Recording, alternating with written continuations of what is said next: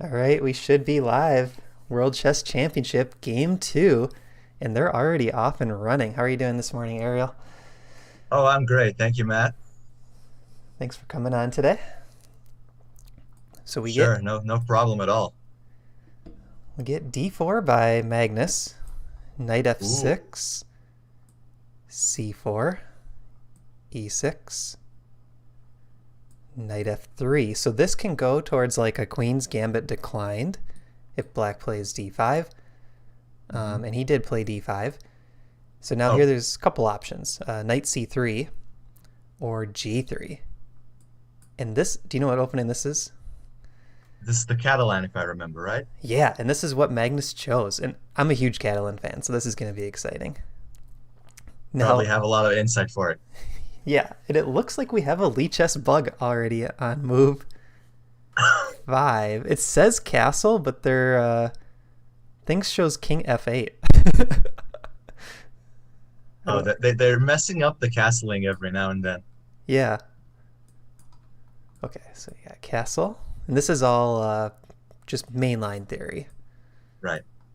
D takes c, queen c2. Oh, here's an interesting move. So we see b5 by Jan. This is a more aggressive line, and I think we're going to get some fighting Hmm. chess again. So I was thinking that it would actually follow some main lines in this game, contrary to the previous one. But as you say now, they're going head on from the early going. Yeah, and so what would you say is the weakness for black? I'm playing b5 at this point. Well, if I look at it like this, it looks like it weakens the queen side a little bit. Maybe around B6, all this area, yeah, and the light squares around it. And then that g2 bishop points directly at the rook. So usually when you Yeah. want to attack those quickly advanced pawns, you want to do a combination of playing a move like a4, chipping away at the pawns, and then maybe you're looking at something like knight e5 later with the bishop x-raying that rook in the corner. Mm, So again, we get an interesting imbalance because oftentimes in these lines, black will try to hold on to that extra pawn for a while, and white's going to try to play aggressively, make weaknesses on the black camp, and then hopefully they can win the pawn back and still have a better position with the initiative. right. So again, they're just chipping away at each other from move 7 or 8, is it? Yeah, just so we're already at move 7. I'm going to refresh the Lichess board and see if they update the king. There we go, it is fixed. Oh, thankfully for us. Lichess good. So this is where we're at currently. b5 just played, and surprisingly, Magnus is already in a bit of a think here. I don't know if b5 was Oh, rare enough that he maybe just can't remember his prep. wow, that's it's a little bit interesting because normally they would go on with their prep until like move 13 or 15 or so. Yeah, so I'm thinking what it is. So he probably has lines prepped against this, but it wasn't top of his list on things to look at. So maybe in the back of his mind, he's thinking, okay, Jan's got maybe more prep in this line than I do, so should I go with like a fallback option, play it a little safer, or should I go into my main prep? Because a lot of times their main prep can clash. So if Jan knows more in this like topical stuff in this line, Magnus could run into a little bit of trouble or be surprised. And I would also guess that most of their main lines probably lead to draws. And if they're trying to battle it out and try to get an advantage from the early going, they would probably try to look into some offbeat lines and maybe test them out in their heads to see if they get something going. Yeah, I think you're right. So he's probably like playing through those moves in his head, thinking about the positions. Oh, this is interesting. So at this point, I have 820 games that show in the database. 801 out of 820 are A4. Hmm 18 of them are 95, and 95 is the move that Magnus chooses. So we get a really early branch right now. Yeah. And you know what's cool about this line? The main move is actually queen takes d4. And look at the Ooh. dynamics here. The rook in the corner is hanging. So black's up 2 pawns, and the rook in the corner is hanging, and the knight on e5 is hanging. Whoa, that's insane. Yeah. Do you think they're actually go for it? So that's the main line, queen takes d4. The other move is a little more solid, knight d5, and this blocks the diagonal from the bishop. So it's kind of... Oh, he did play knight d5. Okay. Oh, yeah. We're not entering a slugfest that early. No. And it's interesting, though, because... so in yesterday's game, who do you feel like was the more aggressive player in terms of trying to avoid the draw? I think early on it looked to be like Magnus was the one because he was looking to complicate things a little bit, trying to give up a pawn to create some play, some initiative, and eventually it sort of fizzled out. Like Nepo untangled his position and tried to make it more of an even game, and eventually it did. Right now it's really confusing to say the least. Yeah, I agree with you. So I think Magnus yesterday pressed a little harder from the black side. I see Lichess now took back that knight d5 move. Interesting. Whoa. We have a take back at the World Championship. I'm not sure it actually was the move. I think maybe someone on the chat could look up another stream and see if what is the actual move here. I refreshed it again and I don't see any moves for black yet, so maybe they just got a little click happy. Hmm.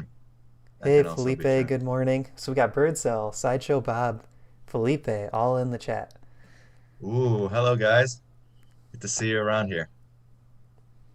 Sideshow Bob, hi Birdsell, just dropping in.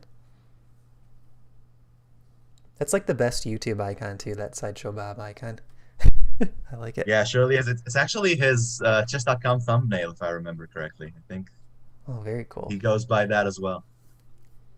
So let's look at this queen takes d4 line. I'm just gonna follow the main moves. So we got queen takes All right. d4, bishop takes the rook in the corner, queen takes e5. So material count, we have 2 pawns and a knight for black, And a rook for white. and a rook for white. So 5-5 point wise. And then the main move is actually bring that bishop back.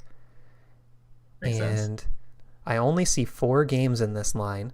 All the players are essentially like 2300 level, and black won 3 and there was 1 draw. Ooh.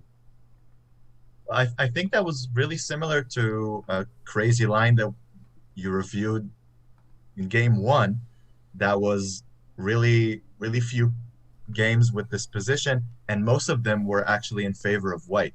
Yeah, that's right. And that's interesting So because it looks like here like one of them it's- it looks like Magnus is pressing and trying to create this crazy imbalance, but it turns out to be in his disadvantage. or unless maybe he knows the stats go the other way, and Hmm. he's trying to go one step deeper and say, okay, this is a line where maybe they'll be confident, but I found some little wrinkle where maybe even the engine isn't super in love with Magnus's side. Like I think yesterday, Nepo's position was like 0.3 or 0.5 engine eval, but Yeah. Magnus maybe felt that he had a little something to play for.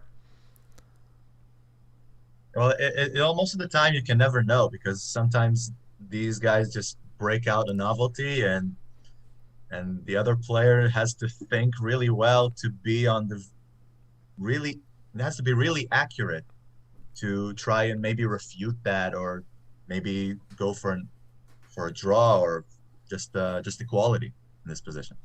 Yeah, I think that's kind of the goal. Make them uncomfortable and really fight to hold that draw. So here, if we follow the main line, I'll just go a couple moves deeper and kind of see what happens. So this is a game where there was a 2300 playing white against a 2700 playing black. So we see knight a6, bishop f4 hitting the queen. She moves over to c5. White played knight to c3, so this will definitely skew the stats, having a 400-point difference. Black won. Yeah. Knight b4, queen c1, a6. I mean, this is a really interesting dynamic. I hope we get a position like this, because both sides have almost all their pieces on the board, and we got this minor piece and 2 pawns for a rook. Yeah, this would be really cool. I don't think draw is Wow. as likely in this type of position. Probably not. And just to make it a little bit more obvious, what exactly is each side fighting for here? That's a great question. I think white is trying to chip away maybe at the queen side. So I see a3 is the main move here. And I bet black wants to get these extra pawns rolling. So anytime you have like extra pawns in a imbalance, you really want to try to make a pass pawn. And we see You're trying black. to attack on this side of the board? Yeah, so I think everyone's kind of looking queenside here. Both players want to make something happen over there. Black wants to push the C pawns, push the B pawn, A pawn, just keep marching, try to make a passer. And white's probably going to want to make this as dynamic as possible and get the rooks involved. Because white has the extra Yeah. rook, you got to make use of that. Yeah, that's wow. This could be crazy if it actually happens in the game. Yeah. I see a few more people in the chat. Oh, someone said you're a king. Well, I actually trying to buff up some views. I sent the link to a couple of my friends. Maybe they could tune in as well. Very nice. Bob's on Sure, a that's some of train. them. And Jordan says, good morning. Couldn't find the video by searching like yesterday. What was the opening? Hey, Jordan, good morning. So I think we're at a stopping point. Let's run back through this opening because they played it Sure. really quick. So we saw d4 by Magnus. This was interesting because I did a little poll on YouTube yesterday, and I think most people thought he was going to play e4 or d4. So he went with d4. And then at this point, there's 2 main weapons for Jan. Either Jan goes for a Queen's Gambit declined, e6, d5, or Jan will play for the Grunfeld and go g6, bishop g7, castle, d5. In the Grunfeld, this is more aggressive line typically, but in the preview video I did, when Jan plays black against Magnus, he's actually scored really well in the last 2 years with this Queen's Gambit setup. Right. So we saw this. Yeah, go ahead. No, they could actually go for a sort of a BOGO Indian, right? It's a possibility, but probably they wouldn't want to go for it. Right, so right here, black could play bishop b4 check. Yeah, it's definitely playable, and that's the BOGO Indian. And I don't know if Jan has many games in the BOGO when I was looking, but that would be an interesting surprise weapon. Like if they play this again, I could totally see him playing for the BOGO. Right. So Jan played d5, and then Magnus here, very interesting to me, chose the Catalan. We see bishop e7. That's one of the most common moves. Bishop to b4 check is also really popular at high levels. Mm. And the reason why is because after bishop d2, bishop e7, that bishop is very slightly misplaced on d2. Right. Yeah. Oftentimes it wants to go to b2. So it's just a little move order trick that top players use. But then bishop g2, castle, castle. And here we see d takes c4 by Jan. This is the most common move at the high levels, and also this is a more combative move, grabbing that pawn right away because you can hold on to it. Queen c2, b5. And this move we were saying was a bit rare. And it's also a combative move, I think, trying to hold that pawn as hard as you can. Mm-hmm. Knight e5, and now we do have a move in the game. Pawn to Whoa. c6. Strengthening the queenside pawns and preventing this mayhem of piece trades. Yeah, and we went from 18 games in the database to 1. And the players' ratings were 1,500 and 1,800. Oh, wow. So is it a fair estimate to say that there were some master games played in this position, but certainly not a lot? Only Or maybe none at all? I mean, I'm not seeing any masters playing this, which is very interesting to me. I only see one game and they're 1500 against an 1800. Well, again, it probably, I would think that maybe some master games were not recorded and uploaded to this database uh, specifically, but it's probably a fair estimation to say that very few games have been reached in this position. All right, so I'm checking the Lee Chess Masters database and I see 0 games. Um, Oh, okay. in the Lee Chess Player database, I do see some games. Probably lower rated too. Yeah, knight takes c6 is the most popular move for white.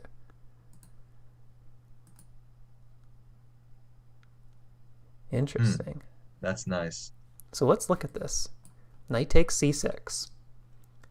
Probably knight takes back. Knight takes back. Yeah, bishop takes. Now you have to move the rook.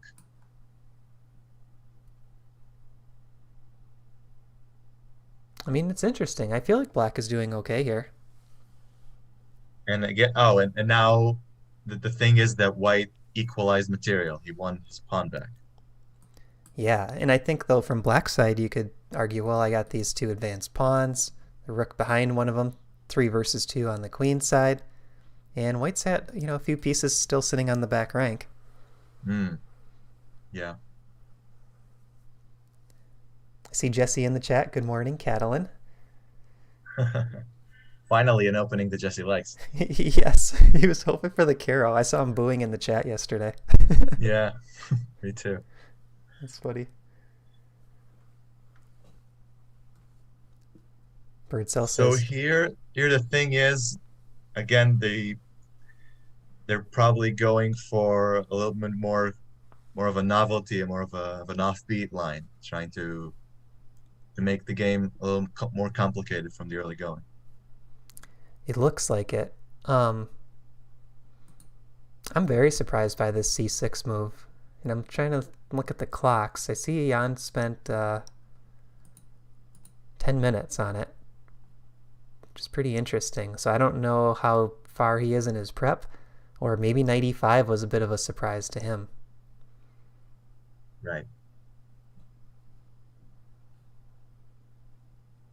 I really don't see any other options besides knight takes c6, because if you don't take the pawn right away, black will play bishop to b7 next most likely and defend it, and then I don't think you're winning that pawn back anytime Yeah. soon. Right. But an interesting idea for white. So we're kind of on our own here and we're not running the engine, but I'm thinking, what if white doesn't grab the pawn and just tries to play actively, rook d1? Trying to Now, develop his pieces a little bit more. yeah, let's say bishop b7. A common Catalan idea is to play a move like b3. Allow black to undouble the pawns, but now look at the pressure white has down these two files. Ooh, that's looking good. And then the idea here would be white can just keep building up the initiative and eventually win the pawn back, but kind of make black hold the pawn for a while and play passive. Right. So it makes black trying to be a little bit more materialistic and trying to fend off the white attempts of winning it back. And by doing so, white is trying to develop his pieces a little bit more actively and trying to pursue some sort of advantage. Yeah. So I'm thinking about this kind of in terms of my own games. But if I had this position, and let's say I was playing someone who I really wanted to beat, I feel a move like rook d1 or a4 and b3 coming up would actually maybe give some greater winning chances than just grabbing that c6 pawn right away. How so? Because I think grabbing the c6 pawn right away, it takes us into that territory where it's like, okay, both sides have equal development, materials equal. I think it's a little more likely to be a draw, whereas this one we get that imbalance still of dynamic piece play versus the material. Yeah, I think that's something that uh, beginner players like me struggle with a little bit, with creating some sort of more dynamic play, Mm-hmm. trying to unbalance the position a little bit and trying not to look for materialistic opportunities. And this is something that I like to talk about in terms of odds. And if Bob's still in the chat, he'll like this. But if you can create more chances for your opponent to mess up, it actually increases your practical odds of winning, I think, because we all make Yeah. mistakes, and the question is just how often they occur. How often and who's the one to make the last mistake? Yeah, that's right. So we see a4 in the game by Magnus, so he's not taking the pawn on c6. And again, his idea is to trying to swarm this black blockade of pawns and trying to mess up the position a little bit. Yeah, and I think he's going for that more aggressive approach, not grabbing the pawn straight away. And now what's probably the move for black? I don't think he'll take back because now he's just, yeah, the queen can take, the rook can take, and he has very, very weak pawns on the queen side. Yeah, right. So those look weak. And I don't think he can play a6 because we take. Too many pins. And now yeah.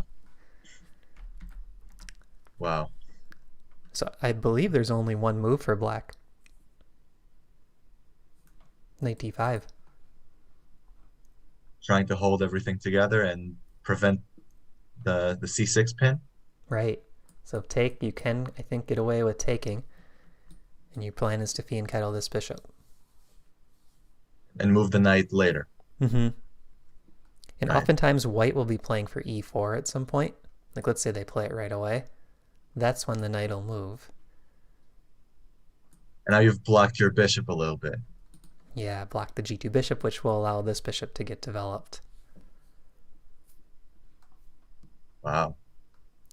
This is an interesting position. Yeah, I like it. Knight d5. And now we've picked up a few games, so we're at 6 games in the database after knight d5 by transposition. By transposition, right. Mm-hmm.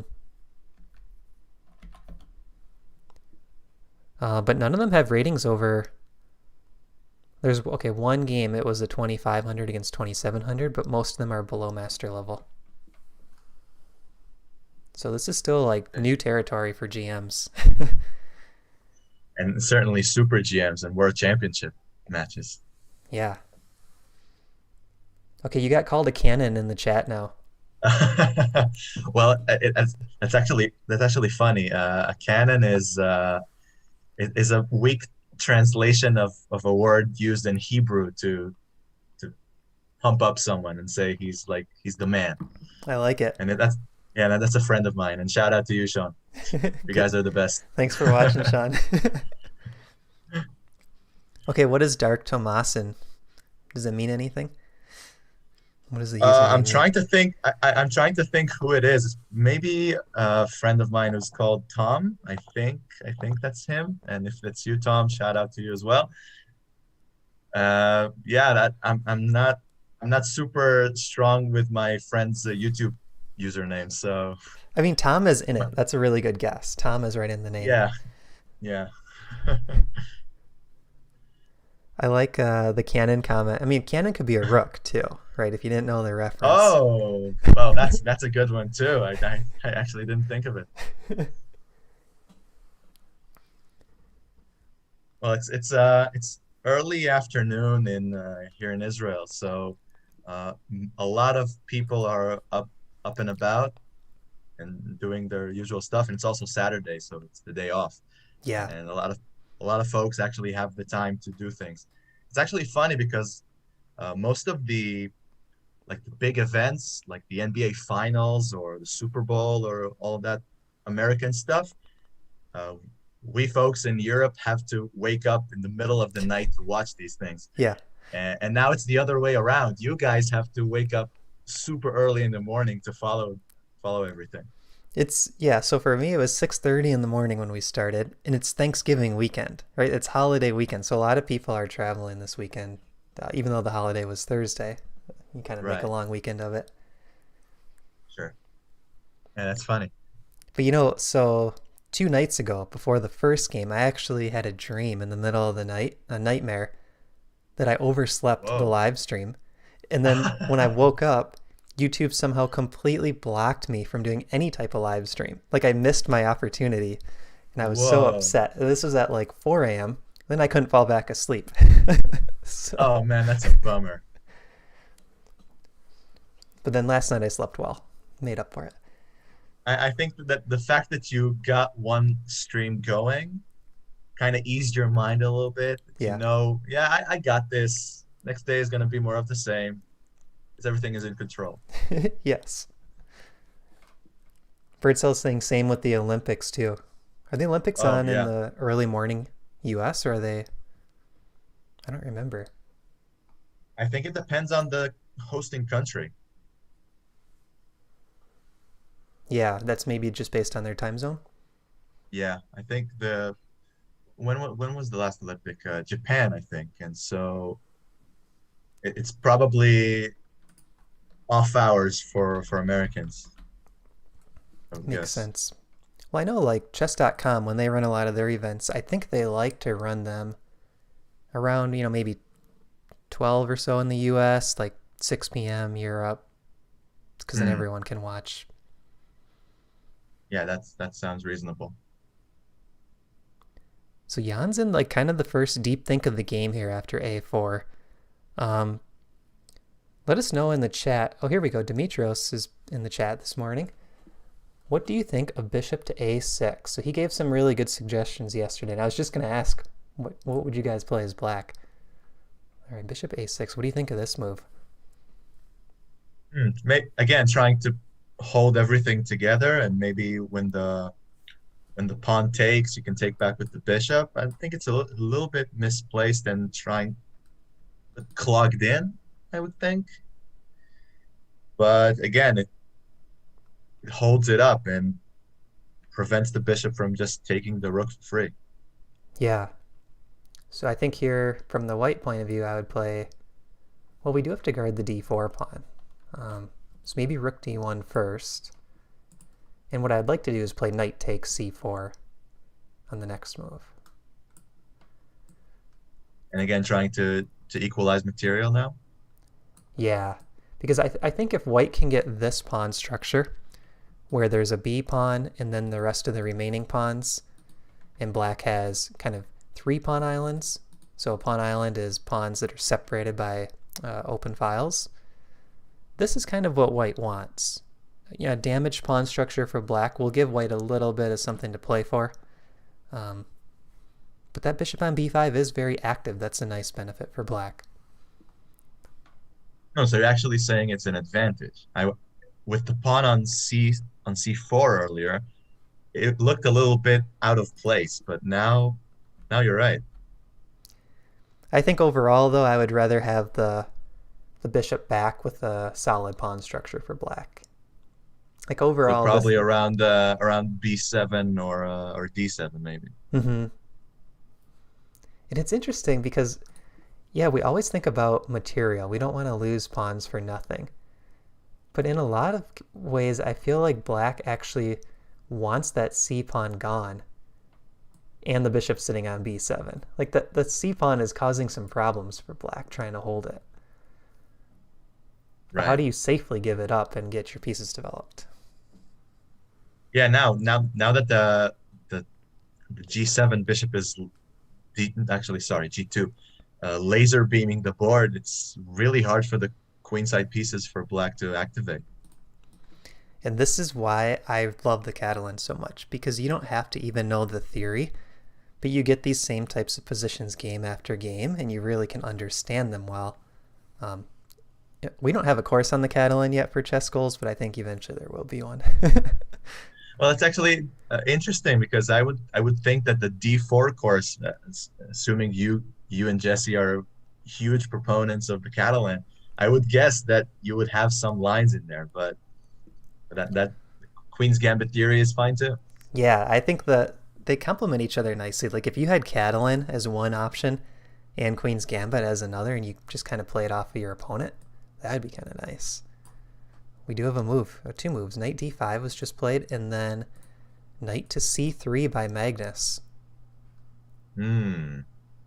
Again, trying to undermine it. This is uncomfortable for black. What would you play here? Well, I certainly wouldn't know what to do if I was either side. But again, probably looking for simplicity, I would trade the knight, but I'm not sure it would be to my advantage here. So let's say knight takes, b takes. I'm not sure. Bishop, yeah, there's still kind of an issue here, isn't there? A takes b is about Yeah, to happen. yeah, and you're left with nothing to do. Uh, if we're trying to guard the b5 pawn, maybe the knight back to c7, but again, it's clogging things up. It's probably not a good move. Now you're losing this pawn. Right, but I'm wondering maybe a move like knight c7 and you could gambit the pawn if you knew you were getting rook b8. But now Oh, this pawn is triple attacked. yeah. So yeah, it does still loses 2 pawns, I think. Yeah, tough position. Oh, I see a question in the chat from Don. Hey Don, how does this work? The players can just walk away from the board anytime. Is their clock running? That's a really good question, and I've actually been asked that a lot lately. People will say, well, like whenever they see chess players playing on, the live cameras, they'll say, how do they walk around during the game? Like it seems odd. They're always standing up. How does that work? Um, Usually during an OTB game over the board, you can walk around if it's your opponent's move. So a lot of times what players do is they'll make a move and they'll get up and walk around because their opponent could spend 10 minutes, 15 minutes on a given move. And you can go use the restroom, you can go get a beverage, or just walk around and clear your mind, look at other games if you're in a tournament. So it's just kind of a nice way to relax your brain. And then usually as soon as your opponent makes a move, you'll hear it or see it, and then you just go back to your game. But your clock will be running as soon as they move. That's Yeah, that happens to me a lot. I'm actually participating in an over-the-board tournament right now, in the previous weeks, and I was mostly playing 10 to 12-year-old kids, and they just couldn't stay still. As yes. soon as they were making a move, a minute or two after that, they would just get up, hop around, come back as soon as I made my move, make their move, and just get up and running again. It's so intimidating, isn't it? Yeah, it is. It's kind of trips you up a little bit because I have the full capacity of sitting down, thinking about my plan, thinking about the moves. They're just like coming in, looking at the position a little bit. Oh, okay, I'll play this and get up again. Yeah, and you're like, are you using like 5% of your clock, 5% of Exactly. your And brain power and just walking around? yeah, that's what they're doing. And again, they're not spending a lot of clock. I end up not wasting, but rather spending half an hour to their 5 minutes. And that's insane. Yeah. I don't like playing kids. No, me neither. Me neither. They're always underrated and yeah, they play too quick. Well, one Yeah. interesting psychology aspect of walking around, typically, so let's say we're playing a game. If I make a move and I feel that you have an obvious reply, I'm very unlikely to walk around because I know you're about to move. If I make a Right. move and I think, oh, you didn't see this coming, that's when I walk around looking confident, hovering a little around the board, and you're sitting there like, oh, what did he just do? Is there a trick here? So there's definitely some psychology too to walking around. That's part of the fun, I think, of playing over the board. Yeah, and there's also another thing that a lot of kids I faced do is they're trying to set you a trap in a way, maybe blundering their queen on purpose, Yeah. but and they were making like sort of this side gesture, like oh man, and that actually tips you up a little bit and says, oh maybe I shouldn't take this queen because they're threatening something. Maybe they're threatening mate or they're doing something even more crazy. And so it sometimes worked to their disadvantage, but it certainly lacks the sportsmanship value in it Yeah. in a way. And then oftentimes what happens to me is I can't tell if they're bluffing or not. And then after like 10 minutes, I'm looking at my clock thinking, oh, I just spent 10 minutes because they sighed when maybe I would have spent Exactly, two. exactly. It trips you up. Yeah. Jordan says tricksy kids. They're doing all the time, all the time. I still think knight d5 um, was the strongest move, like just blockading the center up. And after knight c3 by white, there's two games in the database, both under master level, and they played f6. And if you watch Ben Feingold's stream, he says never play the f-pawns up because what it does is it weakens this light diagonal towards the king. Right. You know, potentially these squares as well. Yeah. But again, the idea here is just trying to repel this knight. Yeah, and then I think Trying probably to hold everything together. Yeah. get developed next. Well, I'm still not sure. Maybe a6 now can be played. So let's say takes, we could probably get away with taking with the c pawn. Because now the diagonal is jammed a little bit. Yeah, but there is knight takes b5 using this pin again. Ooh. Yeah. I don't know if f6 is just if it's a coincidence it was played 2 times. I'm not in love with this move for black. I think with all the lines that we've looked at, there's probably not a good chance for black to hold on to this pawn. You would have to give it back in some way or another. Yeah, it does feel that way.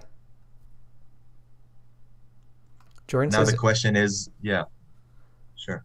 I was just gonna say, Jordan says, are you allowed to make noises during a game? What kind of noises? Yeah, that depends. Probably not. Sometimes a lot of folks, or maybe if they finish their game early, they trying to analyze it as soon as they got it finished, and it's mostly a disturbance. So you're trying to make them go quiet a little bit, or maybe go to the other room. Noises are not, again, it's not that sportsmanlike. Yeah, so really you don't want to make any noises. You know, traditional chess tournaments, the playing hall should be silent.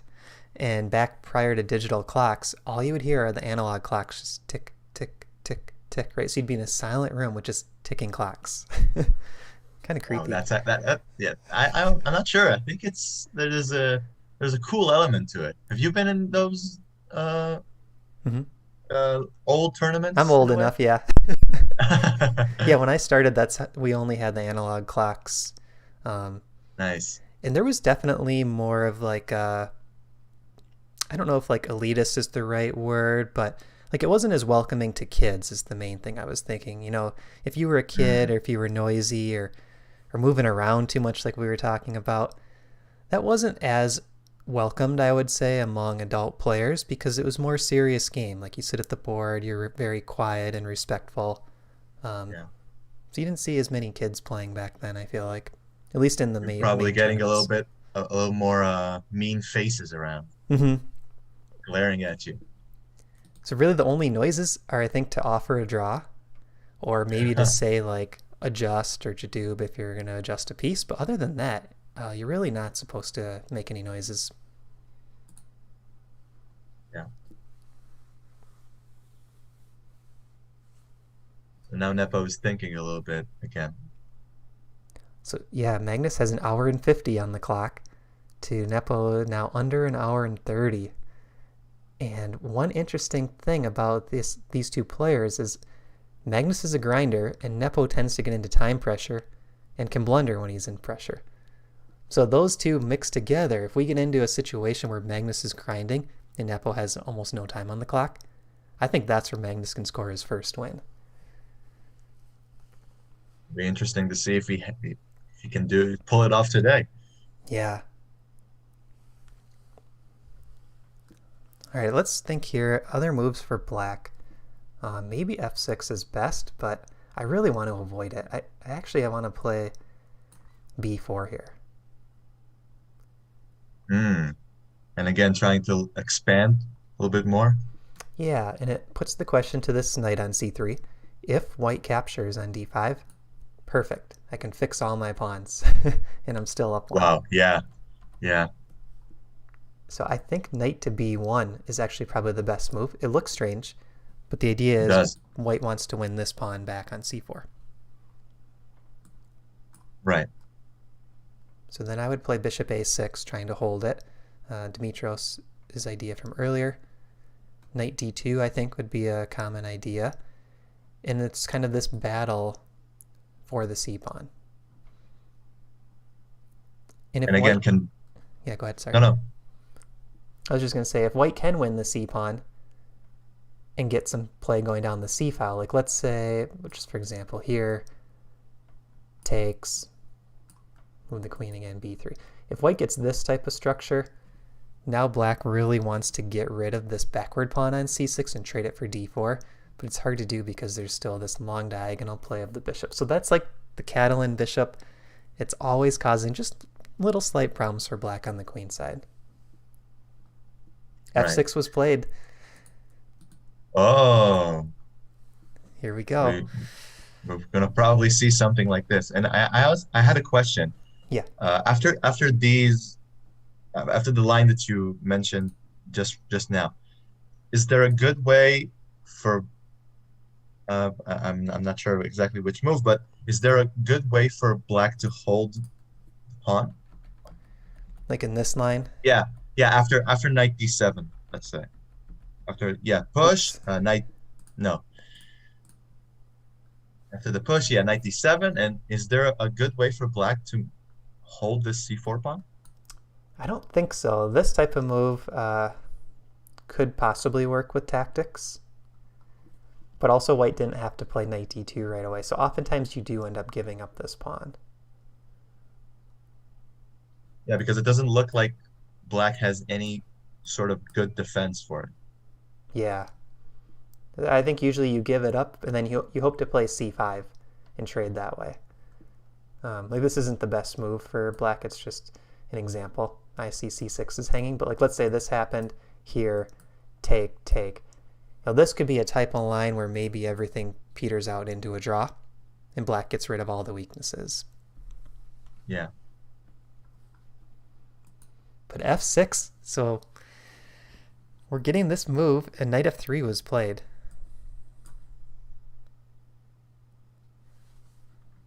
Now both games the players played b4, and they were both draws. Interesting to see. And now again, we're looking at the knight going back, probably. So I guess now white doesn't have a second attacker on this pawn because the e5 knight got put back on f3. Yeah. So I would like to play knight d2, but I'm wondering if c3 is a good counter, seeing that the bishop hits the e2 pawn. Right. Yeah, that messes it up a little bit. Yeah, so black is getting some dynamic play if this happens. b4 and bishop a6 for black, and he's starting to fight for control. And if you just look optically at the board, doesn't it feel like black has a lot more space here? It does. It does look like it. So I think and again, the white pieces on the queen side are just all in, cramped, and with not a good places to go. Yeah.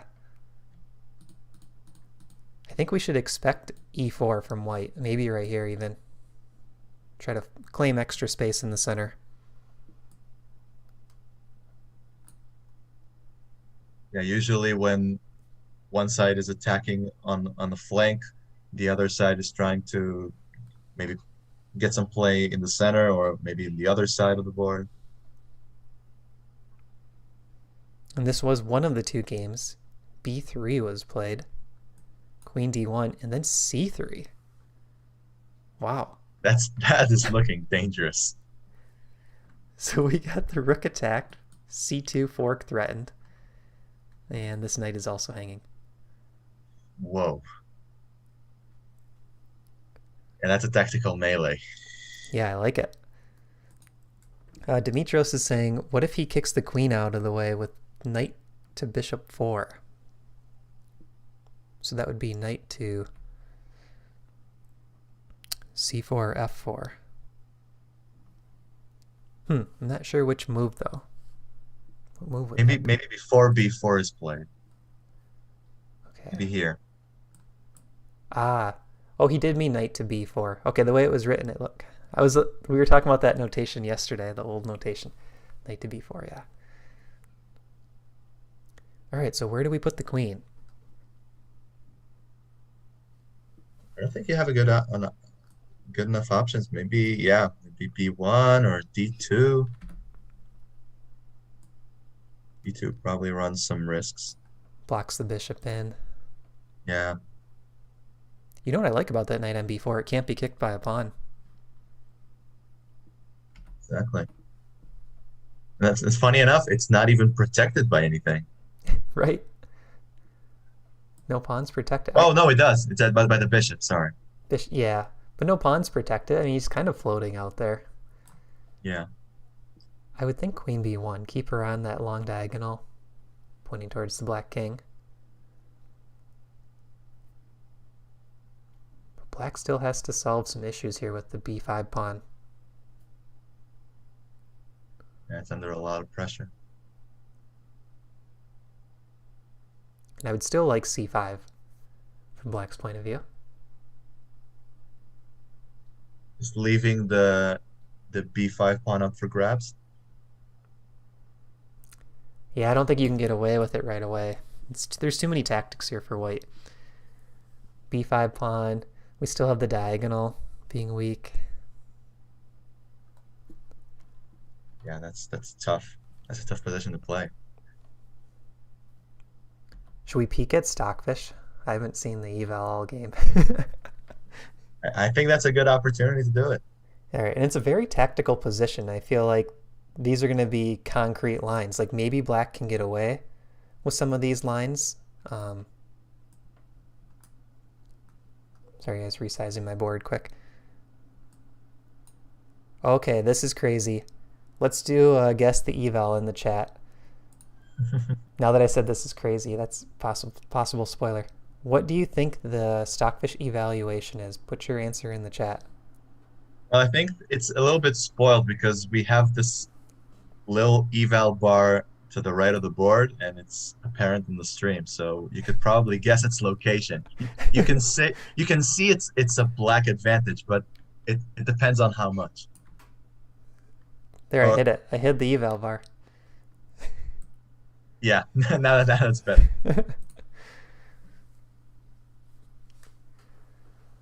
So the crazy thing to me is when I first turn on Stockfish, it says minus 0.8. It's like depth 25. Someone else in the ChessBase cloud has a depth 61 Stockfish running, and it's minus 0.1. So even at a decent depth, Stockfish thinks black is much better. But then you crank it up to a really deep depth and it's saying close to equal. But both of those engines are saying that there's an advantage here for Nepo. Oh, we have a move, queen d7. Okay, I'm killing the engine. Again, solidifying this whole queenside structure a little bit. And now, it could actually take. Wow, I like that move. I've never seen this. Queen d7. It's holding everything. And then what move do you think black wants to play next? Yeah, I would guess probably bishop b7. Closing this bishop and trying to hold everything.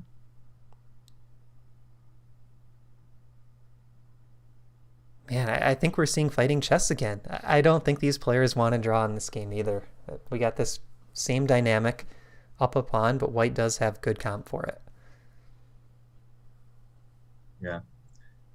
I would struggle to think why either of them would want to draw anyway.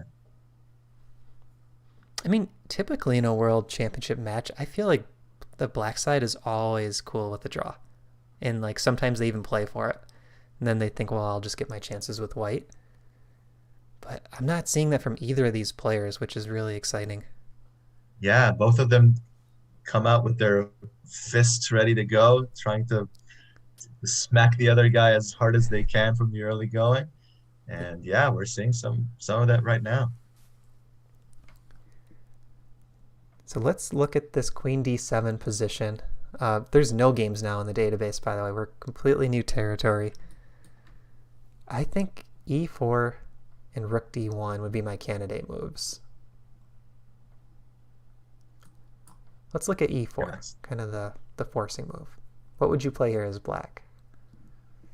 Again, you would need to find a good square for the knight. Maybe trade, but now it's probably not something you want to do.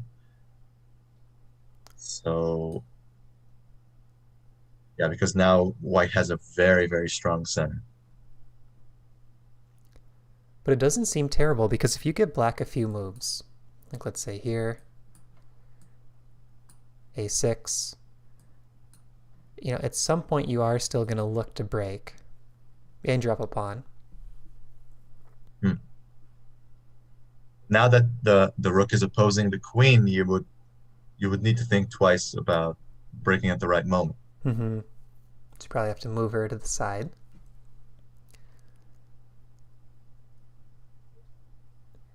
And this still feels about even to me in terms of the dynamics of the pawn against the play for white. We do have the extra space for white, a little bit more play, but that extra pawn for black should balance it out, I think. And maybe even prove to be an ever so slight advantage. Yeah. I think we looked at it in the previous game that we a little bit overlooked the bishop pair from black's perspective, and then it was actually white with quite a decent advantage. Right, yeah. I remember we were all saying like -1 and it was +1. Yeah, exactly. Jordan says e4 has to be the best move here. I kind of agree. So let's say black doesn't take knight to b4. The downside of this move is it blocks the b pawn from pushing to b4. And I also think the queen sits really nicely on e2 actually, because she's now behind this pawn, which wants to advance later, or d5 and she's ready for that action. And this rook is going to come to d1. Yeah, yeah. And overall looking good for white. And I'm biased. I just play Catalans all the time. I'd rather be white here. Yeah, I think the experience certainly pays off in these situations. You're very familiar with the position and the structures that get along with it, and the overall plans that you're trying to play for those kind of positions. Yeah. I think that's a cool thing about having an opening repertoire too. Like you keep playing the same types of positions. You can get your opponents out of their comfort zone. Oh, there's a club. Okay, Jordan says there's a club level rapid game in the Lead Chess database where white played b3. That can't be right. b3. It's a common idea against these pawns, but tactically it seems a little funky here. Trying to think, yeah. Probably a little bit too deep above my pay grade. Let's see. Okay, so if c takes b, queen takes back. We are still kind of playing against this backward pawn. Yeah. b3 doesn't feel right to me because I think white wants to keep those doubled pawns on the board. And we see e4 in the game has now been played. Yeah. Yeah, looks good. And right before You think actually black would trade? That's what I was just going to say. So right before we looked at b3, I was thinking maybe knight takes knight is best here because I don't love the black knight on b4. And this c3 knight is a really good piece. A knight on c3 covers a lot of important squares in the middle of the board. Especially when black has some play on the queen side. It controls a little bit of queen side squares too. Exactly. So I'm thinking maybe knight takes c3 should be played. And then Magnus has this choice between queen takes or pawn takes. And I could go either way on this one. I would lean towards pawn takes, just because it makes that center more solid. Yeah. But I think queen takes does give you this potential in a couple moves to have this c-file pressure, and maybe a move like b3 comes later after a rook gets on c1, for example. Yeah. It can go either way. And now, and after you take with the queen, you temporarily block the c pawn from pushing. I I would guess that black wants to push at some point, but and the pawn just is sitting there for good. But it also gives black something to attack, the c3 pawn. Right. So let's say here, this could be played at some point.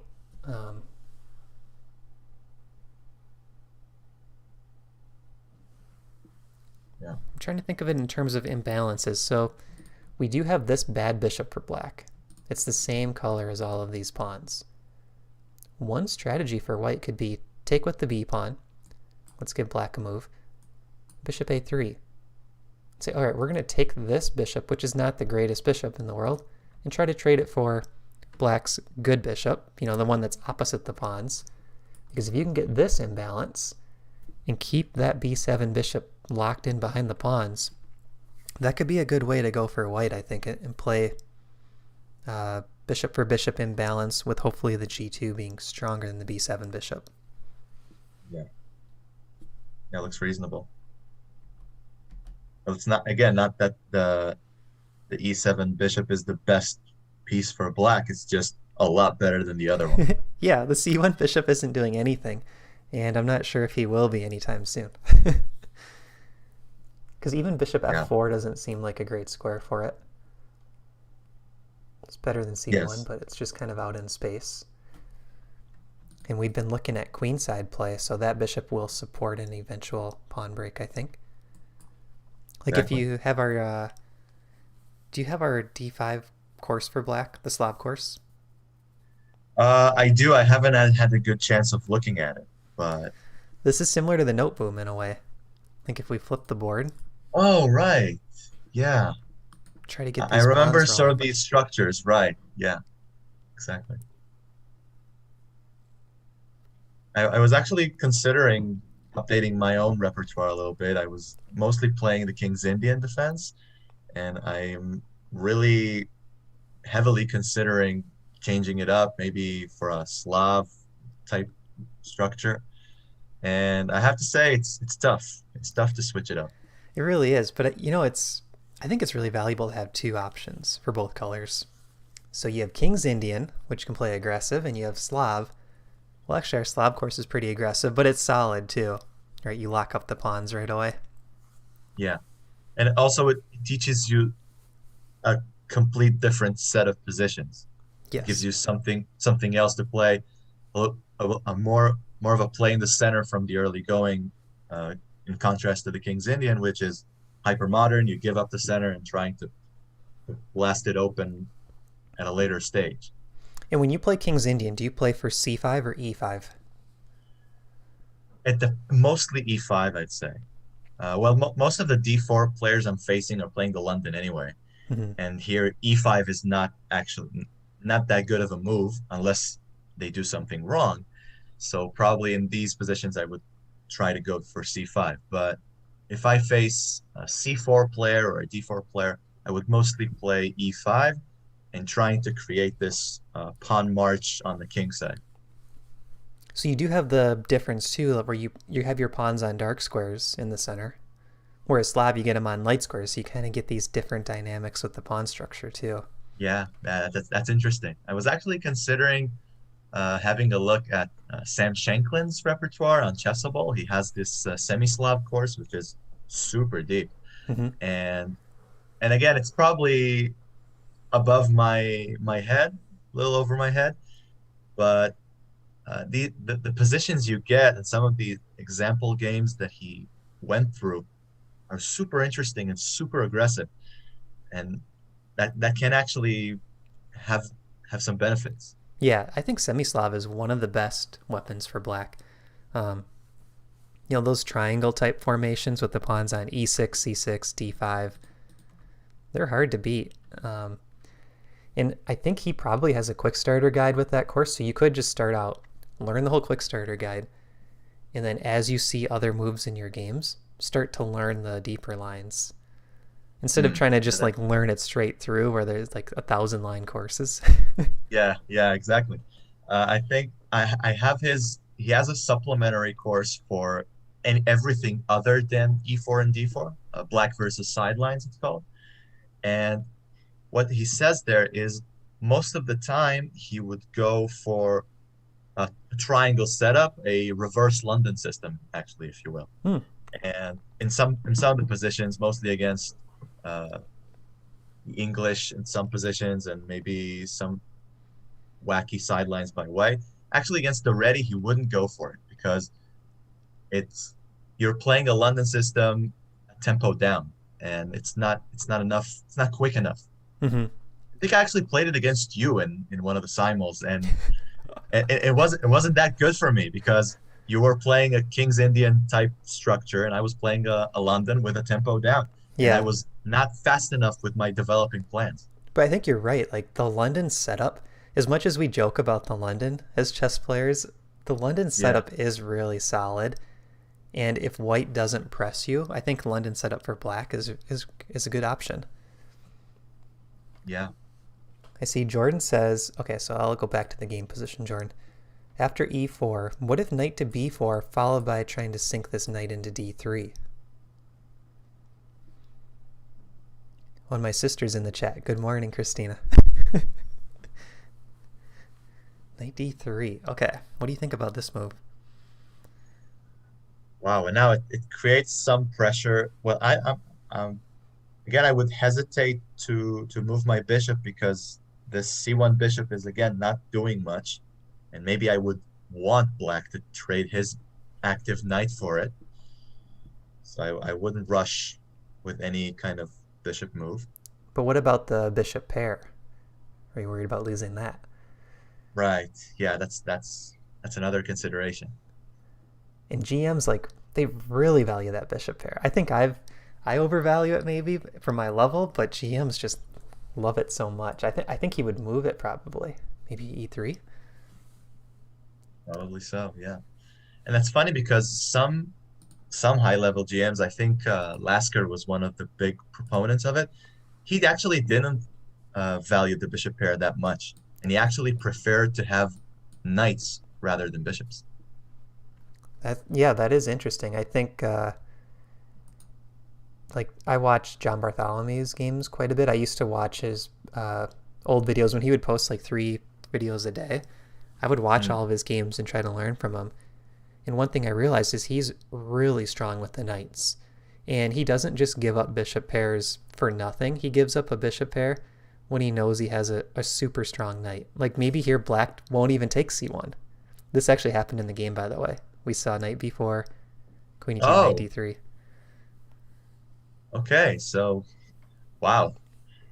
Good call by Jordan. Jordan Nepomniachtchi with the call.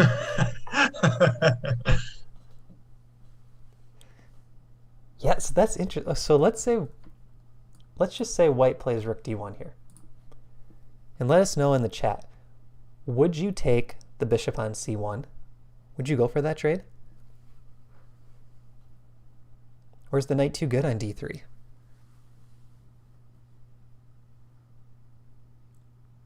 My first instinct is to say that black wouldn't try to jump on it as soon as he can because now again it's super strong outpost for black.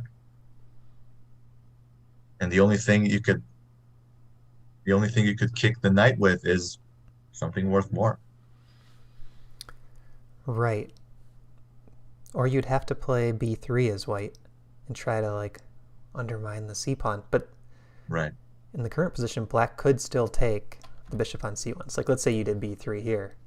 Black's going to take c1 first, and then probably win your b pawn. And now it's just looks losing for white. Yeah.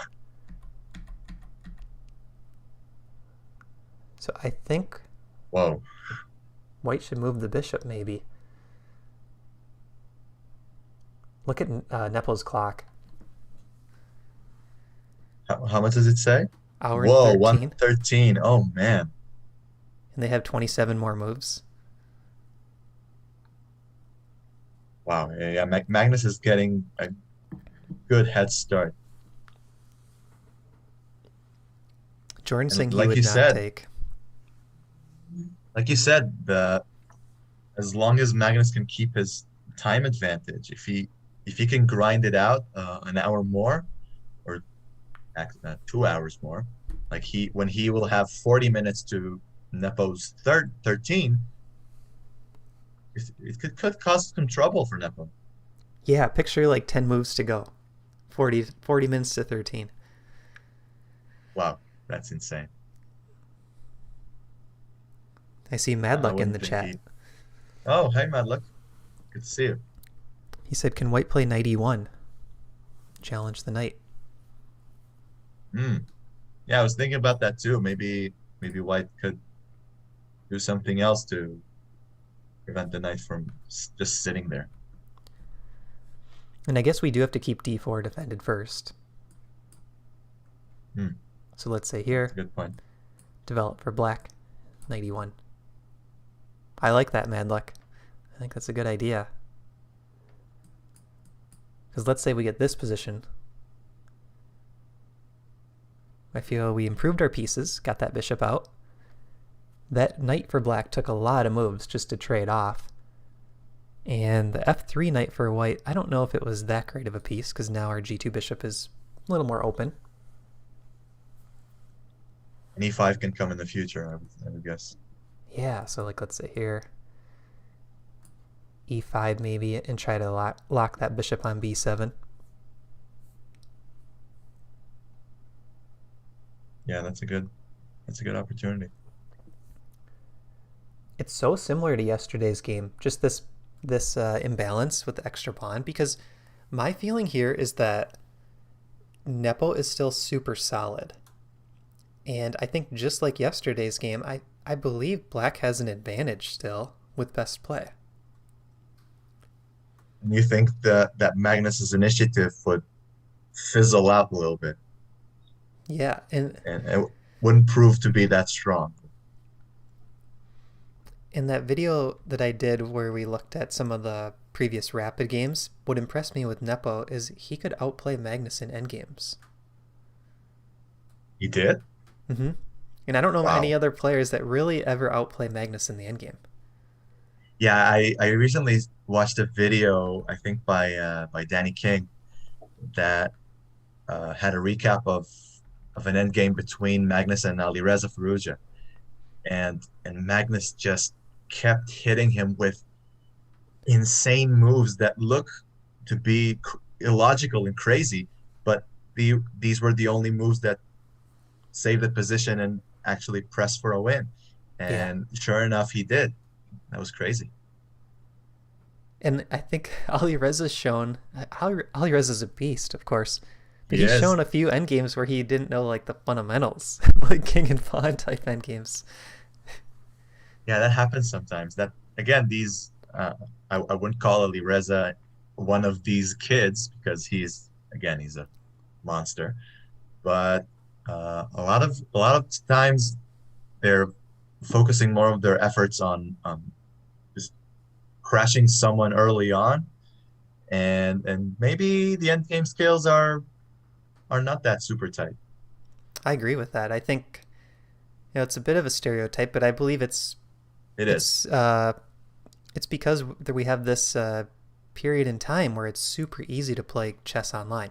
So when I was a kid, um, online chess was kind of in its infancy. I mean, a lot of people didn't have like personal computers that they were just using all the time. We didn't have smartphones, of course. And to play a game of chess, you had to kind of wait until your club met or get together with a friend, and hopefully that you were similar levels to challenge each other. But now it's like these kids are playing thousands and thousands of games, and they haven't even taken the time to crack a Silman's Endgame course, and they're already like 1800, right? So I think that's what Yeah, happens. They don't go back and say, "Oh, could I learn to win with king and rook against king?" Like they might mess that up in their 1500 rating. because that's boring to trying to go back and look at it. Yeah, Again, it's a little stereotypical because I wouldn't think you get to 2800 just like that. You would have to be a very strong player, especially in classic time controls. But maybe again, everyone has some flaws in his game, and probably that's one of his weakest links. But Maybe weaker. I've seen him play like strong end games with a lot more pieces on the board. Like I think he has a good Hmm. end game style, but it's like yeah, learning those standard positions where maybe he needs a little more work. Yeah, but again, we wouldn't know because he's again super strong and number two in the world right now. Yeah. All right, I Do we have a see. move? Well, not yet, but I see two comments in the chat. Jordan says, "Isn't b4 coming now for black?" And Dimitros is saying, "Bishop to b4 for black." So I think there is both probably referring to this position after bishop e3. So what should we look at first? B4. Let's go b4. All right, where would you put the knight? Yeah, now the pawns are getting a little bit scary, I have to say. And yeah, I mean b1, d1, not a lot of good places. This feels uncomfortable because if the knight goes to d2, who's guarding the pawn on b2? Exactly. Probably d1 and hold this pawn and again retreat. But now I see bishop a6 and look at the white queen. There's some fire. So Black's idea here is to first move the knight away from d3 and then probably push. I think so. Or sometimes you can sit on a position like this and keep trying to improve slowly. Like he still has a few pieces on the back rank to get into the game. And it's kind of on white to figure out a plan. Like there's no rook c1. Maybe he has to move the queen again, just get off that file. But white's really tied down with this knight on d1. Yeah, it has no place for it.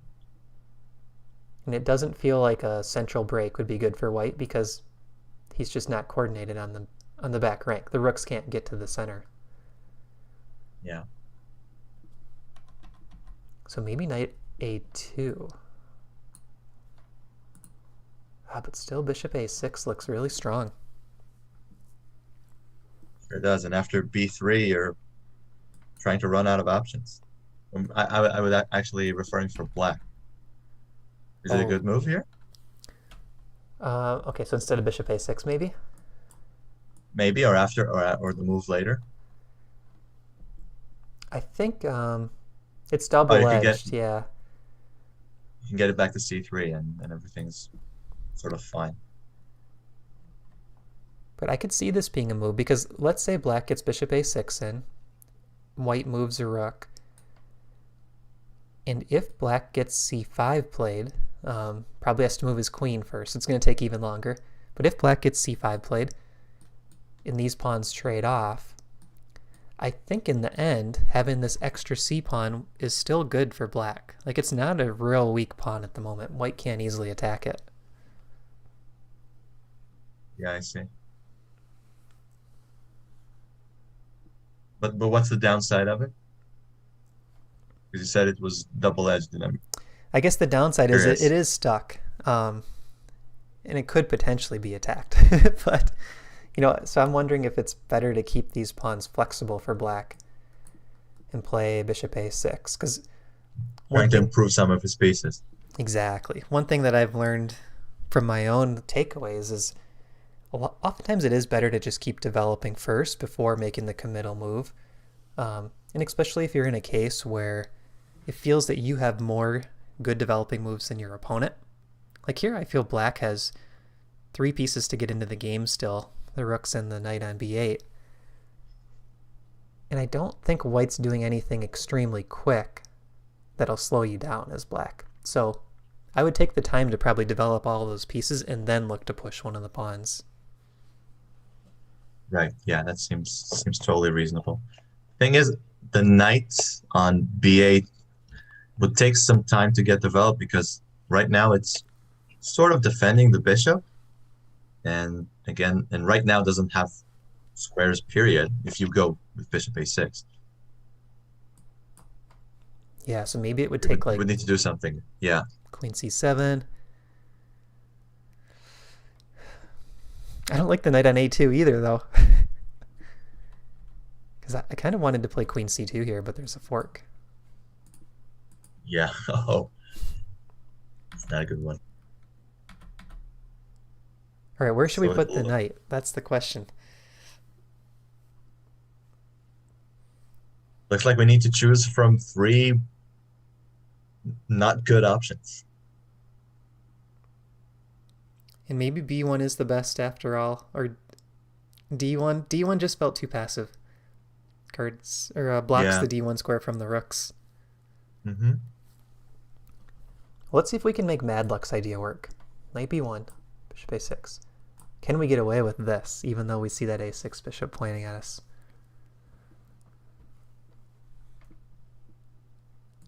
After it takes, you could take with the rook, yeah. After this,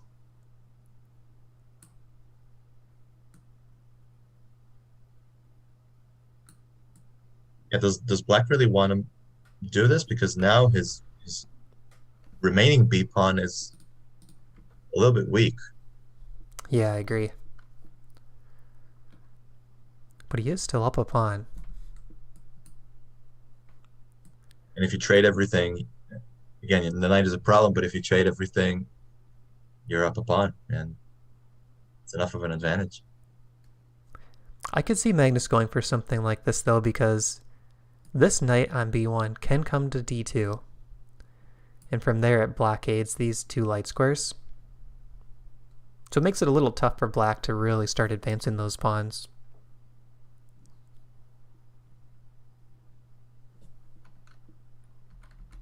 That's an interesting position. Yeah.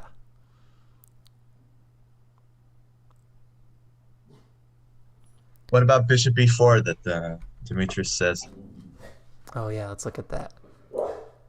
Bishop to b4. So is the idea to take the knight on c3? Demetrius, what do you say? Yeah, Demetrius, are you thinking take the knight?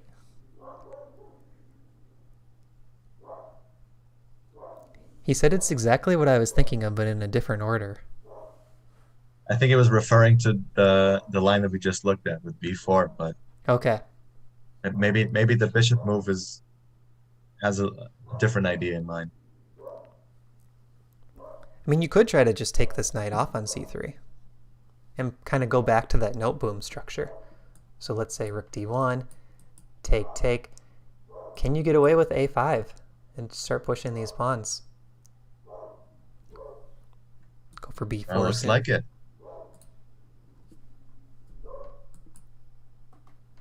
We do have to keep the c4 pawn guarded, so... Like bishop a6 again, yeah. Yeah. But we see a move in the game by Magnus. Pawn to e5. Wow. Ooh. Leaving that c1 bishop. Did we look at some lines with this move? No. We did not. We didn't consider it at all. No. It is in the spirit of the position, though. He's down a pawn, and he's, you know, chipping away at these weaknesses on black's pawn structure. And maybe if f takes c5, you could jump in with the knight, and now you're threatening two things at once. You're right. You get something like this. Rook coming to d1 quickly. These pawns are looking weak. Yeah. So there's definitely compensation here for white. And sometimes if you get a structure like this, you can actually attack kingside. Like, look at that h7 pawn now. Oh. Queen h5 coming. A little uncomfortable for black. Yeah, I would guess. It's funny how in 3 to 4 moves, the entire focus of the position can change from from the queen side to the center, maybe to the king side, just in a flash. Yeah. Do you think that's because the players are trying to play fighting chess? Like they're trying to keep all these interesting positions on the board? I think that's what they're trying to do here. I think they're trying to play a little bit more actively, trying to get each other off of their comfort zone. And and when they see something is nearing a dead end on some side of the board, suddenly they will jump their focus to another side and trying to create something there, a little bit more dynamic. And that's interesting because like those same principles apply to any level, right? So like if we have two club level players playing, you want to do that same thing to try to outplay your opponent. Play on both sides of the board, keep switching the different imbalances, different weaknesses. And even at 2800, these guys do the same thing to each other. Yeah. Well, that also only proves that principles work at all levels. Yes. Madluck says e5. This is why Magnus gets the big bucks. That's true. So do we want to take this pawn? I mean, there is the option to lock it up with f5. Very committal move, but he does like his pawns on light squares, it seems. Would you want to just leave it there and maybe do something else? That be any benefit? Maybe now bishop a6 or some of the ideas that we looked at earlier, or b7. Yeah, what I don't like is this e6 pawn. Right. But I guess the nice thing for black is this knight still guards e1. So there's no easy rook to e1 for white. And maybe it's not so easy for white to attack that pawn in extra time. Like here we're seeing black has the rook hitting the knight. This bishop is also about to be pretty active hitting the knight. And it's a more tactical position where maybe these strategic factors don't matter quite as much because it's all going to come down to exact move orders. But yeah, first instinct is I don't like that e6 pawn for black. You know, it's not the first thing I would look at. I would probably try to lock it up, but that might just be a mistake. All right, let's take an engine peek again. Yeah.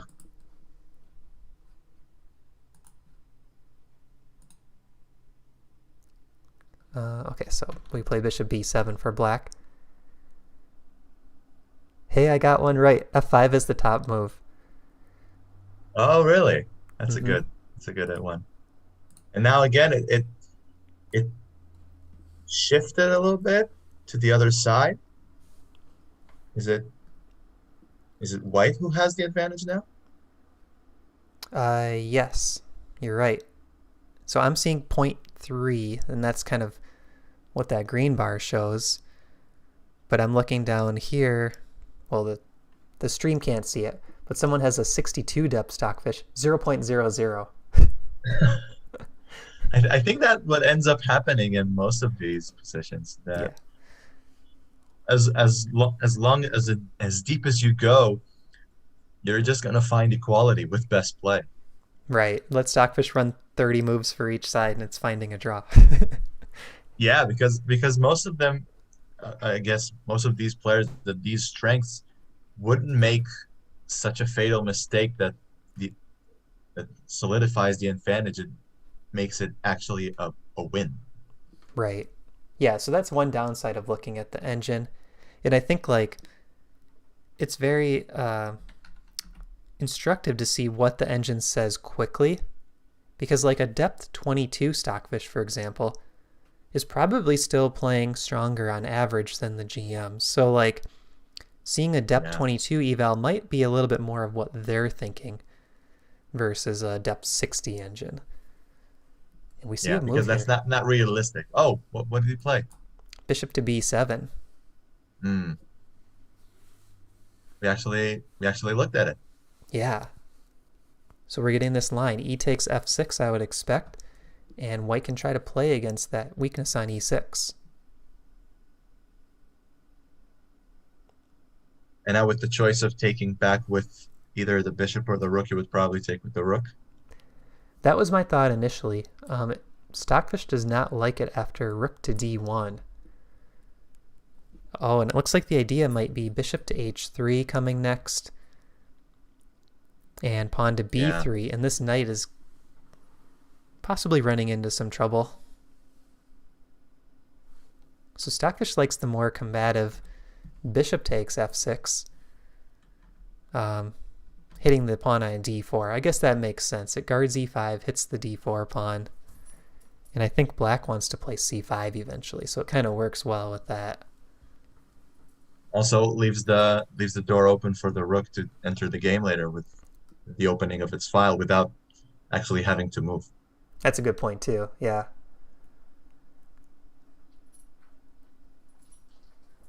So who's there behind you on that bed over there? That's Memphis. Get the dog cam. Well, sadly, I don't have a pet or a dog or anything, so I wouldn't be able to join like Yesterday? Hudson and Jeff did. Yeah. Yeah.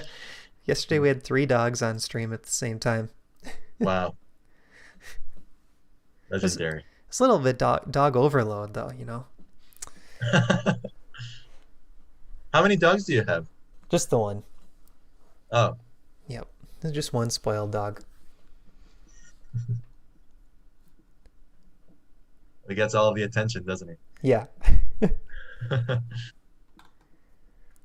All right, I'm looking for your comments in the chat. What do we want to play in this game position? So we just had bishop to b7 played. I think white has to take the pawn. But I wouldn't be surprised if Magnus comes up with something creative like knight e4 and just tries to kind of keep all these different tactics on the board. Mm-hmm. It really depends what structure he wants, because he gets to pick. Do I want to create this isolated e-pawn? Or do I kind of pass the option back on to Nepo and say, okay, do you want to take, which creates a new type of structure, let's say if d takes, or do you want to push, which he probably would have done last move if he wanted this structure. Yeah. But But again, like none of we them. have the engine on, and it looks like he doesn't really like it. He likes taking better. Yeah, right. So it looks like e takes f is the best option, with a very slight edge for white. So, like you said, tables have turned a little bit. I think now Magnus has the better position with best play. Okay, let's turn that off for now. I think it still shows, doesn't it? The bar does, but Oh, there we go. I just had to make one move.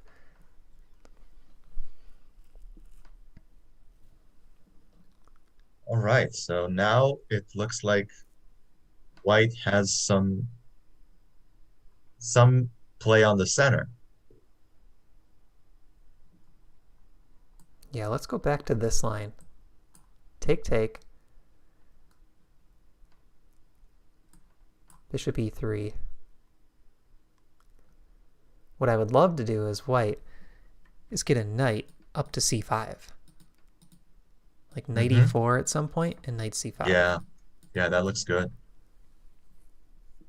And e5 seems most natural because you're gaining some tempo on the bishop if you ever want to gain the bishop pair, and now you just get into c5 next move. Mm-hmm. So then what would black do here to make use of this extra time? Gotta get the knight in the game. That's quite tricky because you wouldn't want to move c6, and you would, and a6 is again shutting you out. No, knight a6. I would say shutting you out. You would have to waste a lot more moves to get the knight active. But you know, one cool thing with knight a6 is maybe this knight heads back to black's favorite square for the knights, d5. Oh, Or this route. yeah. Well, that's a possibility. Because this queen sits pretty nicely on d7, guarding the b5 pawn. Yeah, and you wouldn't want to move it. Right. Okay, I'm not opposed to knight a6. I kind of like it. Because now, even though I like Catalan positions, from the white side, I'm not sure where I get my play for the pawn. I see this strategy, or this plan, knight a6, bring it over to d5. What Hmm. does white do here? Maybe b3 has to be played. Try to get this guy out of the position. Yeah, that sounds good. And now black is under some pressure with his queenside formation. Mm-hmm. He has decisions to make. Right, and I don't think he wants to play something like this because these pawns look really ugly. Me too.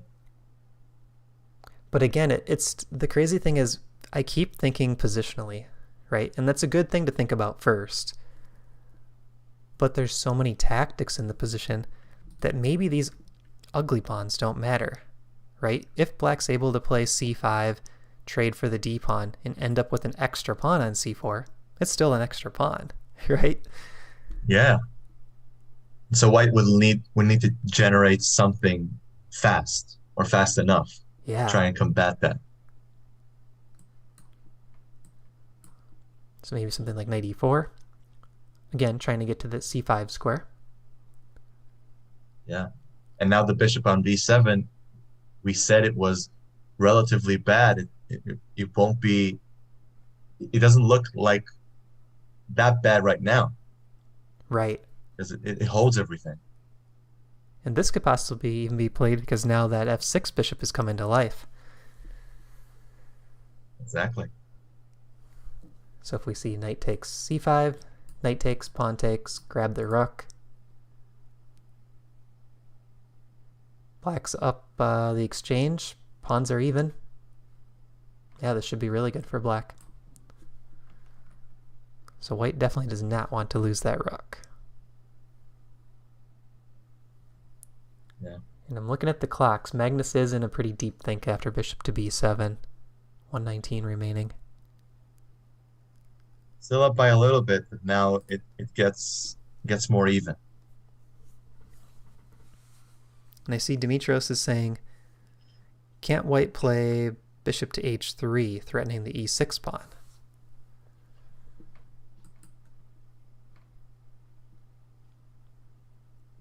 That's an interesting idea because I think it's almost encouraging Jan to play f5. If Magnus wants that Yeah. structure, he's got to encourage that move probably. And again, what it induces some sort of weakness on black side. Mm-hmm. Because in that other line we looked at, when the pawns trade, white does end up with an isolated d pawn. So let's go back to this line.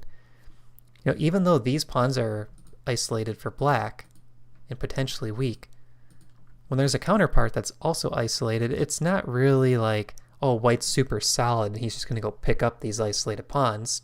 Chances are both sides are going to be like trying to defend him at the same time. Maybe white loses one, black loses one, kind of thing. So in the position after bishop h3, f5, white does still have this solid pawn center, right? All of these pawns are connected, all 5 of these. No open files in between. That looks relatively okay. And maybe now I'll move like knight e1. Oh, but we do got to watch the d4 pawn. Yeah. Bishop e3 first. Oh, Magnus took. f6.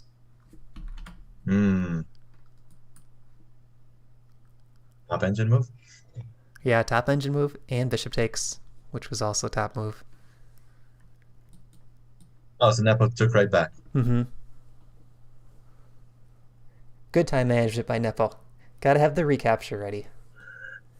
Yeah. And interestingly, so we were talking about like over the board strategy earlier. If you're playing white here and you take f6, this is something that I heard from Kramnik. Let's say you know taking f6 is the best move, right?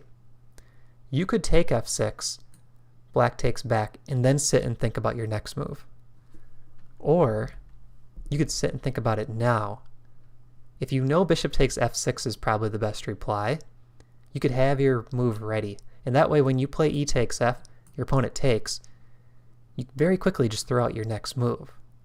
And kind of going back to the psychology, it's like, okay, now it's your turn to think, right? Like, you don't want to always be the one that feels like they're tricked or, stumped a little bit. Like, you want to put that on your opponent. Right. Yeah, and it's also saving time a little bit because sitting at the board in the previous position before e takes f6, I'm sure they would consider the best reply, and now you would try to come up with the next move to save some time. Yeah. So I'd be shocked if Magnus takes more than a couple minutes on this move. I think he should have something ready.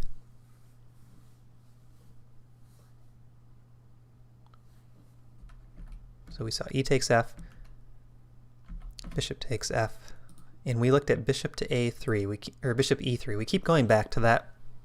I think it's because, to me, that just feels like the most natural square, and we need to keep that d4 pawn safe. Yeah. But maybe we should be looking at some more dynamic options for white, kind of in the spirit of the position, like bishop h3. Oh yeah, Dimitrios is saying that. Bishop h3 looks even better in this position.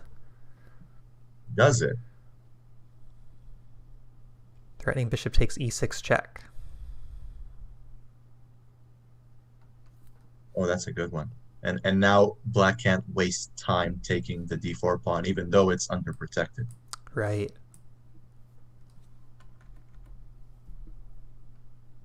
Wow. So we need probably rook e8. Only move, maybe. Oh, how do we get that d3 nut out of there? It just really bothers me. Bothers you as white? Yes.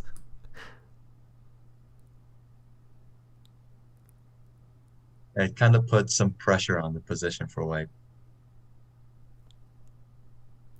Yeah, speaking of the knight on d3 and being Thanksgiving in the US, you could say the knight on d3 is sort of like the one family relative, who comes to your Thanksgiving dinner, and they're just really obnoxious and giving everyone a hard time, right? And you just want to kind of send them home, right? You just want to get them out of there.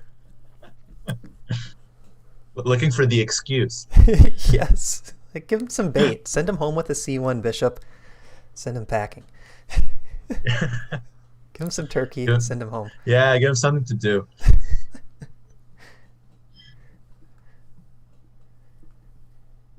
It's actually funny because let's say in Jewish culture, you don't really have a major celebration in October, November. Mm-hmm.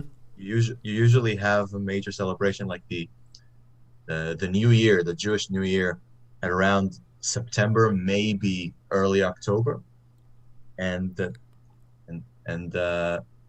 major holiday after that is Hanukkah, which mostly corresponds with Christmas. Well, actually, right now, Hanukkah starts next week, so okay. It's a little bit earlier this year. But around November, there's usually not that many celebrations. Yeah, that's interesting. Whereas, like, we have Halloween, and then leads into Thanksgiving, and then Christmas. Exactly. So it's like one each month through the end of the year. Yeah. And in the Jewish holidays, there is some breaks in the middle of the year. What about, like, Black Friday sales? Is that a big thing? Shopping online or in stores? I wouldn't say from obviously not from a religious standpoint, from a national standpoint. Yeah, it's a big thing here in the country because for quite some time, for a lot of years, we have been the Israeli culture is trying to make itself seem a little more American in a way, Hmm. a lot more English in advertisements and on product names, and certainly with these global trends of sales and shopping and all of that, you surely want to be a part of that. And so Black Friday, Cyber Monday, all of that is quite big here too. Okay.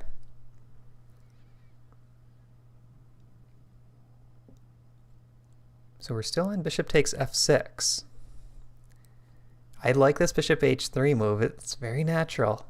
And then after rook e8, I'm trying to think, what do we do here as white? Because we do have to think about the d4 pawn. So my mind keeps going to bishop e3, but I don't think it's in the nature of the position. I don't think we want to kind of play passive here, block the queen from the e pawn. Doesn't really make sense. Hmm. But what else does Yeah, white do? I think what white want to play is to play a little bit more aggressively right now. Trying to, if he has some sort of even a slight advantage, he wants to convert it. He wants to try and hit hard. And I don't want to take this pawn because it opens up the bishop for black on b7. And now this bishop has left the diagonal. So I keep thinking knight e4 if I wanted to play aggressive. And if black goes for this, we have a couple options. We could either go for the bishop pair imbalance. So we're down 2 pawns, but we got the bishop pair. And with all of these pawns on light squares, this dark bishop is really valuable, right? It can come around all of these open squares uncontested. And the other strategy we could go for here is maybe we use the knights to play actively. Play something like knight g5, eyeing this e pawn again, eyeing the h pawn, queen up ideas, or the even the other knight could come here. Queen h5 ideas. Yeah, that looks even stronger. Yeah, that could work. Yeah, bishop e3 feels this is too passive, I think. It gives black time, and what is white's plan here? Yeah, I think white needs to play fast here.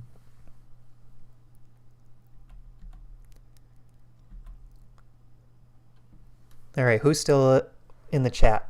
We need the chat to wake up. Do we want bishop h3? Do we want knight e5? Do we want knight knight e4 could be played right here too as a nice option. What do you guys want in the chat? Put your predictions. I see Demetrius is super active and good. And thank you, Demetrius. Yeah. Thank you for doing that.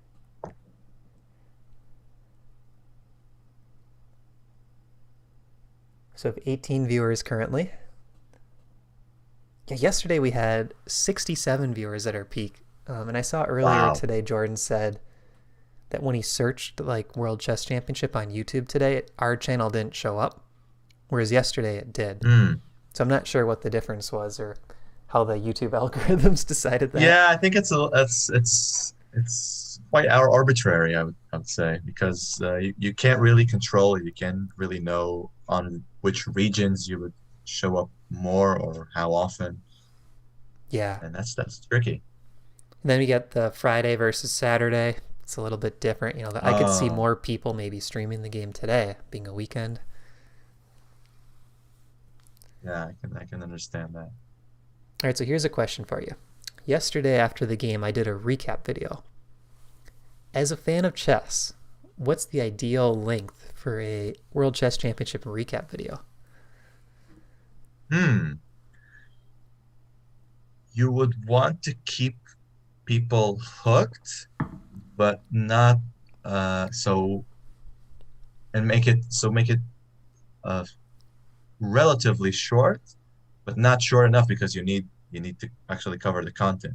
So my guess would be around 15 to 20 minutes, if it's even possible.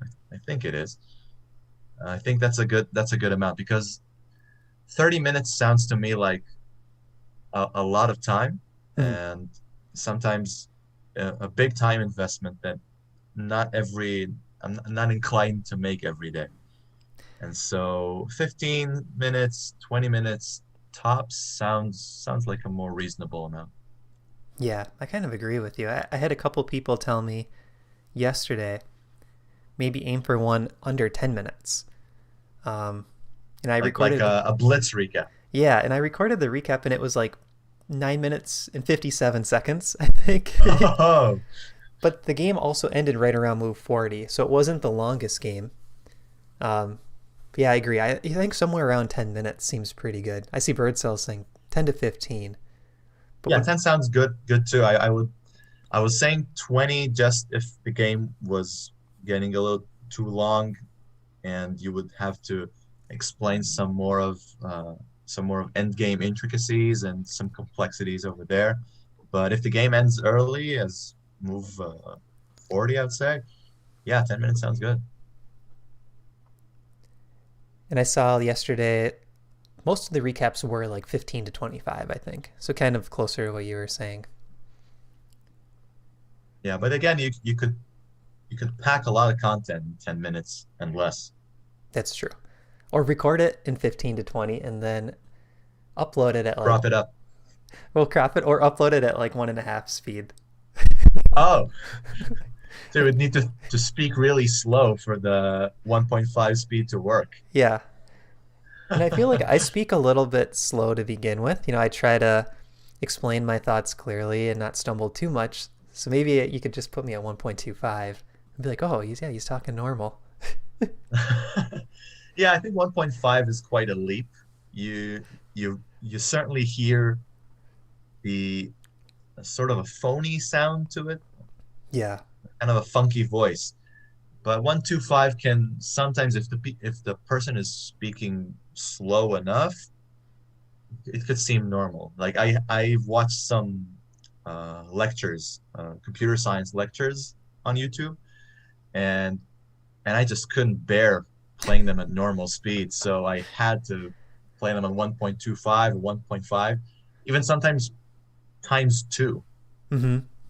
It got really extreme. But yeah, that's sometimes these lectures are so unbearable. And if they're Way too taking slow. breaks, you could always click pause, right? Like, interesting point comes, you could click pause and think about it. Yeah. I forget if it was Madluck who said 10 to 15 is his vote. Um, so one of the Discord said they like fired up one of the ChessGoals videos and they thought I was drunk. And then they realized it was because they were watching someone else's video at a higher speed. They like Oh remembered yeah, this yeah, yeah. I setting. remember that from earlier. Yeah, yeah. Like why did these guys sound like a complete lunatic? But yeah, Right. it turns out you got the wrong speeds. But it would be a fun experiment. Well, we see Bobby Fischer in the chat. Welcome, Bobby. He Oh, had hi, all those Bobby. good suggestions yesterday. He said knight e5. Knight e5 probably in this Oh, game position, I'm thinking. that looks interesting. And now the idea is again trying to dislodge the D3 knight from its place. Right, and it does give up the d4 pawn.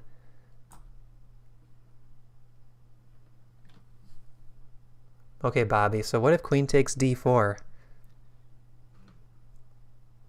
Madluck's saying he had this setting on slow speed.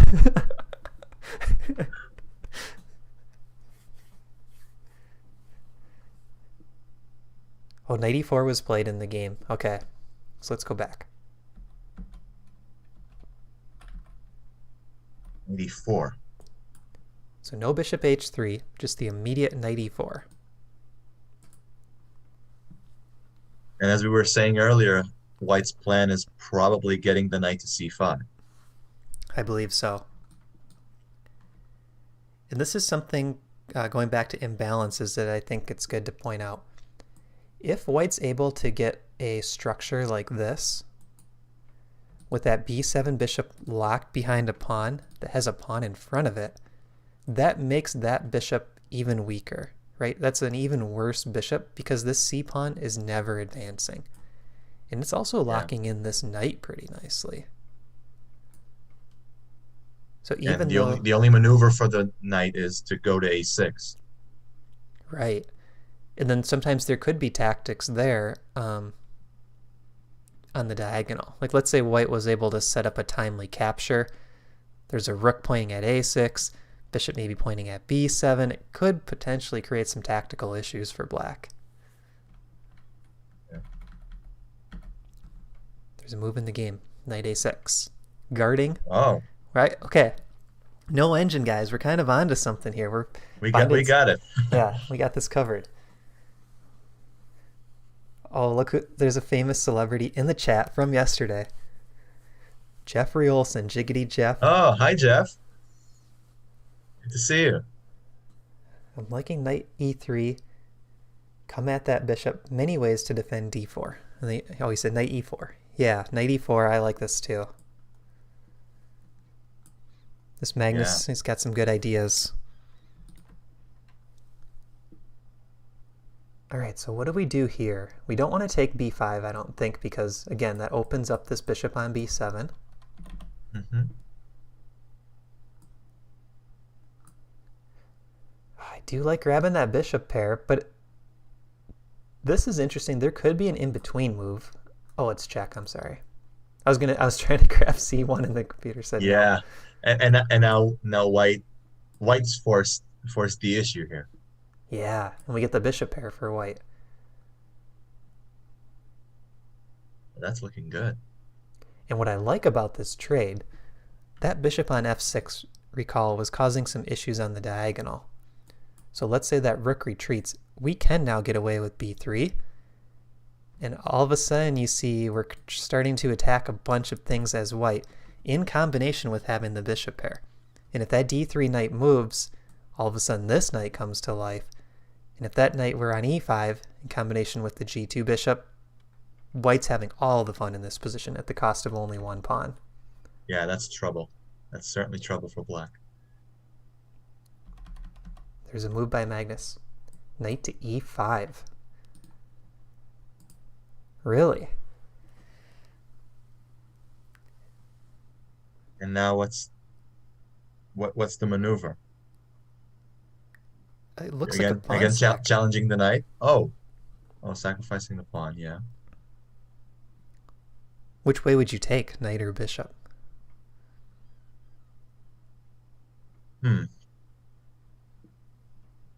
I would maybe the knight first. No, you would. I would probably leave the knight there because it's super strong. I don't want to move when I ever move it. You would leave the e4 knight as white? Oh, after the knight takes? No, I was saying actually maybe take with the bishop rather than the knight as Oh, black. yes, I agree with you. Because I think after this, take with check, then take back. White hasn't lost And anything. yeah, so you need to do it first. But black can still eliminate this bishop pair if he wants it. Well, probably f rook takes back. So now it's bishop knight and bishop knight, and it looks like white's pieces are slightly more active. I think there is enough compensation for the pawn here. Got this d6 square, very juicy. Sink that knight in. Ooh, that's good. Weak pawn here. And again, you wouldn't want to take the b7 bishop because the b7 bishop is doing nothing. Right, so you can wait as long as possible and only take that bishop if you're about to, let's say, win a pawn or two. Right. Okay, so knight e5, this is looking pretty good for white, I believe. Black could come back and try to win this pawn. So let's look at this. It's got to be a critical line to consider. Can black just win the pawn?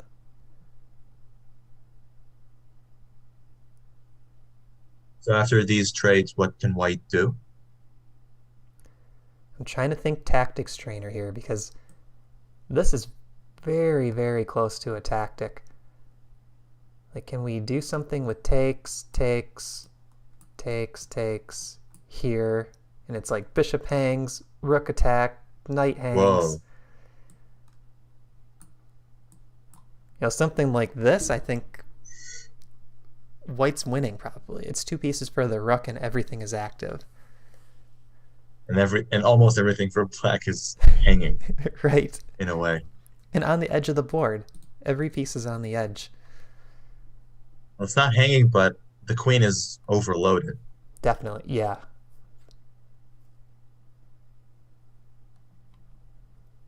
Okay, so that Wow. looked really good for white. It wasn't all forced, but it feels like A takes B. It's close to forced because there's no counter-attacking moves for black. It's not like they can attack the queen while waiting. Exactly. And after this, you have to take the rook back. Now you jump in with the knight. You got to do something.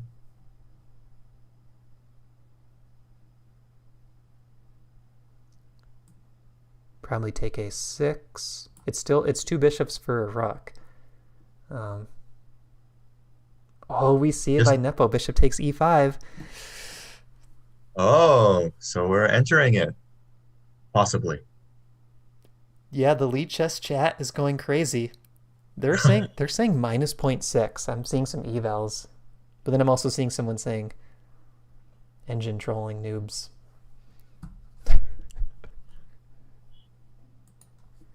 Jacob Jensen in the chat. JJ creates. Does all of our thumbnails. Hi, Jacob. So there was a different move here by Nepo. D takes E was played, and then Nepo played knight A to C5. Instead of taking with the knight, because it leads to trouble. Right. So and actually this is kind of what you've been calling for all game, is you keep mentioning, well, why don't we leave the knight on D3, right? Well, that's what he's doing. Yeah, who wouldn't want to do that? He's reinforcing it. Yeah, and now black achieved what he wants. He wanted to activate his B8 knight through A6. Yeah. So I think the most interesting thing so far about the whole game is the way that both players are kind of avoiding the drawish lines, it appears, and they're both trying to keep the pieces as active as possible. They're just fighting for that development, and I think it's a really good game to learn from for us, because it's like, even though we're taught as beginners develop the pieces, I think it tends to be a common problem at all levels, and it's a problem I have myself. Like, sometimes you get too fancy and you need to really keep putting your pieces on good squares and developing. And that's what they're both doing this game. Yeah, exactly. And I think the other thing that they're trying to do is keep the tension, keep some dynamic play between the pieces. They started out the game with playing with mostly the pawns, but now a lot of pieces are jumping into the game, and they want to keep it as dynamic as possible to try to maybe come up with some sort of advantage for either side. And I think another good thing to learn from is, think of black side here. If you're up a pawn, what's your typical strategy? Like an average. Just trade everything. Yeah. Yeah. And what's Nepo doing? He's really not. I mean, he's not making an effort to trade. He's also trying to just play aggressive.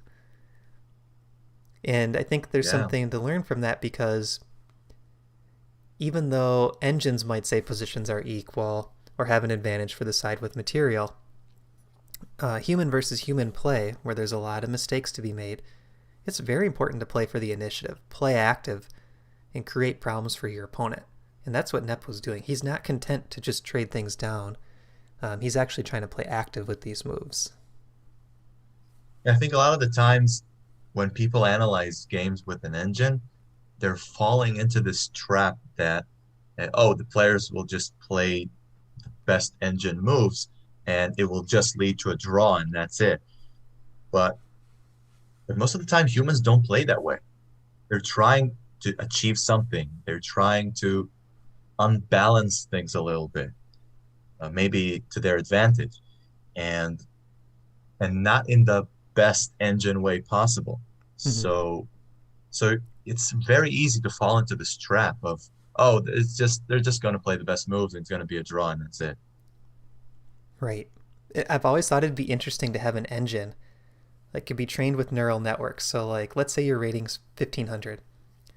Train an engine to combine Stockfish best moves with probabilities of your opponent blundering and somehow give you the best practical move, even if it's not the top Stockfish move. I don't know how it would work, but it'd be really interesting.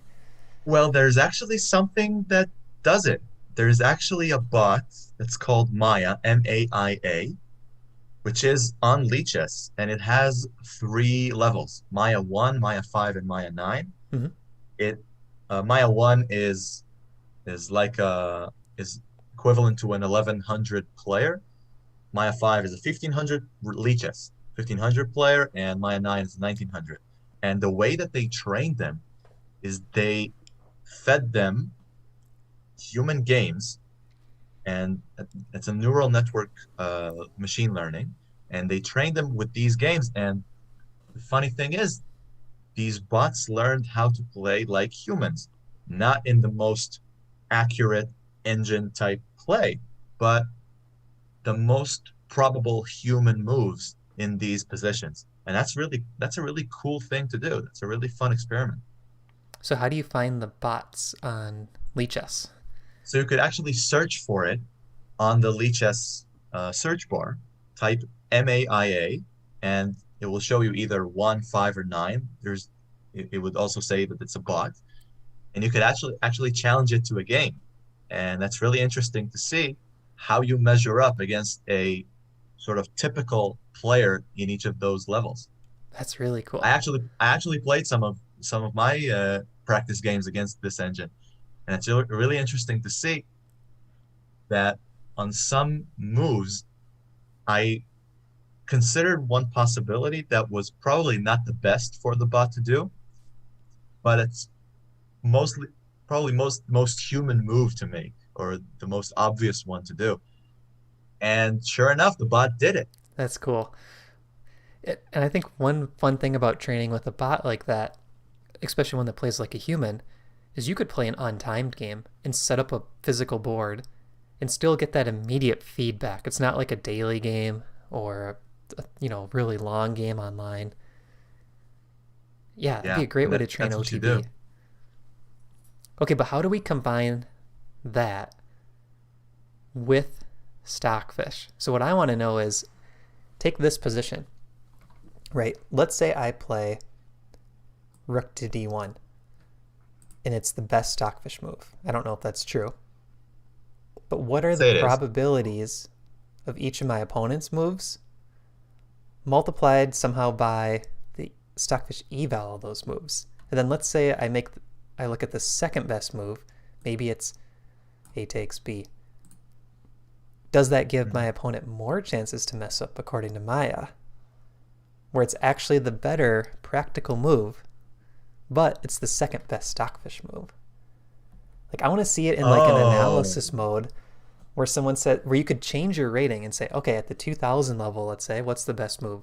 At the 2200 level, what's the best move?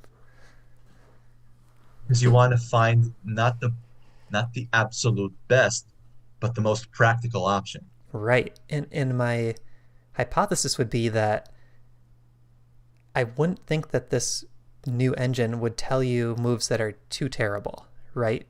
Because the Yeah, chance of them finding the best reply would be hurt you too much on expected value. But when they're yeah, that's close, like maybe we give back point 0.3, point 0.5 eval in a tactical position, knowing that it's like they have to walk a tightrope to get out of it. they have like one or two moves to stay in the position, otherwise they just get crushed. Yes. Yeah, that's a good experiment to make.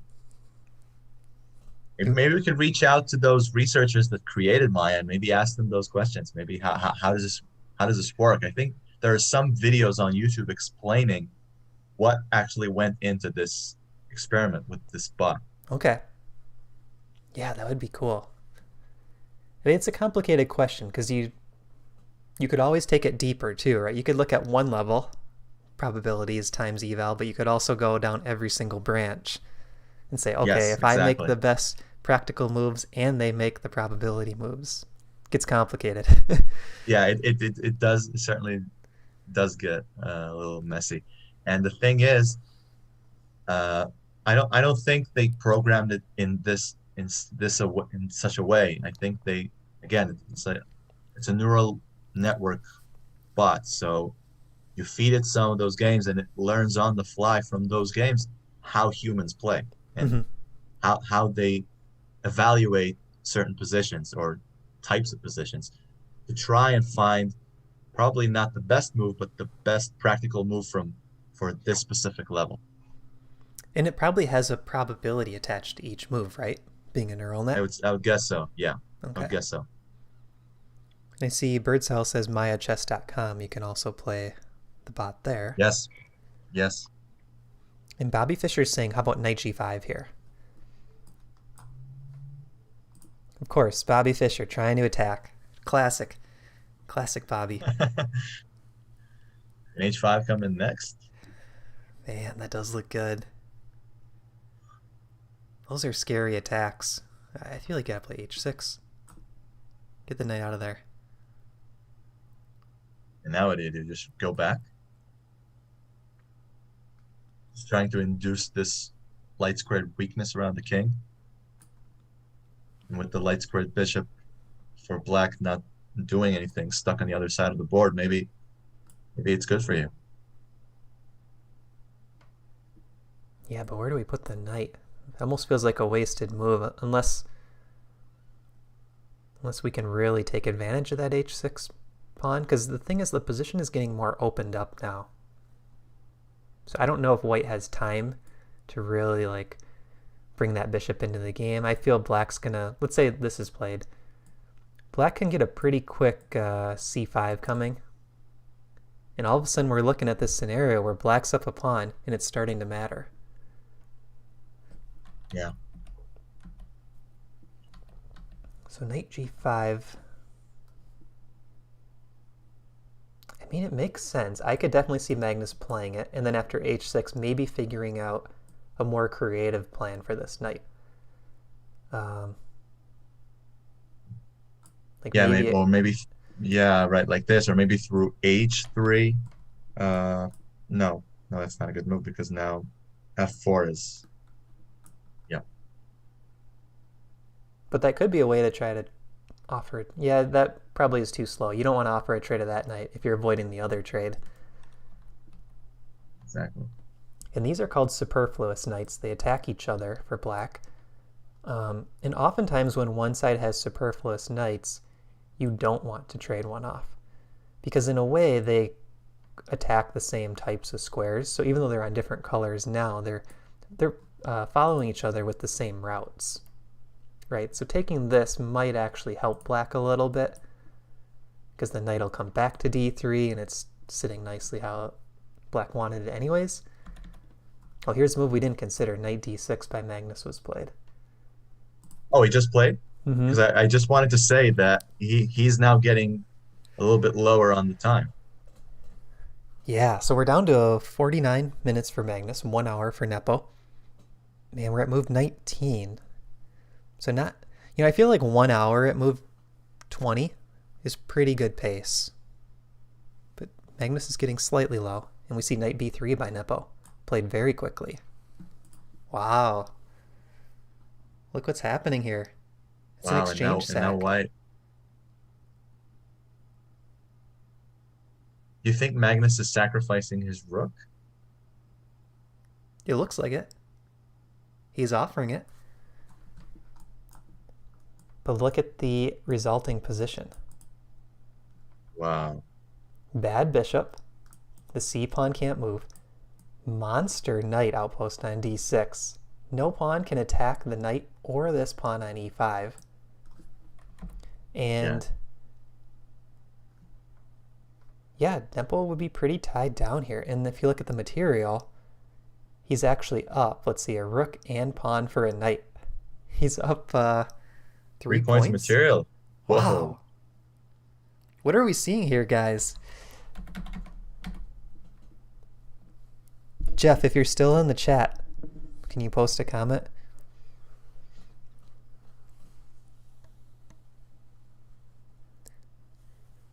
This is crazy. I mean, I think Rook B1 has to be played. Why is Magnus thinking?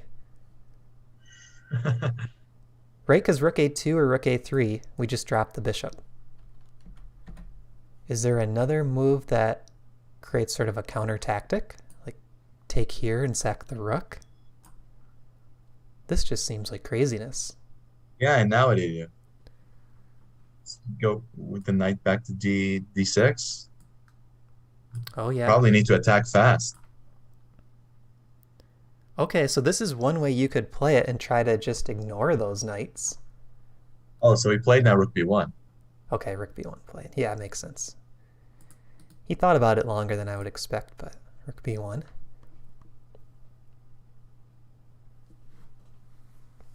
It's funny that Gotham Chess has his Guess the ELO videos and all of that, and it sort of became a meme that he has this sing song that goes like a TikTok sound. And then Rook B1, make a move that makes no sense. And that here it makes the most sense in the world.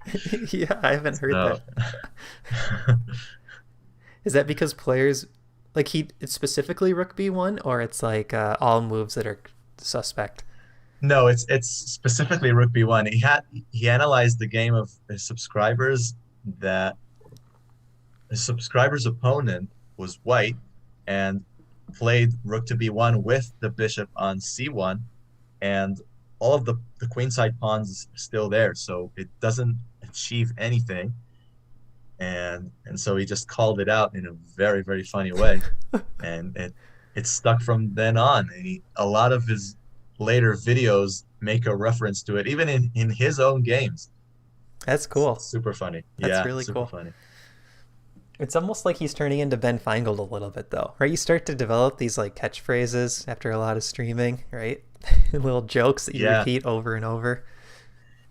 and the fact is that he is the biggest chess YouTube channel there is, and so he probably has a lot bigger an audience compared to Ben Feingold. So Right. a lot of people are repeating and his memes and all his catchphrases and all that stuff. And it's super funny. Yeah, it's like when Hikaru first got big and he was working with XQC and he's just copying all of XQC's terminology and he would use it game after game, like, oh, here's the wooden shield and the juicers and all, it's just like all these new Yeah, chess terms that people are starting to use. yeah, that's really funny to see how the culture of the game evolved in these years right now after Yeah. this sort of digital revolution that chess has gone through. And I think in some ways it puts a little stress on the classical chess players to adjust, right? Like you need Yeah, to keep up with the times, and we see like a lot of faster time controls played now. Not many players are used to watching these matches that can go 6 or 7 hours if they play it deep into the match. yeah, I would also struggle because it's a lot of time to invest on focusing on this game, and again it's a super GM competition, and most of the players are well below that level. I would guess 50% of players are lower rated than 800 on chess.com. Right. So so it would be very hard for a big audience to follow these games. I think that's where the recaps have value too. Like it's a little easier to catch a Godmator or Gotham Chess or whatever. And we did Exactly. see knight takes c1, which Bobby Fischer said knight b takes c1. He guessed it. Takes, takes, takes, and rook b8. So we get this position. Wow, 3-point material advantage. And now White has to convert. He has to prove that his sacrifice is legit. Yeah. What's the plan here for White? trying to attack the king side, trying to activate his queen and rook. I feel like it's got to be kingside attack. Because to me, black has a straightforward plan. I'll give white random waiting moves just to show it. Mm-hmm. I want to play a6, secure this pawn, and then I would like to play bishop to a8. And the reason I want bishop to a8 is because this knight on d6, even though he's super strong there, if all of these squares are kind of empty, there's no pieces there, the knight's actually not as strong as it could be. And what I would like to do is play c5 next and get this position. Trade off this bishop, and now we really see that the rooks are going to be strong, because black could just put this rook over on the queen side. It's a 4 versus 2 majority, and those pawns are going to cruise down the board, and this knight on d6 isn't going to be doing much. So that was like 4 or 5 moves for black, but that's a pretty straightforward plan, I think. Can he just solidify that queen side and then start to push the pawns? And if c5 is played too soon, the reason I wanted bishop on a8 is because this could be captured, winning the exchange back. So black doesn't have to allow that. All right, so what's white going to do?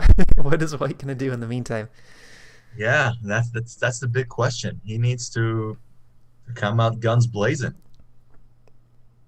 Well, Bobby Fischer has a move. a5. Whoa. Closing it up. What's the idea? All right, let's give bishop a8. What do you want to play now, Bobby? Bishop a8.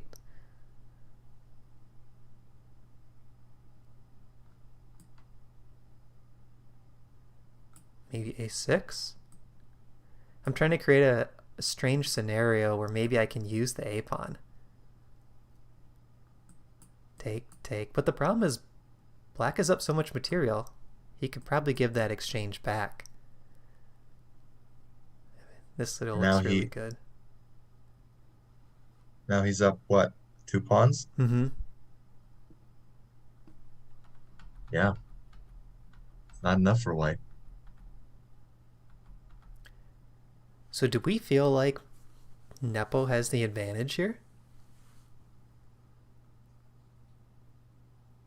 I would probably guess so, because again, it's a very large material advantage, and Magnus needs to find something quick. He needs to attack really fast in order to justify this material deficit. So how do you want to start?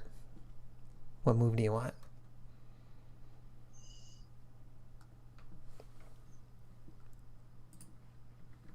I would guess you need to do something on the queen side, and maybe getting the queen over there, or the rook later.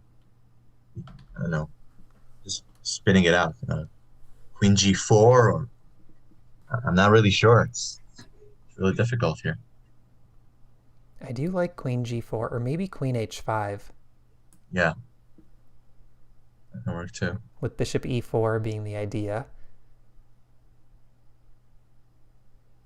It's interesting. Mm-hmm. I keep wondering if black could give back the exchange. But I don't think you want to do it right away because this b pawn is weak. So c5 right away weakens the b pawn. But I don't know if black has time to play a6, because then there is a move like bishop e4.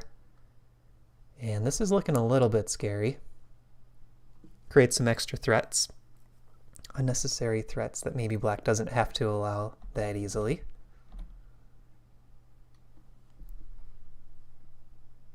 It's like a game where, you know, if it's 2 club level players, either side could totally win this.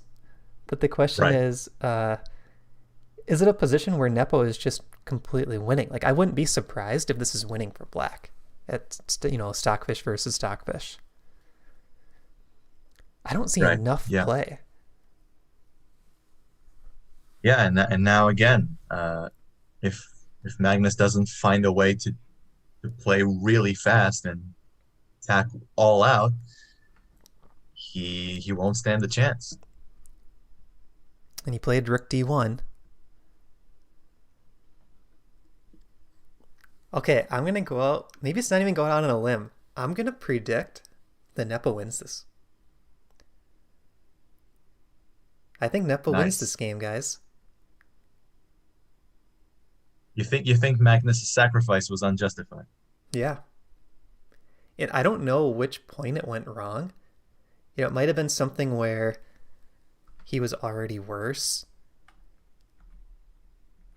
So like right around this point, when knight a6 was played, he had Well, the let's turn the option. engine here, maybe. This position? Start from Right here? here, yeah, Okay. yeah. Maybe not even reach the current position. Okay. So we So see here that white is ever so slightly better. let me change. Yeah, so I'm seeing a 0.2 for white with the real deep stockfish. And the top moves are bishop to e3 or knight takes f6 check. Hmm. Magnus played knight e5. And at first glance, Stockfish says black up half a pawn. But at the high depths, it's saying right around equal. So I think this is where maybe Magnus lost that slight edge with knight e5. This is the first move where he went wrong. Bishop takes, then he's forced to take back. And then Nepo finds the strongest move. And Stockfish is saying right around equal here at the real high depths. And there's only And one good move for white, knight d6, which is found by Magnus. Knight b3, best move by Nepo. Now here, so this is the mistake that I think maybe started the game to really go towards Nepo's favor. Bishop to e3 is the top move, and we did mention this, I think. No, maybe not this exact move order. We looked at knight takes b7 and then bishop e3. But this is the best. Allow that capture and keep the bishop pair. And I think that's the key, because this bishop is on all of these free dark squares. Uncontested. There's no dark square bishop for black.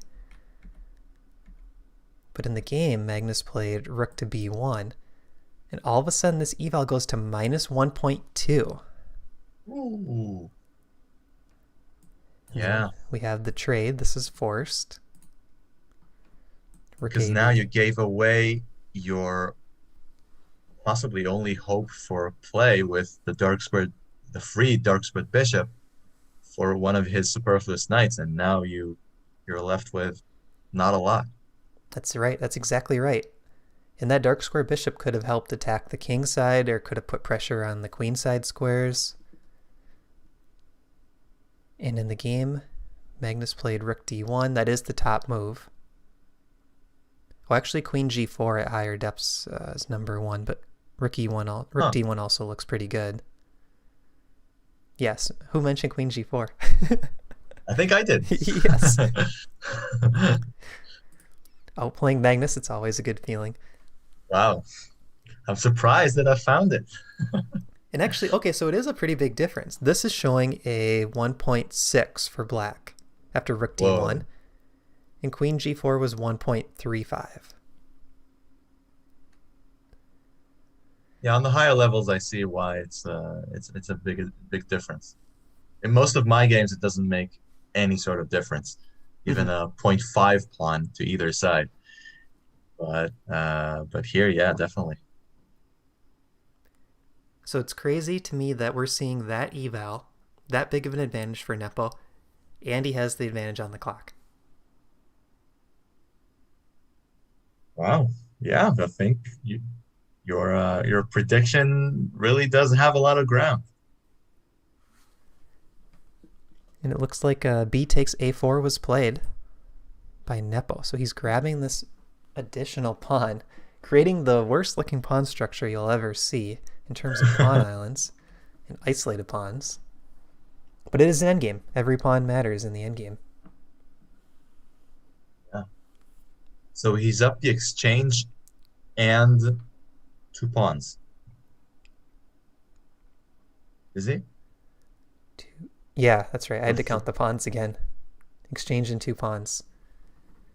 He's up 3 Wow, points. crazy. I'm going to refresh my Lee chess board because the clocks went away. There we go. 42 for Magnus, 51 for Nepo. And we're at move 23. 23. That's getting a little dicey. Oh, now when I refreshed, I don't see B takes A4. Maybe I clicked the board by accident or something. This is the current position. Oh, I see. So you say maybe you moved the Lee chess board, and that what made the clocks disappear. That's what I'm Because wondering. Yeah, I don't know what happened there. well, Okay, let's see. since we have Stockfish on, I have to show this crazy Stockfish line. This happened after pawn takes pawn. And that's Oh. actually a decent move still, taking. Look at Hmm. this line. Bishop to E4. The threat is bishop takes H7 check. Hmm. This is a top Stockfish move, followed by take, queen H5, king G8, rook D4, trying to swing the rook over to the H file and Whoa. deliver a mate. Wow. And this makes Wow, you that's wonder, does crazy. black have to sack their queen at some point for the knight? Like, how desperate is this getting? And it looks like black would have to play queen E7 and sack the queen for the rook. Look at this imbalance. Now we're Wow. queen for 2 rooks and 2 pawns. And still black is slightly better. Yes, black is slightly better. Man, that's crazy. You think that there's a chance that we see something like this? I think so. I really think so. Yeah, I think anything can happen, right? I just feel like this plan is coming for Magnus, and black's bishop on the queen side is tied down here. How does Hmm. black slow down the king side attack from Magnus? Bishop E4 is definitely coming. I see. So maybe this queen needs to move because I keep looking at C5. If we know the attack is really strong, maybe we want to play C5 and swap down. Hmm. But we don't want that to happen with the queen on D7 because knight can just take. Yes, I understand. So let's see. No, again, uh, yeah, black didn't move. Not yet, yeah. Bobby did say I, queen E7. Bobby knows. Queen E7. It feels slow though, doesn't it? yeah, maybe a little bit.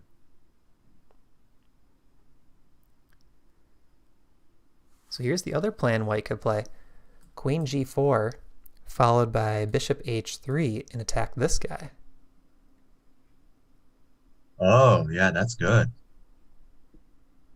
And now probably one of the rooks coming to E8. But no, oh, we can't because now you would be sacking the exchange right back. Or can you? I mean, you are up 3 points. Like at the right moment, you could give it back. You could give 2 points back. Because you're up some pawns. Yeah. Mm-hmm.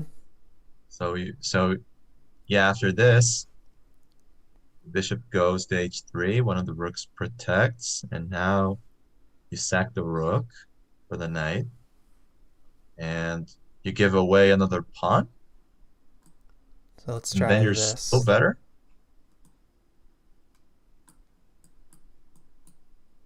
No, the engine really doesn't like it for Oh, black. yeah, rook D6. Ouch. Yeah.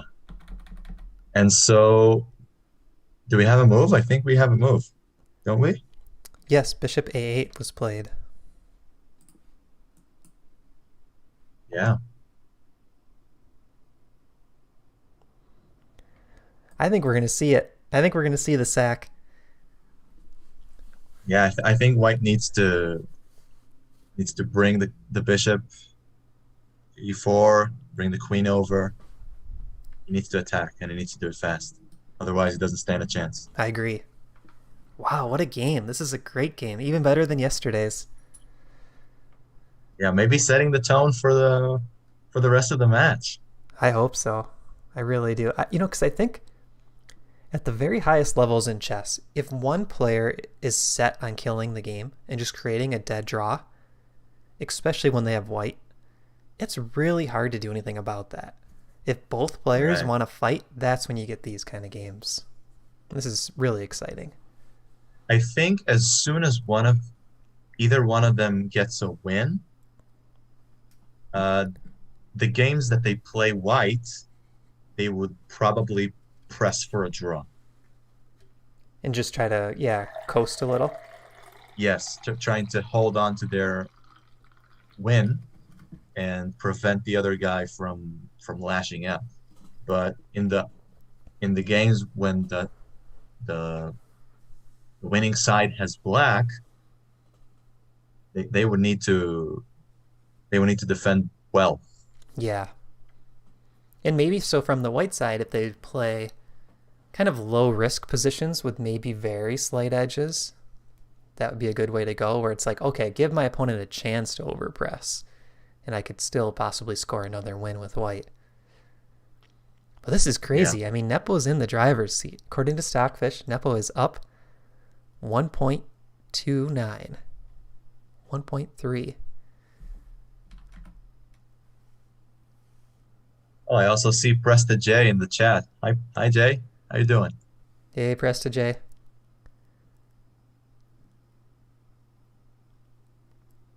Okay, if you're in the chat, do you want Stockfish on or off right now? I mean, I think Stockfish guided analysis is nice with this current position. There's so many tactics. Mike B in the chat. That's the best move, Mike. Knight takes b5. This is the deep Stockfish is saying this now. Look at this move. Whoa. Oh, that's good. Rook hits the queen. And then you just bring the knight back. Yeah, let's say queen e7. Put that knight right back on d6. So you just win a pawn and go back. Good suggestion, Wow. Mike. Yeah, I'm very anxious to see a white trying to attack here because it really needs to happen.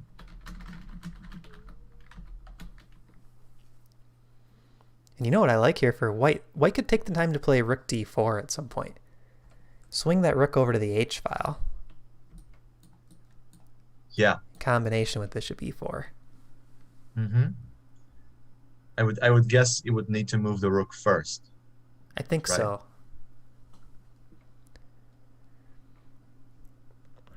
So kind of going back to the Stockfish versus practical chances.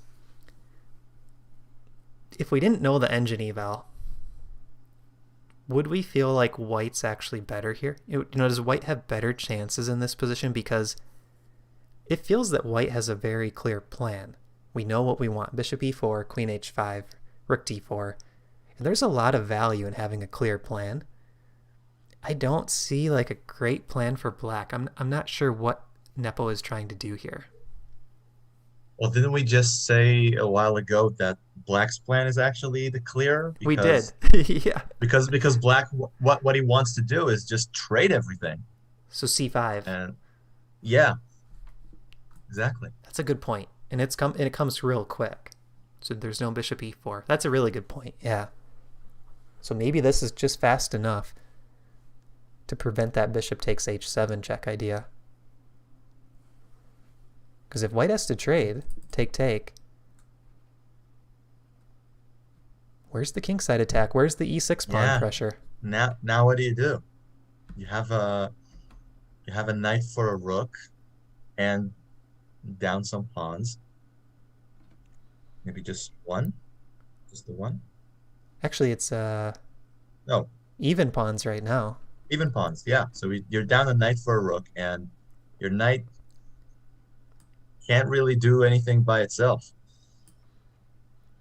So maybe you take here and just try to hold a draw as white. Up one pawn, but everything is pretty solid. Yeah. Thanks, Birdcell, for Wow. watching. Have a good rest of your day. See ya, Birdcell. And Mike saying both c-pawns are weak for black. That is true. Okay, but I Yeah. don't want to take a8. That just looks too easy for Nepo. I mean, I think there's no winning chances at all for white after this. I don't think white can win this. It's a Maybe queen takes c4 instead of trading the bishops. Just trying to take it faster. Maybe if yeah, and if you take with the king and again trying to make things happen. oh, Oh, but Stockfish now you says rook takes b2, yeah. I missed it. And now now you're done. which is crazy because like in this position, without Stockfish, you wouldn't realize how bad it is for white. But this queen is actually gonna like sneak into c6 with check, and all three black major pieces will be attacking the white king. Yeah. And the f2 pawn is So probably dropping soon. so we anticipate so oh no, it's white to move now. Yeah, in the And game, bishop a8 is the last move, so right here. still white to move. So So interestingly, knight takes b5 is the engine move, but I kind of prefer black there. I would rather see bishop e4. mm-hmm. Bishop e4 keeps the game exciting. We got bishop takes h7 check coming.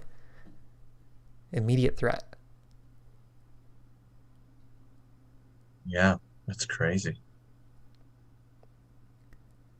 Wow, I really hope it happens. I agree. Here's a line from Dimitros.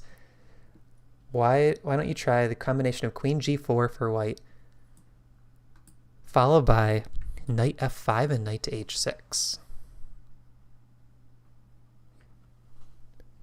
Oh,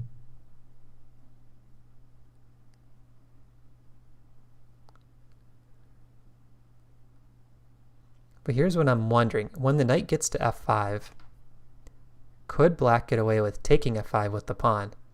mm-hmm. Rook takes queen and then taking the queen.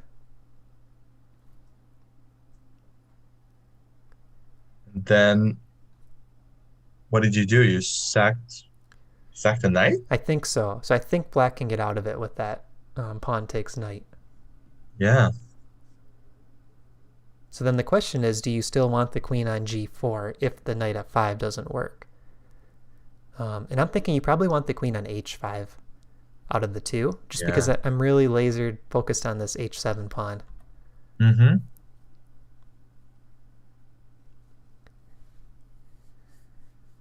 Jeff's back. He says, so nerve-wracking. It is. Jake says, excited for the endgame. And Demetrius says, g5. G5. Okay, so I think he's talking about queen g4, queen g5.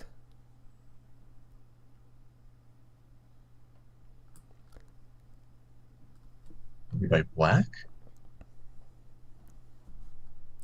I do think black could play king h8 here. Try to get out of the h6 check mess. Queen g5. And there's queen trade offer, queen d8. Oh, I see in the game Magnus played bishop e4. Oh, Here we go, guys. Bishop e4. we're in for some fun. Bishop takes h7. Check could be coming up. Oh my goodness.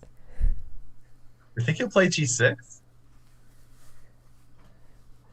This is a it big losing? question.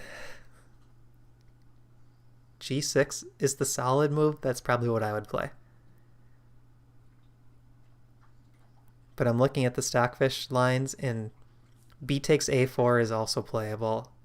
A6 is playable. Like, those seem crazy. You're just ignoring the threat. And you want to prove you're better up material. Mm-hmm.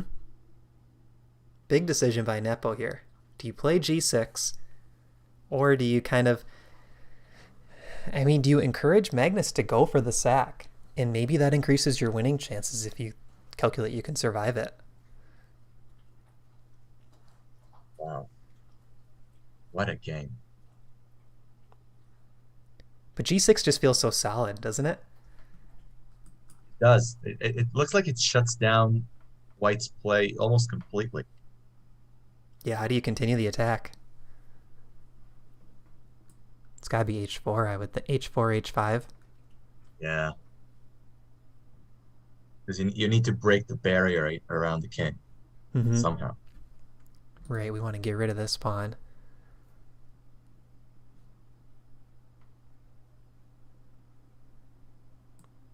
So this is the move we've been wanting for black, pawn c5. But here Stockfish does not like it. Bishop takes, A takes B. So in this case, White's going to still have the knight for the pawn, but it's a pretty well-placed pawn, and this is dropping. Right. Now that knight's looking like a monster on d6. It does. And you're only, and what, you're down one point of material after this? Right, yeah, it'll be a knight and pawn. After we win c4, knight and pawn for rook. You got some chances. And Wow. White has the advantage here, according to Stockfish. So black can't get away with the immediate c5, which means it's kind of an odd situation again. He just played bishop a8, and the reason for that is to try to play c5, but it's not playable yet. So how does he get that to work? a6 maybe? And then c5? But now I'd really like h5.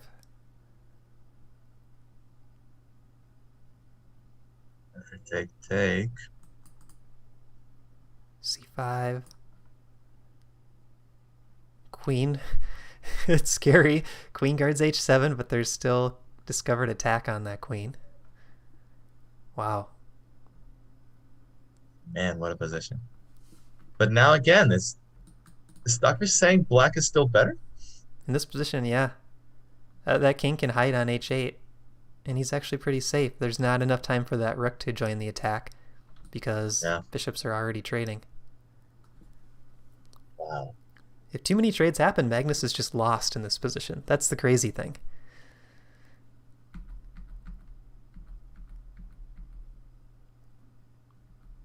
Okay, so I do like g6 for black. I don't see why not, because it really slows down the white attack. It does. Bobby's saying c5. Right now. Does this work?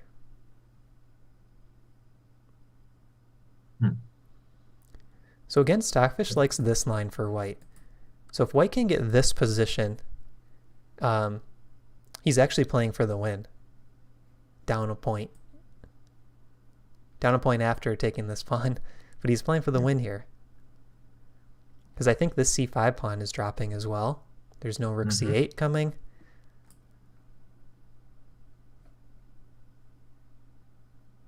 And we see 40 minutes for Nepo 41, 33 for Magnus. This is crazy. Wow. And again, what move are we in? 24. 24. Oh, man.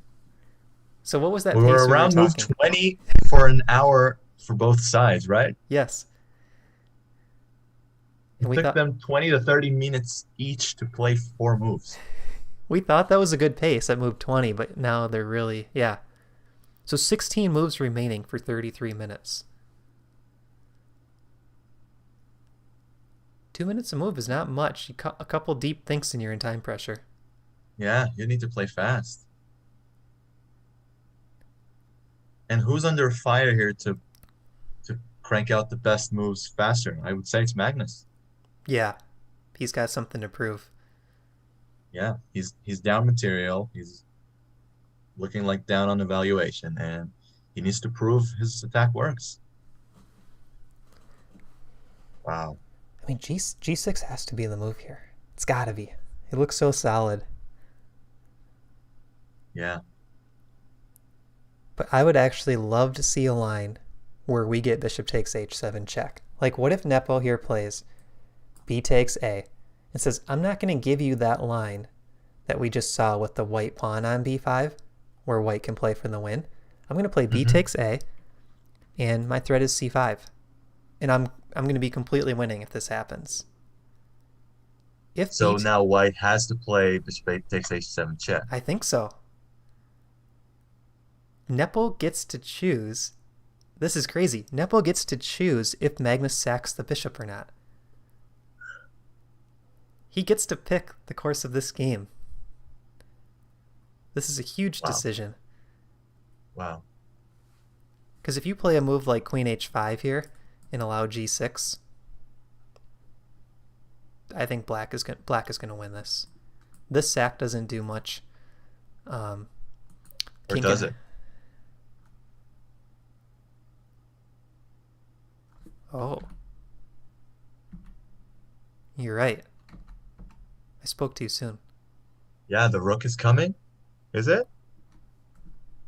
Yeah, this is winning. Okay, I spoke too soon. Here. Yeah, now what do you do? Take. Queen Only pursued again. rooks, but And again.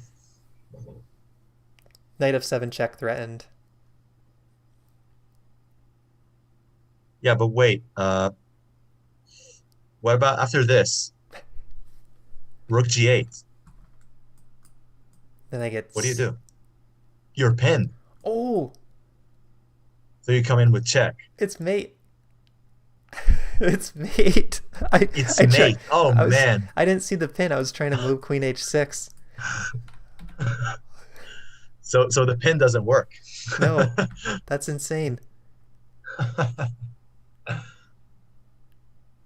All right, let's back this up again. I thought black was okay here. So again, he can't accept the bishop sacrifice after g6. Right. Because he's losing. So what can he do? Bring the queen over? Yeah. And just hold. Bishop comes back. So I guess the issue is I would like to avoid the bishop for bishop trade as white, but here there's c5, and the c pawn does an awesome job guarding the rook lift square. Yeah. And white doesn't have play. I mean, the cool thing with this b takes a move for Nepo is it's a huge pawn, right? Like, you're securing your material advantage for the game. Like, you're making it all about the kingside attack. Magnus has to go all in once you take a4. Whereas if you play g6, there are some of those lines still where Magnus could get, c5, a takes b like we looked at, with some chances of an advantage in the endgame. B takes a eliminates the endgame advantage. But again, it runs you the risk of taking an unnecessary sacrifice. Right. Wow. I see in the chat, Jacob says, so they might make the time bonus at move 40 at this pace. Yeah, so the thing is, like, at this level, they're never going to lose on time unless their position is completely lost and they choose to lose on time. So they'll always make it, but there's the chance that they blunder while trying to make it. That's the big risk. You get too low on time and you make a big error, and that costs you the game. Or it makes your position so bad that when you get the bonus, it's like you're probably going to lose afterwards. Yeah, I've seen some of those games in the candidates that they got very, very low on time just before the time control. I'm not sure that either, I don't know, any of those games actually ended on time or by resigning just before the time control. But it sure does happen sometimes that they play like blitz just before the time control hits. Yeah. And then usually as soon as they get that bonus, that's like when both players are ready to walk away from the board, right? They're like, okay, now we can relax a little bit. Especially after the frenzy that happened just the seconds earlier. Oh, wait, I'm confused. Jeff is saying in the chat, whoa, I missed that. What happened? Why did they agree on a draw? Did they? I don't think Whoa. so. I see c3 was just played by Nepo. We did not consider c3. What is the idea here? Wait, maybe we need c3. to check things up. Yeah, make sure this is looking accurate. Yeah, I'm looking on chess.com right now, and yeah, c3 is the move played, Ooh. and the game is still going.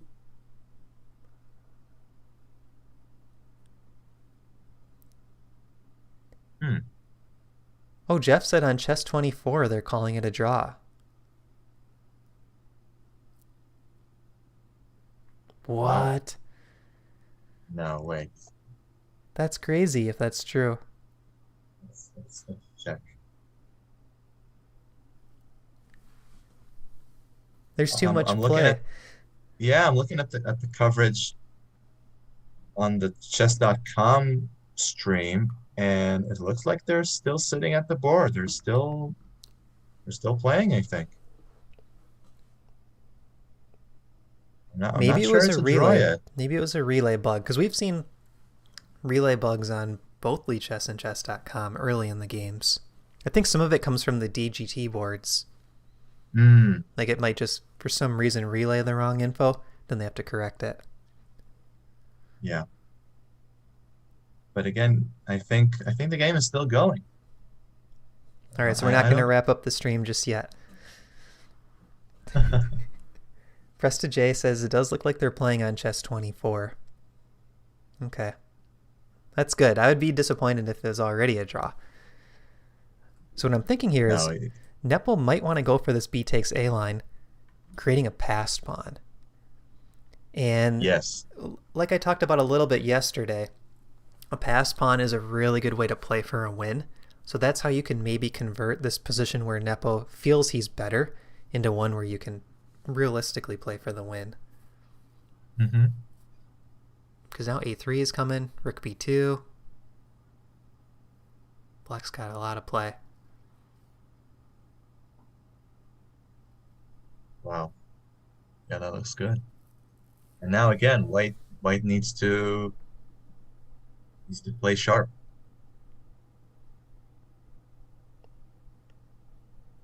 And does he have enough to attack? Queen H5, G6. So we should look at that again. This whole Yeah, idea. I was just checking it out in my head. Takes? No, that's losing. Why is that losing? Maybe because of... Yeah, now you have nothing. Don't you? Well, we still have this check and Rook D4 coming. Oh, you know why? This is Nepo's idea. I'm glad we looked at this. Rook G2, Rook G1. Rook B1, yeah. Nice idea. Yeah, yeah. So there's time to play a move like King H8, Rook D4, Rook B1 check. King moves up, Pawn C5, check, winning the rook. Whoa. That's so deep. Whoa. That's 7 moves deep.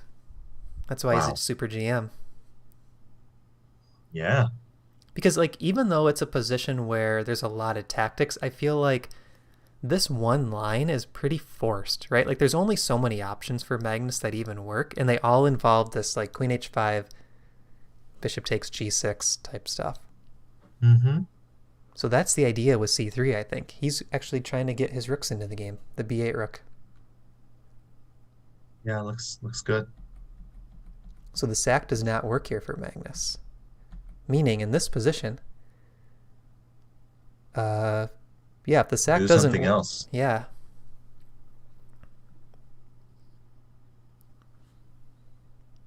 Maybe what about Bishop H7 check now? Yes. No, it's not. Let's look at it though. So take, check. Here. Rook D4, let's see. It's still going to run into this same idea. Yeah, again. And this won't Yeah. help because you're down a lot of material. Mm-hmm. Down a whole rook now, actually. Yeah, now you're lost. So how do we attack here? Wow. So funny enough, it's very close to equal, but white has to find the best moves.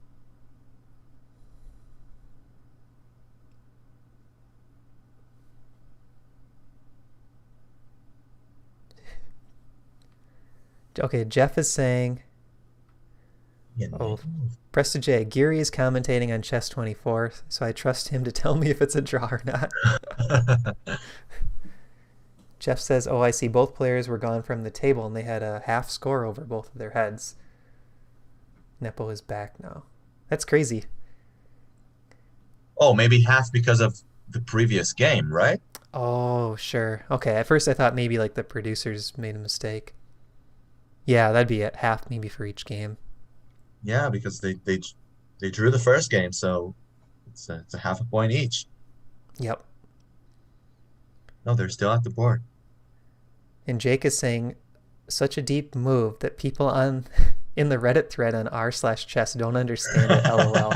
Glad we're able to break it down so well. Send him over, Jake. Send him over to the stream.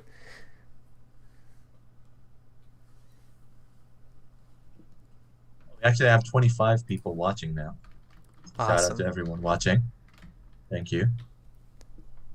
So Jeff, did you see the position earlier where Nepo had knights on b3 and d3? The craziness that ensued? Right here. This was where we first got the exchange sack. Rook b1 was played. Only move, and then... Or no, I'm sorry. Not only move. This was the mistake by Magnus. He should have played bishop to e3, exchange sacking this way, and having the bishop pair. And keeping the bishop, yes. Exactly. But instead, he chose rook b1, and after takes, the difference is there's no dark square bishop for black, or for white, I'm sorry, and white has not enough compensation for 3 points worth of material, which is a lot.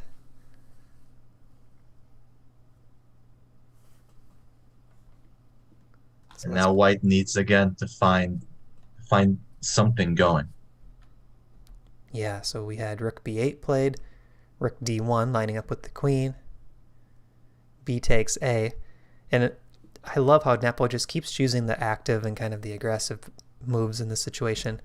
Magnus has to go for a kingside attack now, and Nepo is just playing very calmly. Oh wait, let's see, where was the game line? I didn't promote the game line correctly. It's bishop a8 right here. Oh, so now there's a move by Magnus. Okay, bishop a8, bishop e4, c3, queen c2. Queen c2. Okay. I see what you're doing. Lining it up. I see what you're doing. Lining it up. So probably g6 is forced, is it? Or do you have something else in mind? It's got to be g6. I wonder if Jan is afraid to play g6. He's really been waiting on it. Let's look at this again. I mean, this is something you got to look at every chance. This version is the better version for white. There's no rook b1 check. Mm-hmm. Now it's equal. All of a sudden. Oh, you know why it's equal? Here, rook h4, block, take, and now perpetual check for white. Oh. Yeah, because you can't avoid it. Wow. It's not good enough to try to go stop that b pawn because you're not going to ever win it. And b takes a will be played at some point, and the rook guards the b pawn. So the best white can do is just keep checking back and forth h and g files. Wow. That's so funny. All roads leads to draw? Let's see. Bishop takes. Oh, g6 was played. G6 was played. But again, black doesn't have to take this bishop. Mm-hmm. So we see on the queen side 4 pawns against 2. But there's options to capture both. Yeah. Oh, so you could take the b pawn first and then and then take the a pawn, and now the queen has to move again. And you don't have time. Right. Take. Or do you? Oh, this also leaves the defense of the bishop. Mm-hmm. So not good either. What do you do? Yeah, I don't think you can take g6. Black can ignore. And h7 is adequately protected. Right. Take here, queen takes. Yeah, and now what do you do? All right, so is the idea with queen c2 actually kind of like a, well, I was going to say a bluff. I mean, you were attacking h7 with check, but is it more of a move to just play on the queen side is what I was wondering. Maybe that's Oh, the whole plan. maybe b takes c now? Is it a move? Oh yeah, b takes c was played. Good Oh. call.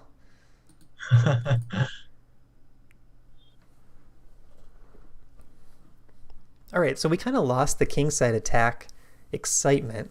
I think Magnus now is focused on just overall board play and trying to keep some compensation for the material, because we're still at a +2 material for black. Rook for knight, pawns are even. Mm-hmm. Is b takes a4 coming? No. No, it's not. Then you take with the queen and you run some risks. Yeah.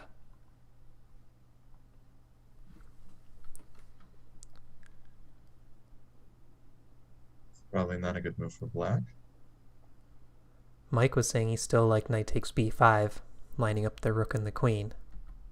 Back in this position, I think. Instead of b takes c.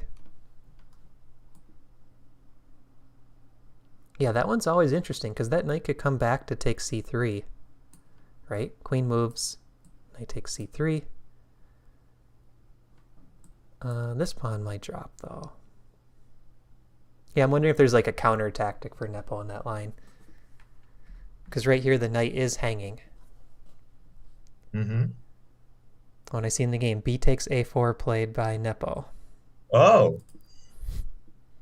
Wow, 2 straight calls. Wow. Yeah. All right, let's see, 3 in a row. What you got? Queen takes? I think queen You already takes. said Yeah, queen takes, yeah. I think so. Let's see. Do you mind if I step away for like 1 minute? Oh, sure. Okay, I'll be back. And then if you want to take a break, maybe Yeah, I think what we'll do here is just take a quick break, both of alternate. us, and oh, You we want to could do that alternate too. quick, and then we'll just keep it going? Yeah, Okay. yeah, let's do it. Okay, I'll be right back. Sure.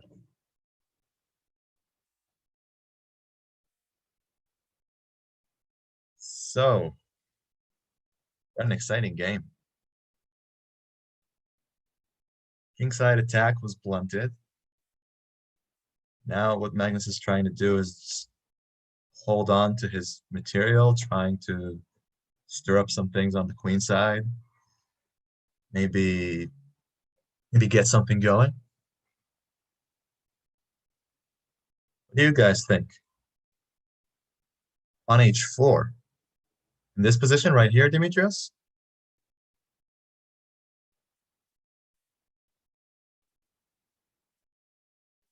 Can't actually control the board. It's Matt's, so I can't actually put the moves on the board, but we'll wait. Oh, so we see the move. Yeah, I called it. Queen takes. And now what's the move for black? Yeah, okay, so pawn h4. I could advance on the king side. Yeah, that's a good idea. Now after the queen takes a4, I think it will be interesting to see Nepo trying to trade the bishops. Because the bishop doesn't have a whole lot of squares, because now after c5, he has a chance.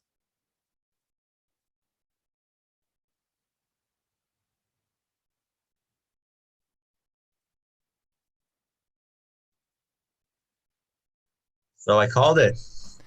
Queen takes as well. All right, queen takes a4. 23 minutes for Magnus, and we're on move 27. The remaining that's tough. minutes per move is dropping. Mm-hmm. We're getting to 1.5 now? Something like this, even lower. Yeah. 13 Maybe minutes, 13 120. moves. Ooh.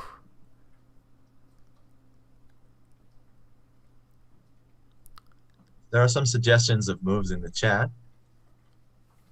I think I'll bounce out for a quick minute and sure. Yep, go ahead. catch you here. All right, so we see rook to b6.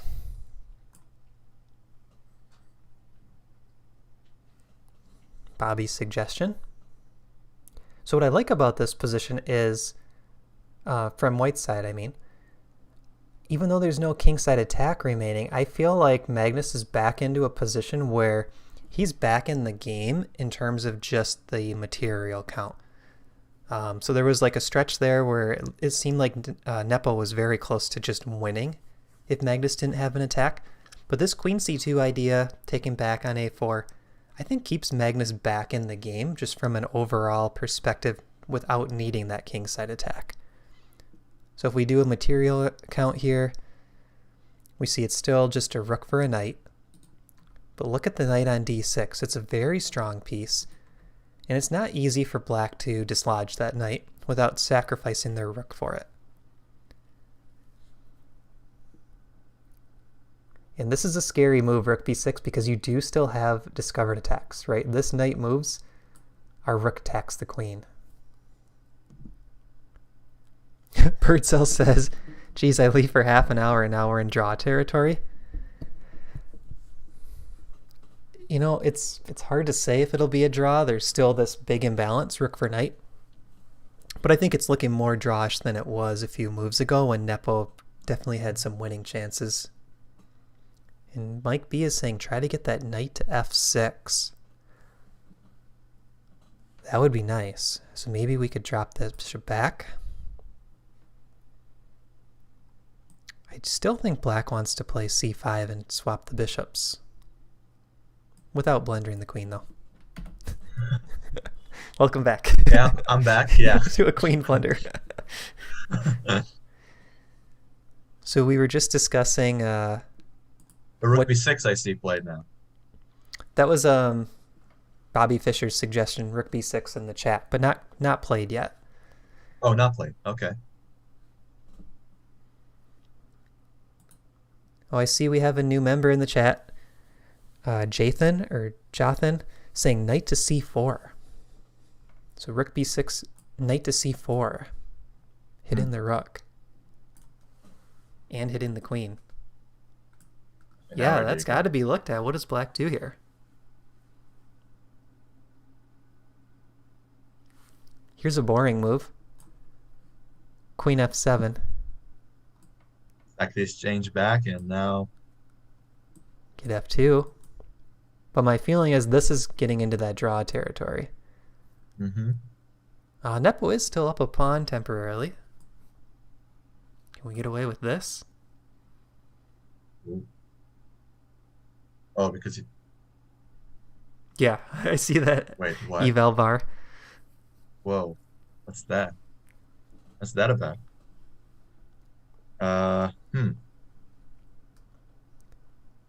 Maybe bishop... No. No. What's going on here? It looks like queen e2 is really strong, threatening rook f1, and if rook takes, queen takes with checkmate. Mm-hmm. Oh, I see a move by Nepo in the game, rook f to d8.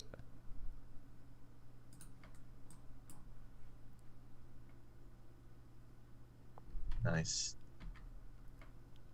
And again, the idea is to... What exactly? So I think kind of going back to the idea that C5? I've been wanting, yeah, c5, and then the queen's defended by the rook. And just trading everything. And you know what else is nice about this? Now if the knight moves, trying to create a discovered attack, we have queen and rook lined up against this rook. So the fact that the queen's defending it doesn't matter, because black can just take on d1. Yeah. So he's eliminating that whole idea of a discovered attack on the queen. Yeah, that's a good move. I see we have Everything Money in the chat. Seth from Everything Money. Oh, hi, Seth. So if you guys remember the videos that I did with Mo Learning Chess, I think it was called, or something like that, and Paul Gabriel, he's done some tactics puzzles with me on YouTube. They have a channel called Yeah. Everything Money, and Seth works with those guys. He really runs the show. I mean, Seth does everything. He does their thumbnails, production. Seth, if you ever want to leave Everything Money, come over to ChessGoals. We'll get you set up.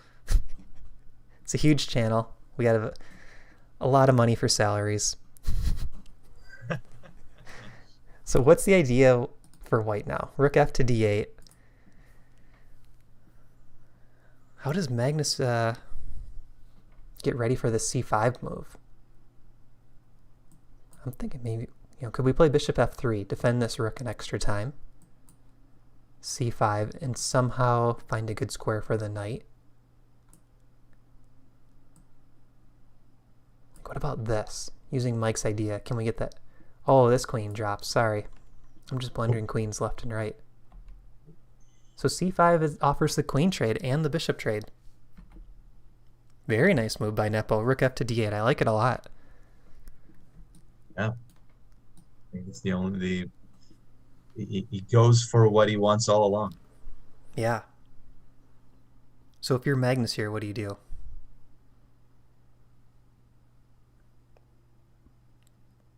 Let's see that again. There's not a good way of eliminating the c5 push, but maybe moving the queen.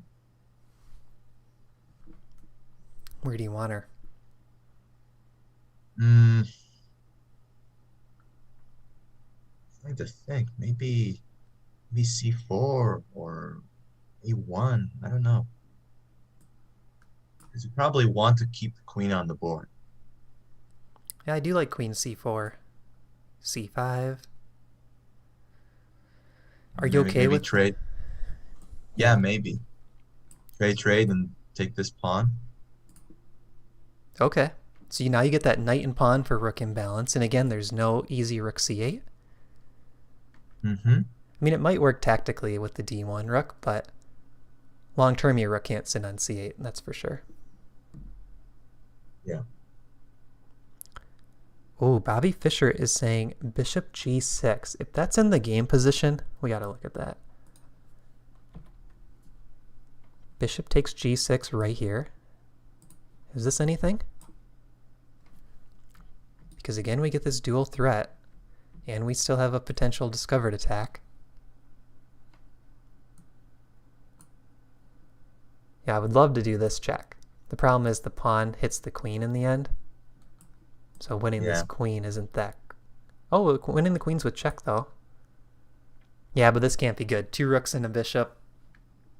Checkmating. Yeah. Checkmate ideas. You're down for some trouble.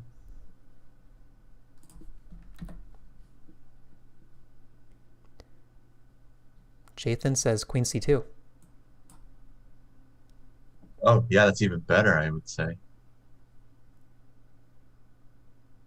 Again, lining up with the bishop.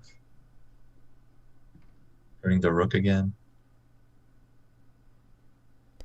But I do like for black how that b8 rook always has rook b1 in mind, right? So I feel like this again is not working well on this pawn guard's d4.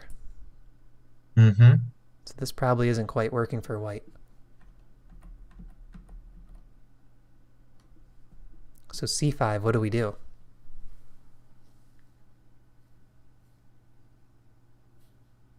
Yeah, you don't have a... Again, maybe the trade can work, but I'm not sure. Bishop trade, I mean. I'm not sure it's working that well.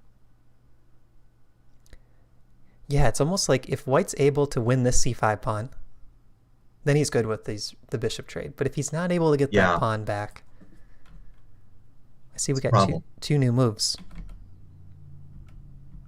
Rook a1.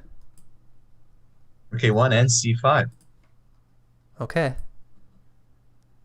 Queen trade offer and bishop trade offer. Yeah, Well, I liked your queen c4 idea, because I don't think we want to trade queens right here.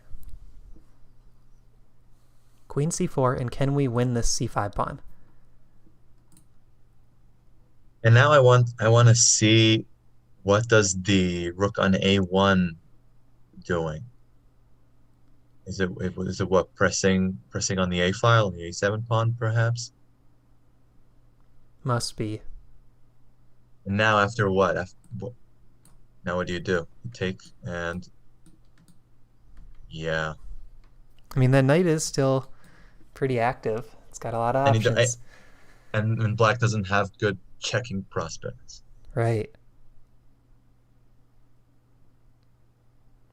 Hmm. So what I'm most excited about, I think, is that the clocks are getting low, because I see Stockfish is showing a lot of 0.00 lines if the players have enough time to think. And if they don't, this can get really funky real soon. Yeah, let's see some mistakes. DCO, new member in the chat, asking, was rook e8 the best move? Rook d8, actually. Oh, rook d8, Corrected. yeah. He corrected himself. I think it was. I think it was. Or was it? Well, it So depends on the depth, I think. I'm looking at the... I wonder if I can easily show you guys the Stockfish lines. To show you my terrible OBS skills. These were the evals at that point. Look at this. 0, 0, 0, 0. And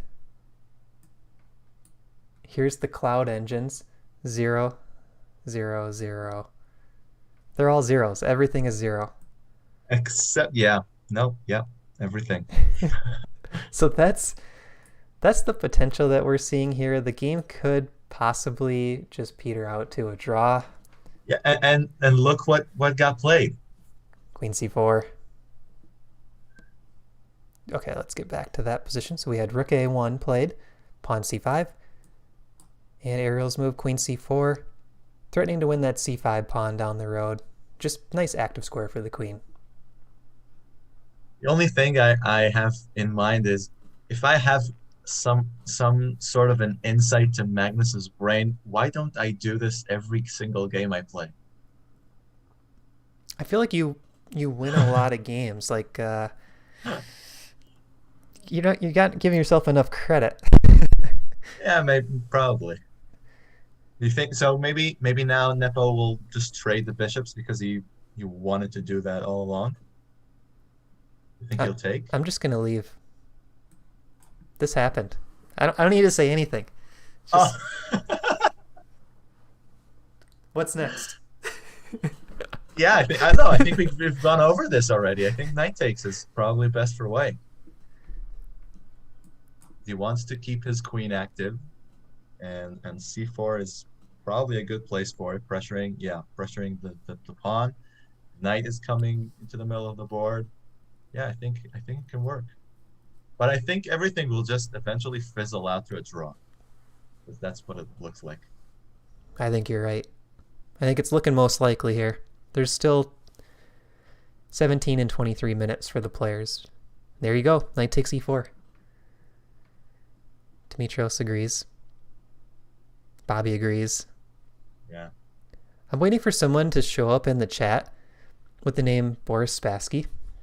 Just because they see Bobby in here every day.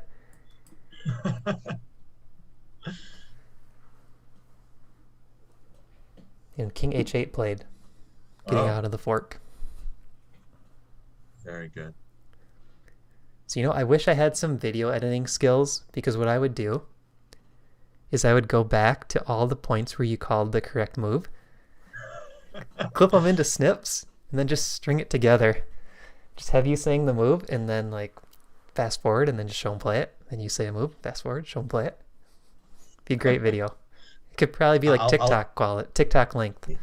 Yeah, maybe I'll try to do it myself. Okay. I'll post it. If you know how to do it, I'll post it. I'll try. I'll surely try. I have some friends that are very good editors, Okay. and maybe I'll give it to them. That'd be really cool.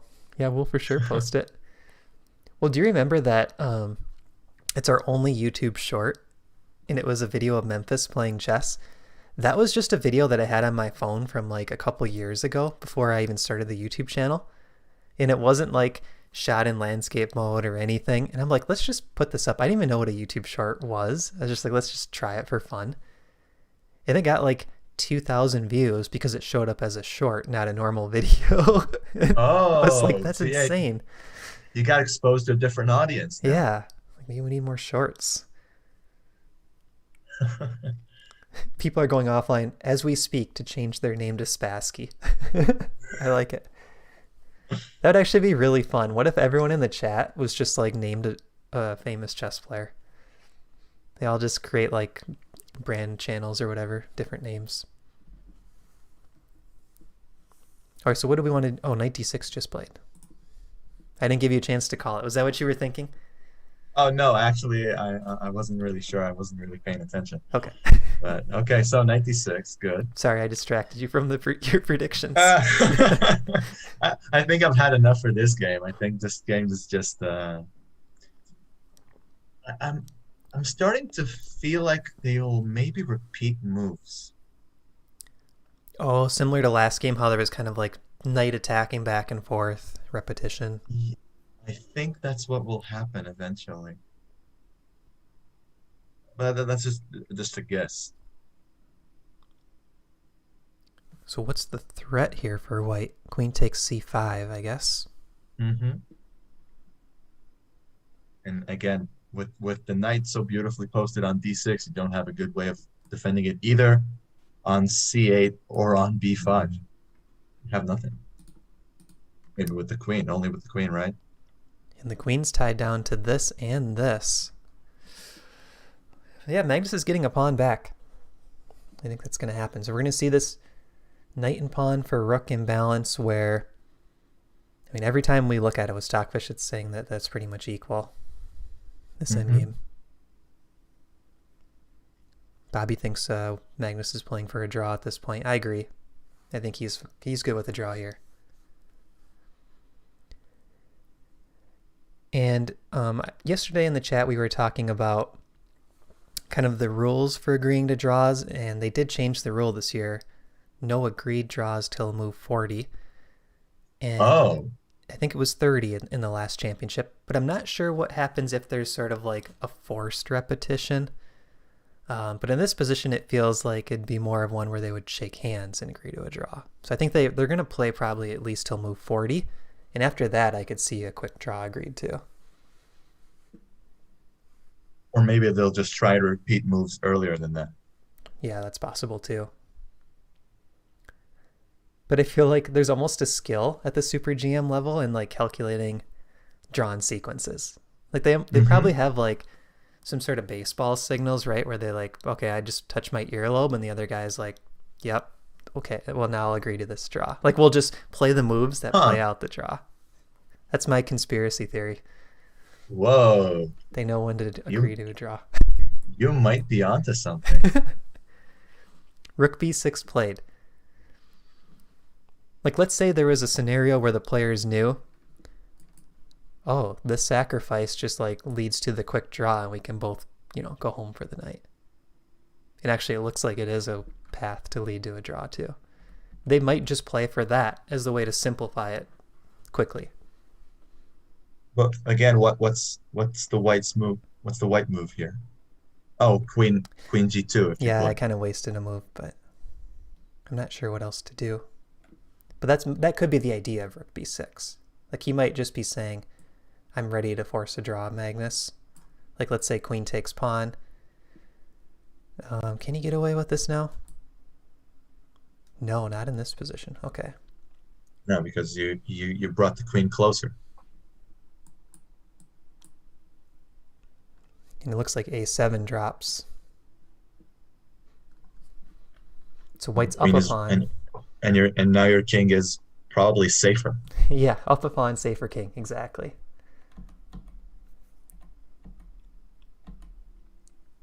So I feel like we'll see queen takes c5 by Magnus.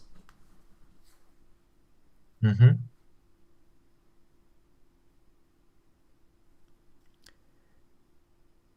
H4 is an interesting move, but I wonder if Nepo would take the knight.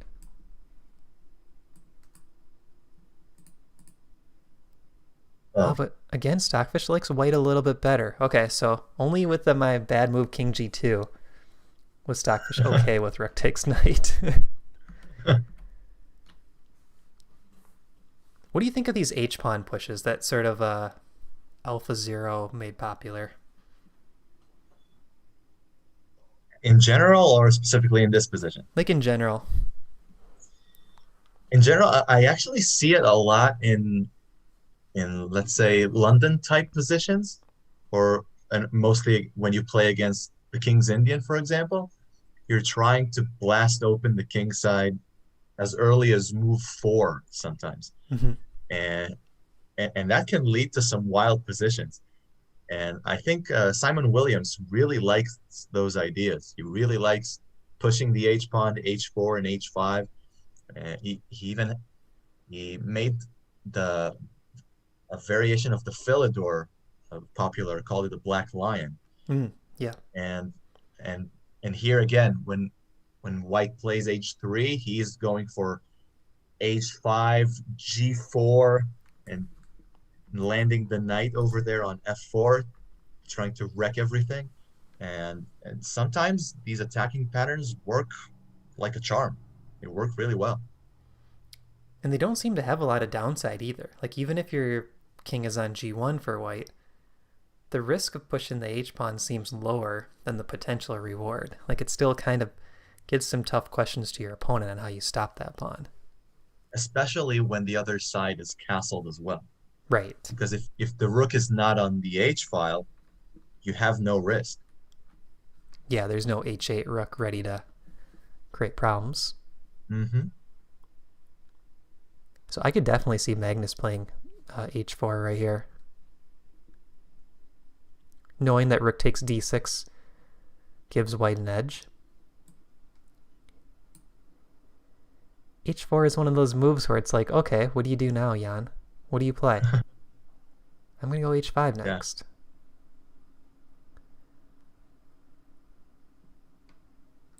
Let's say rook C6. I want H5, and if you take, maybe I'm opening some attacking chances over here. Hmm. But It, again, you need a lot more pieces involved. You need to make your rook involved in the game somehow. that's true. Because just like that, you don't have a lot of threats with the queen by herself. And maybe the rook should be coming up through the fourth rank again. Oh, but here's Yeah, an maybe idea. so.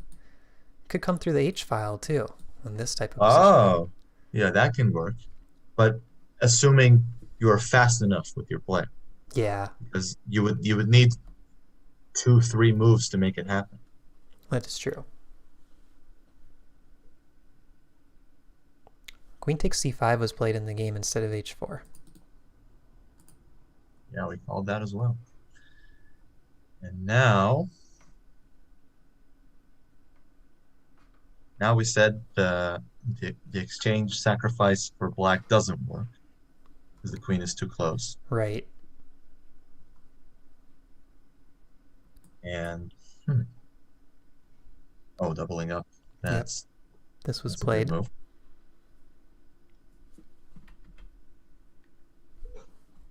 And I think going back to like the two rooks versus one imbalance, you do want to trade one set of rooks. Like we talked about this in yesterday's stream. I think Nepo Mm-hmm. wants rook b1 check, and I see Magnus played king g2 to avoid it. Awesome.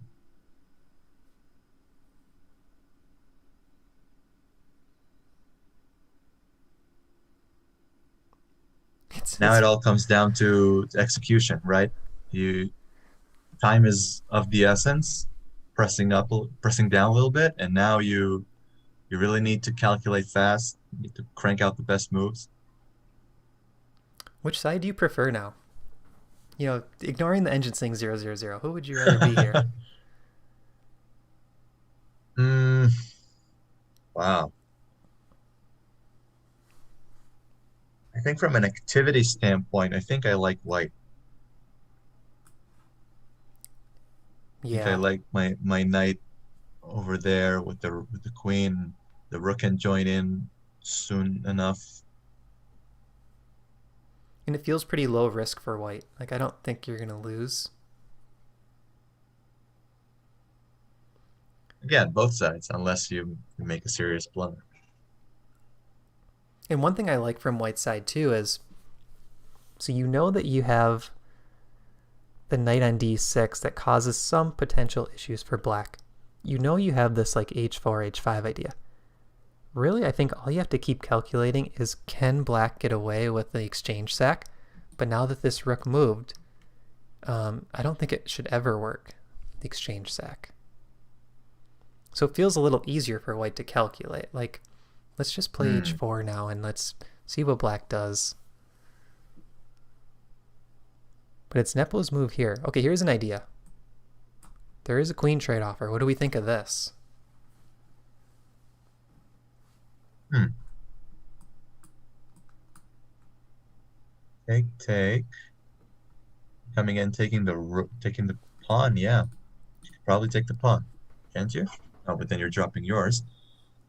Uh, Now what do you do? Check? Knight, perhaps?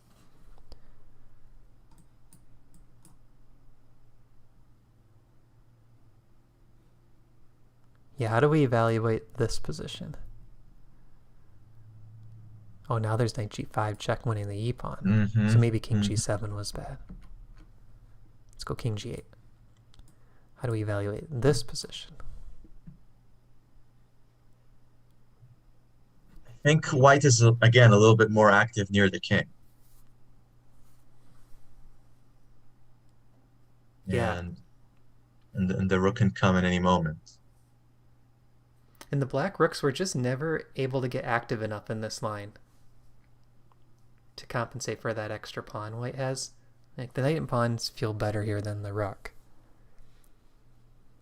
Knight can go to Mm-hmm. g5, and Magnus can probably even like force a repetition if he wants it here, repeating this check, Yeah. because if the king ever comes up, there's knight g5 winning the e-pawn. Okay, so that series of exchanges, it looks like favors Magnus, so I don't think Jan will go for the queen trade. Huh, but now there's a move. King h3. Oh, okay, so a6 played. A6 and king h3.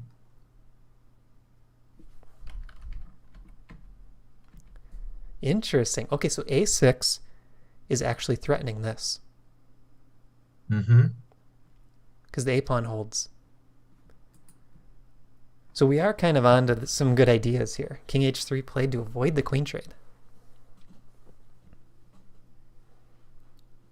Hey, Safuya is in the chat. More Oh, hi. dangerous for black. How you doing, Sophia? Bobby says rook b2. I'm assuming this current position. Hmm. Yeah. But again, the pawn is defended by the queen, but it's starting to get a little overloaded.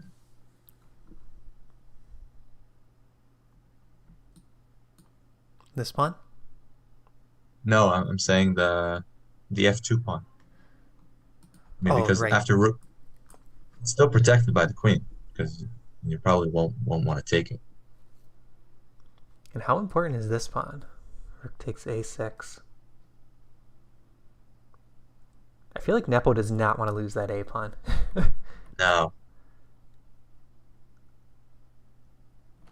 We have a move.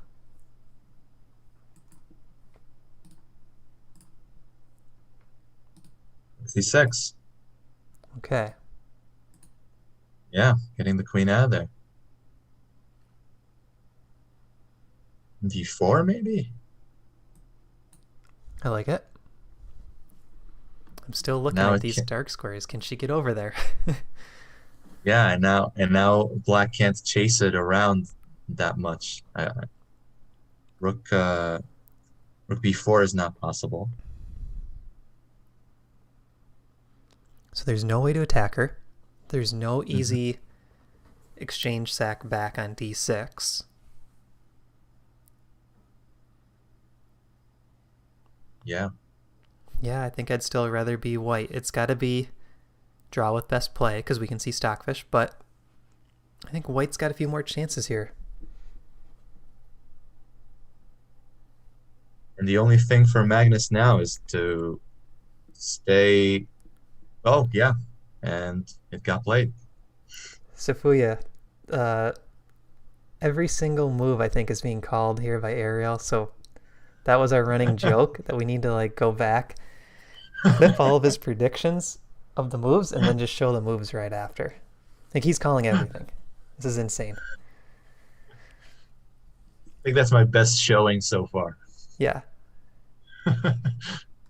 it's almost like somehow you have access to like a live stream and the rest of us are delayed and you're just like, oh, queen d4, okay, yeah, how about queen d4 here? Yeah. And like 5 minutes Well, later it's played on the board. well, to be fair, the only three programs I have running on my computer right now are this Discord, this YouTube broadcast, and Zoom, and that's it. Okay. I don't have anything else. Okay, what about the Petrosian? Like, are you looking down every you're checking your phone, hiding it? No, no, not at all. I actually have it on silent. Me too. I put it in the other room. I was like, I don't even want it to ring. Oh, that's good. Yeah, that's a good choice. Safuya's saying, when are you qualifying for the candidates? It's a good question. Are you considered trying to qualify at some point? I think the first thing I need to do is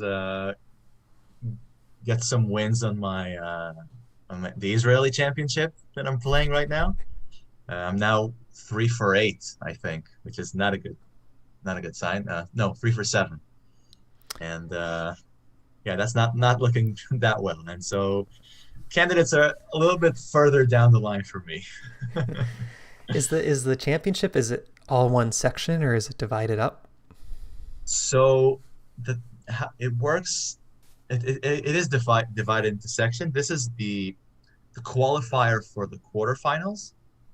It's like the octafinals in a way. It's this round is for players under 1700, if I recall, and people that qualify after this round continue to the quarterfinals, which 1800s, I think no, 17 up to 1900s qualify automatically, and so they enter the pool as well, and then semifinals and like 2000s and above already enter this, Mm. and then the finals.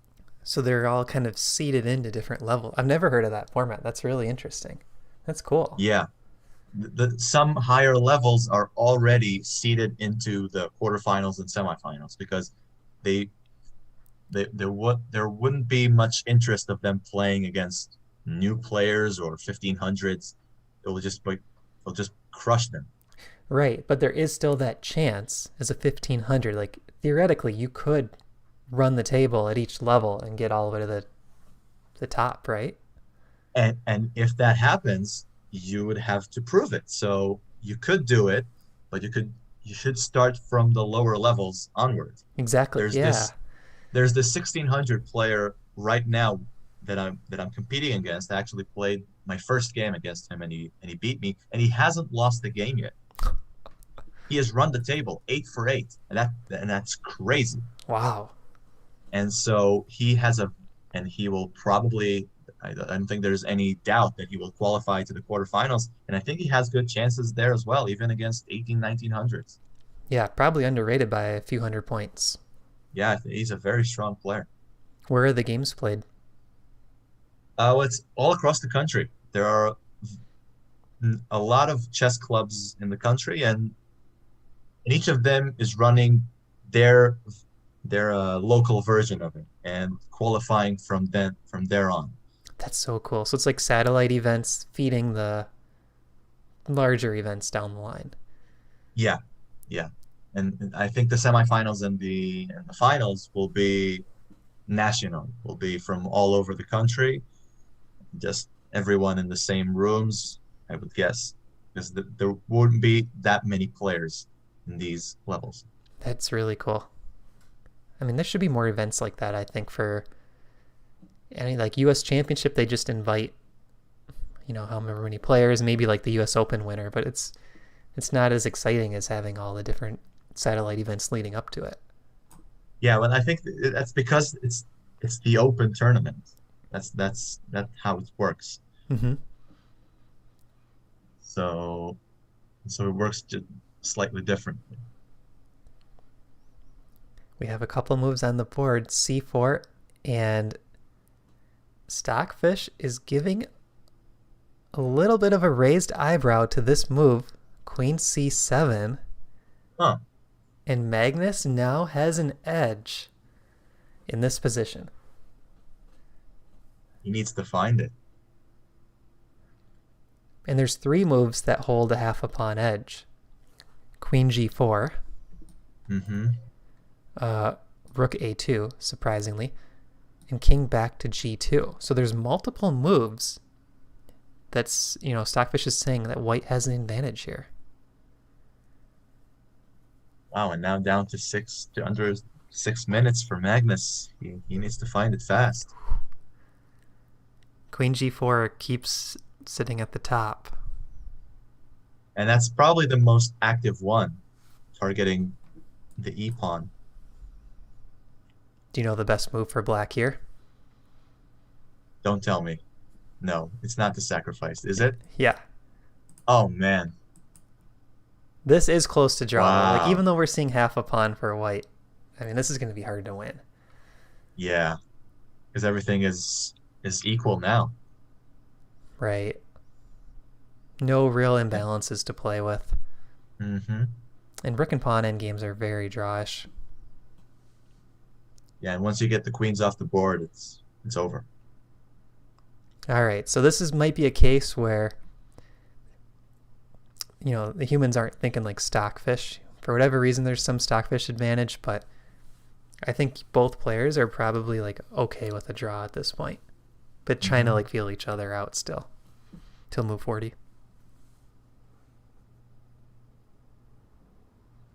Someone Also in the very close there, yeah. Lead Chess chat said Nakamura is a spoiled child. Not relevant to the game. What if rook a2? Okay, let's see. Yeah, I have to say I don't really understand this move. Yeah, What's that's its what he's purpose? saying. If Magnus plays it, Nepo will call the arbiter. Like, where did you get this idea? Stockfish. And again, what is it trying to do? Maybe push f4? I don't know. What does that even do? Oh, maybe look for a rook trade? I think it's almost a waiting move, because if you keep the queen on d4, this is not playable. Mm-hmm. So what does black do? Oh, so maybe that prevents the black rook from going to b2 himself. Which the queen already That's the did idea. defend. I don't really understand it. I feel like it's just a pew. But if again, if knight, let's say the rook, again, the queen defends b2, but now it leaves d4, so True. there are some complications there. So just defends the, potentially the weakest rank. Oh, and queen g4 is played. All right. But I think we'll see this. I think we'll see this line. So take. The exchange sacrifice, and we're that's move 38. Exactly what I was looking at. So we're 2 moves away from the bonus. We're seeing a pretty drawish position. I see the deeper Stockfishes are saying 0.1 at this point. Lower depths is 0.5. So even Stockfish is saying like, yeah, there's no win. Mm-hmm. It's inhumane to not take to take the knight. That's Lee Chess chat. They want to see fighting chess, but Yeah, it's been sitting there for so long. This knight was just menacing the black position. yeah. All right, so let's assume that this plays out like we're thinking. Rook takes, everything trades, and they agree to a draw in like two more moves. Hmm. Who do you feel got the better game today? Wow, I think it looks like Nepo did because Magnus was he really needed to play super accurate and trying to prove his sacrifice works. And well, eventually he did, but most of the game, the pressure was on him to do it. Mm-hmm. And Nepo was just trying to hold it and not do anything crazy because he had the advantage most of the time, the material advantage at least. And do you feel like it was a very similar story to yesterday? I think it's very similar because again, here he sacrificed an exchange. Last game he sacrificed a pawn, Yeah. and so today might be a little bit more drastic, but it's again it was very similar that Magnus needs to prove his idea works, and Nepo just trying to sit on it and make Magnus come to him. And I feel the interesting thing too is we see the engine evals and we see that both days Nepo had some advantages. And I think today he had even a larger advantage for a short stretch. Hmm. But I don't think the players are thinking in terms of stockfish. They're thinking in terms of, what are their odds in the match. And Yeah, both days, Nepo had very good time management. So even though he's been kind of probably surprised by these Magnus attacks, he's had great time management and he's not really been in any serious trouble. So I mean, Nepo has to be happy with games 1 and 2. Like, okay, Magnus is trying really hard to make me uncomfortable and I'm handling it well and maybe even have winning chances when I look back at the games. yeah. I think that the thing is, again, you're right in the point that they're not looking at engine evaluation. Most of the time you have a certain feel for a position when you're sitting there that is completely unrelated to the engine. Sometimes you even feel like you're under some sort of an attack, maybe even slightly worse, when in reality you're up by a lot. So it doesn't really equate to much. But I guess one cool thing is like, so let's say this game Nepo just felt like, oh, I was under pressure all game long from Magnus. You go back and look at it with the engine and realize the chances you have. That's got to boost your confidence in future games too. Like, okay, For Magnus is sure. actually taking big risk here. Yeah, for sure. It has to make him happy.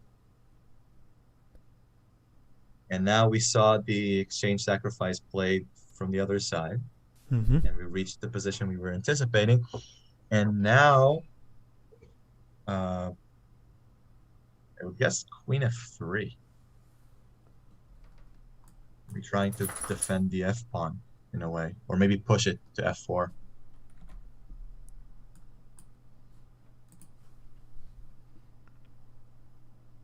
Because that's the only weak spot in the black camp, I would say. The F pawn, Yeah. or maybe bringing the king back, G2. It's gonna work too. Here's one thing I like about King G2. We could put the king out of the way of the H pawn and then play for H4, H5. Mm-hmm. Go back to that idea. So let's say Instead, we got C5. Oh, C5. Is this one of those like get the quicker draw moves, or is there something more going on here? No, I actually thought about it that if, let's say, it's baiting black to take because if he takes, he runs into queen takes E6 check. Let's say king moves. And now another pawn is dropping. Okay, this line is a And now little bit queen more takes interesting. and now queen takes F2 probably, But is there right? a fork? Yeah. So So could Magnus be up a pawn here? Okay, this is interesting. I mean, Stockfish is still saying draw, but being up a pawn that's something, and that's annoying. Like, you know how Magnus plays. He could play this out another 2 hours up a pawn in this endgame. I'm sure he can. Oh, Bobby's saying audio is out. Is it? Can you guys hear us?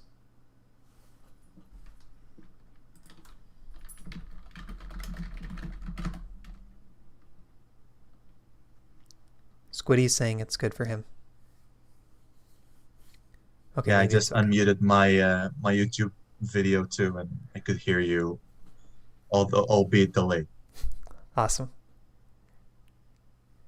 That woke up the chat though. I was like, "Can you hear us?" And all of a sudden, everyone's like, "Yep, everyone, it's good, it's good, it's good." So good to know that everyone's still watching. Yeah, we have around 30 people. That's not too shabby. Yeah, thanks everyone for watching. I should have yelled into the microphone. Can you hear us? In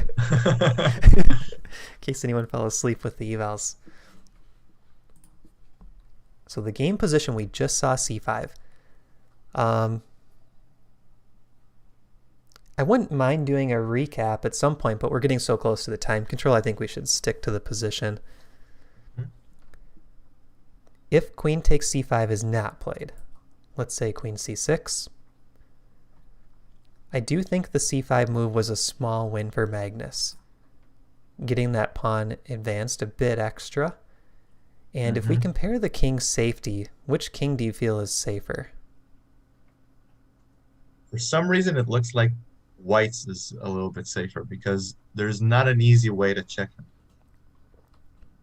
And what's the difference between the pawn structures? Yeah, here the light squares are impeding Black in a way. Right. And it's actually beneficial to White. Nepo would love to have that pawn in f7. And even though Stockfish is, saying this is a draw, if we go way back into the game where f6 was first played, which move was that? Yeah. Right? That opened up the king for Black. I'm actually having trouble even finding it. I think it was played so early. I think it was really early. Move 10. Move 10. Whoa. Because we talked about this, how we highlighted these light squares are potentially weak once the f-pawn moves. And that's been the story of this whole game. That's where the play has come from for Magnus, those light squares. And I see now Nepo did take the pawn on c5. So we're in this position. Probably, takes with check. Takes with check. And now we hit the time control. Yeah, that's 40 moves for Magnus. King g7. Now they both have an extra hour added. So they had 2 minutes against 4 minutes till adding that hour.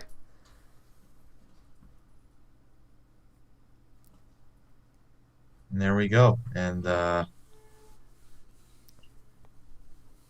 rook takes a6 probably coming next.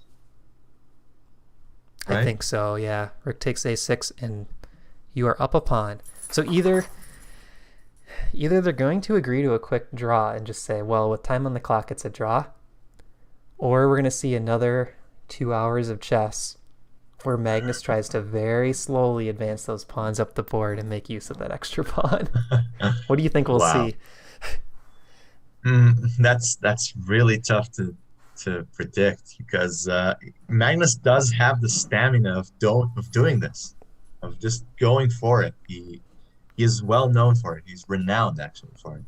Yeah. So we could see it happening, and we'll see what happens.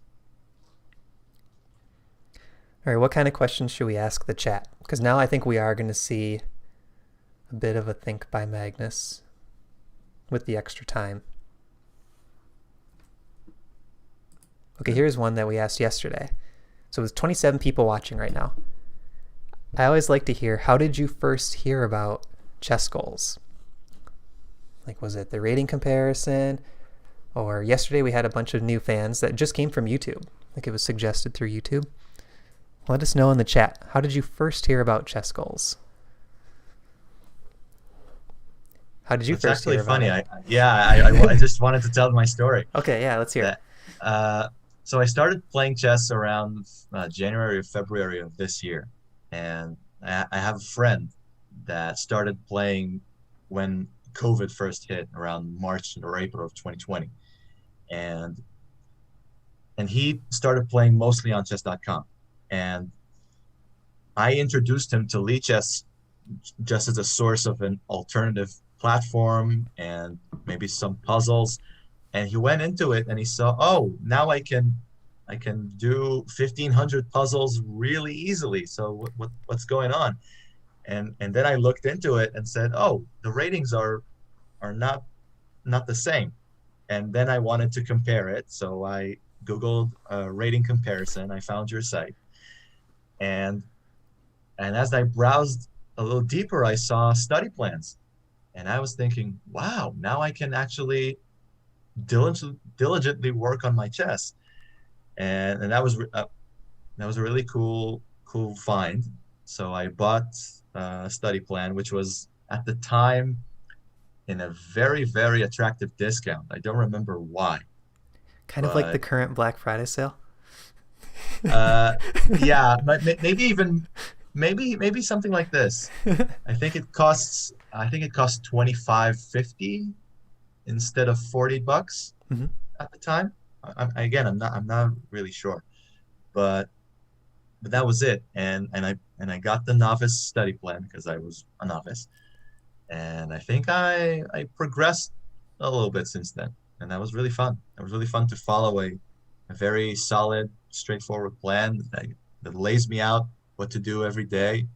And as a recommendation, I can highly recommend it to everyone. Wow, This thank you. again, the structure of knowing exactly what to do every day, and it's not a lot actually. You can blaze through everything in an hour, and that worked really well. I have to admit I'm struggling to maintain this consistency right now, but as starting out, it was exactly what I needed. And do That you was really print good. out do you print out the plans and check them off as you go, or just kind of visually track? I actually type it in my phone in my notes app, and I have some checklist buttons near it. And as soon as I finish the task, I just click it, and there's this tick sign near it, and that feels nice. And Awesome. Yeah, so people that yeah, don't know, we have study plans that have 12 weeks of activities, and every single day there's activities to do. And they're planned on taking approximately 1 hour a day, give or take a little bit. But the idea is to just build consistency where every single day you do a little bit of something. And it does feel like pretty easy when you're in the routine of doing it. Like, oh, I only had to play a game or two and review them, or I only had to do tactics and a little bit from an endgame book. Like, it feels easy, but what you don't realize is if you spend an hour a day, that's what, 365 hours a year. Whereas it's so easy to fall into a procrastination mode where it's like, I want to get better at chess. Well, I'm too busy today. Tomorrow I'll do some. Tomorrow you're too busy. Oh, how about the next day? Like, you just got to make that habit. And then also, the study plans are based off of data from past players and how many hours they spent on activities and how they improved. So we tweak the percentages in their recommendations based on the players' ratings. So all you have to focus on is the habit, and we tell you exactly what to do and let you run with it. We see two new yeah, moves: Rook takes a6 and yeah, Rook f8. yeah. Rook of Fate is a nice one, and now Magnus needs to find a way to protect his f pawn. f4 looks pretty natural to me. Yeah, yeah, it does. Now here's an interesting decision. Does Nepo play queen f5, force this queen trade essentially, and Hmm. hold this position? So rook in 3 versus rook in 2 is a draw, but I've seen super GMs multiple times playing out this type of position, and sometimes they do score the win with the extra pawn. Wow, It's rare, that's and interesting. it usually probably takes time pressure, but it's possible. Do you know the Philidor position? Rook and pawn against king? or king I, jack I've, only. I've, I've seen it. I don't really know it by heart yet. So that's kind of the idea for black here. You want to hold and just keep swapping. Oh, we see this on the board. This is the current position now. You want to just Oh, hold that 2 wow. versus 3 and keep swapping 1 for 1 until you're 1 versus 0, and you'll be able to use the Philidor defense. Nice. Sofuya is saying, I'm having great success with the Slav opening course. That's great. Okay, everyone's doing promotions. I like it. Yeah, good for us.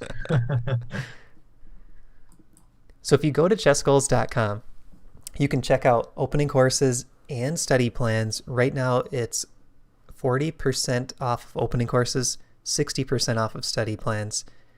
And when you purchase either of them, you get access to our Discord server.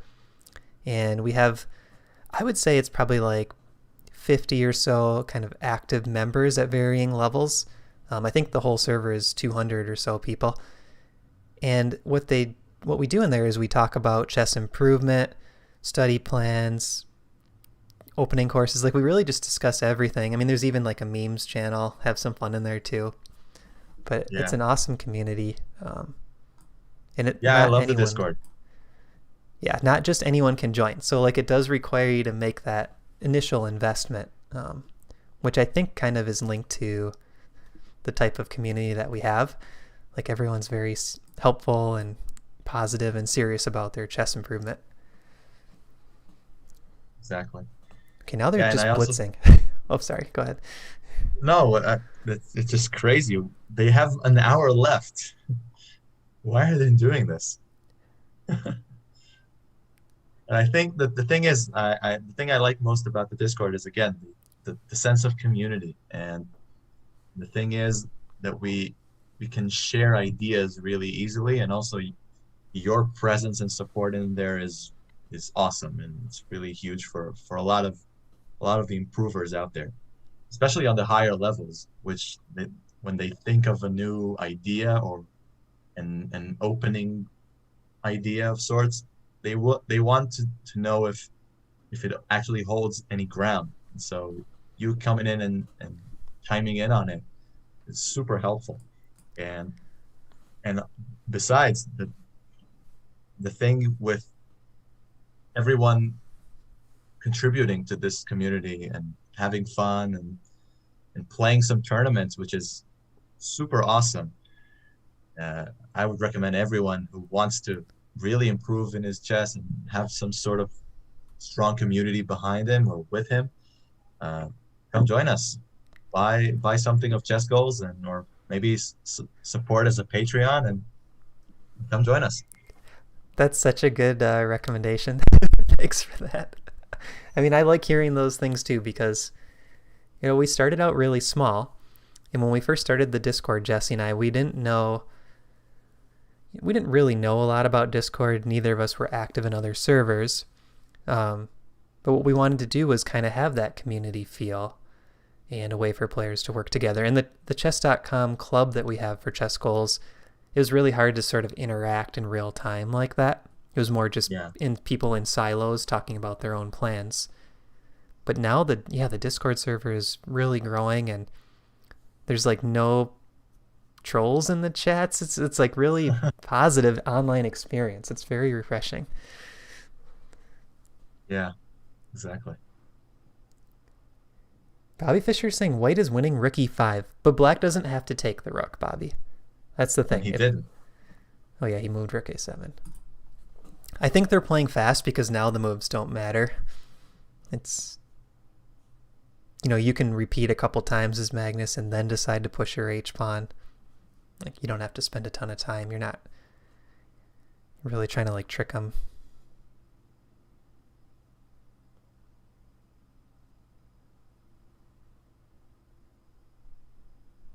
H4 maybe? Yeah, makes no sense. That's the only weakness now in White's camp.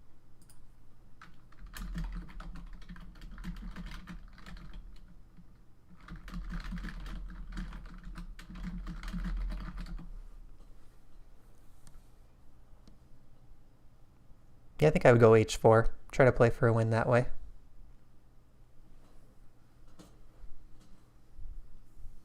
So let's say h4.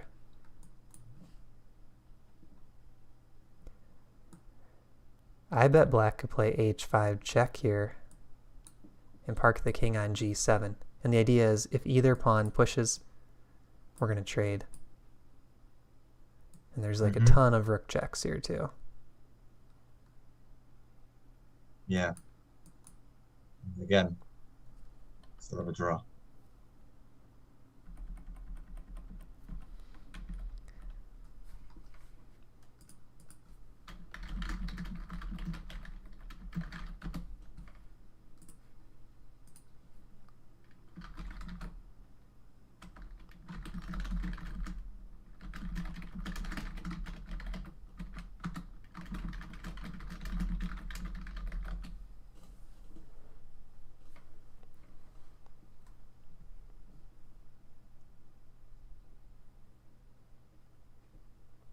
There's not much to talk about here. I mean, there's really no good ways to play for the win. Maybe h3 and try to get g4 in. After moving the king, perhaps, yeah. But again, you're running into some check problems if you get f3, for example. Like, where do you go? You go king g5? Yeah, how do you make progress? Okay, so let's just say I wait. King g5. I might even go h6 here. Mm-hmm. And then keep And waiting. now what do you do? Yeah. h4 was played. Good.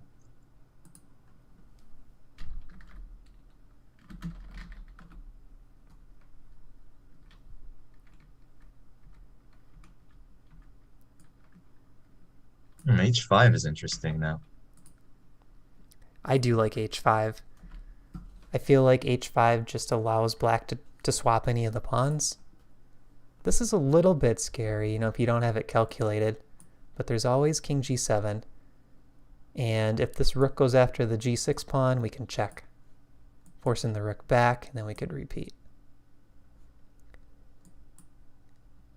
And if a pawn trade's offered, almost every line there's a nice way to get just trade for trade, pawn for pawn trades, and get into one of those easier drawn positions. So I think it's still kind of on Magnus. Like, can you make this tricky enough to create any real problems? I think the answer is no. I just feel like Nepo is completely fine here. It's a pretty easy draw. Yeah. Do you think they'll eventually repeat moves? I think so. Because the thing is, like, the nice thing from our point of view as spectators is there's only so many things Magnus can do, but he really has to push the pawns. It's like the only way to try to make progress. So the game shouldn't go that many moves longer. It doesn't make sense to just shuffle around with the rooks. Exactly. I mean, more bonus time is coming at move 60. So. Oh, what move are they in right now? 48. They're coming then. So it's not like Magnus can press him on the clock. Yeah. Bonus at move 60 of, I think it was 15 minutes. And then there's like an increment that starts at move 61. Maybe, what is it, 30 seconds? I don't know. 1 minute? I think it was 30 seconds. Yeah. Can you let us know in the chat? Was it a 30-second increment on move 61? And I believe plus 15 minutes added. Yeah, the 15 minutes I remember. Okay. So we have another move, king g7. All right. And I see Bobby Fischer is saying f5. Oh, thanks, Squiddy. 15 minutes and 30 seconds is correct. Cool. Here we go. h5 by Magnus. Okay. So taking would be a slight inaccuracy because now there's a passed f-pawn for white. So Magnus, yeah, he's going to grind this. He's going to do his best. Wow. All right. So Jan does not want to take, I don't think.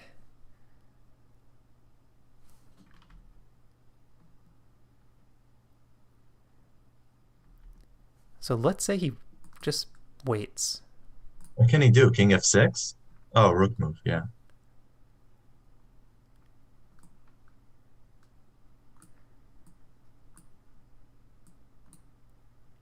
Maybe something like this and try to limit the counterplay that black gets.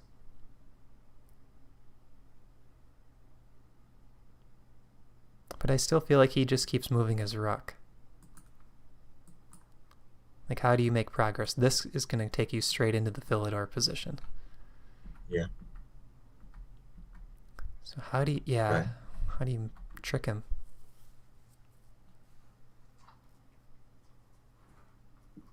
Bobby says king h6. That's an idea.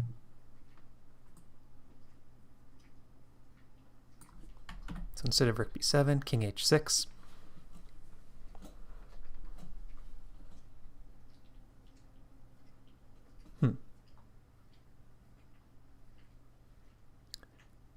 So if king h6, is black threatening to take on h5, or is it just kind of a waiting game still? Well, king h6 was played. All right. Oh, good call. Nice move, Bobby. Don't let people tell you you're past your prime, Bobby. You have a lot of good suggestions. And now the king to h4. All right. What happens? Oh, here's an idea. Is he going for this? G4, G5? Look at Magnus. Wow. He's still got ideas in this dead drawn position.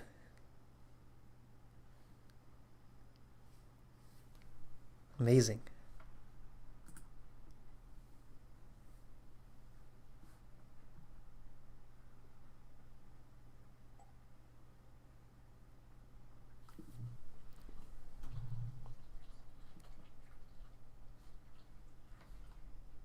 You think black will just evacuate the king, or is it not good for him to do it? Let's say king g7.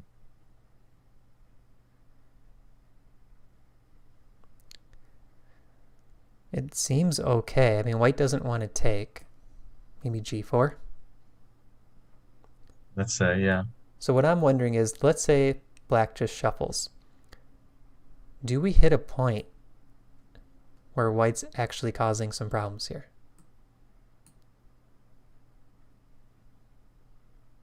And I'm kind of watching all the different stockfish lines and trying to think, like, do any of these moves create a problem for black? Like, this does change the position a bit. It's a little more uncomfortable for black. But again, it's super hard to make progress here, right? Right. But there's not a lot of king moves for black. Keep shuffling. Anytime you offer the trades, that helps black, I think. Oh, I see. So the fewer pawns you have, the likelier a draw is. Yeah. So really what white wants is a passed pawn. I don't see how to really make that happen. Rook e6. Okay, let's keep waiting. Like, you can't really push the f pawn. Yeah, what do you do? Maybe this is an idea. I mean, if you're able to get the king up.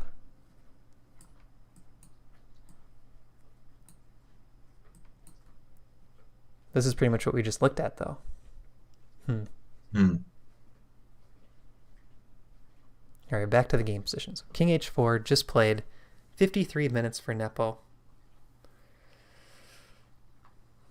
10 moves to make. 5 minutes a move. Yeah, they have plenty of time now. Yeah.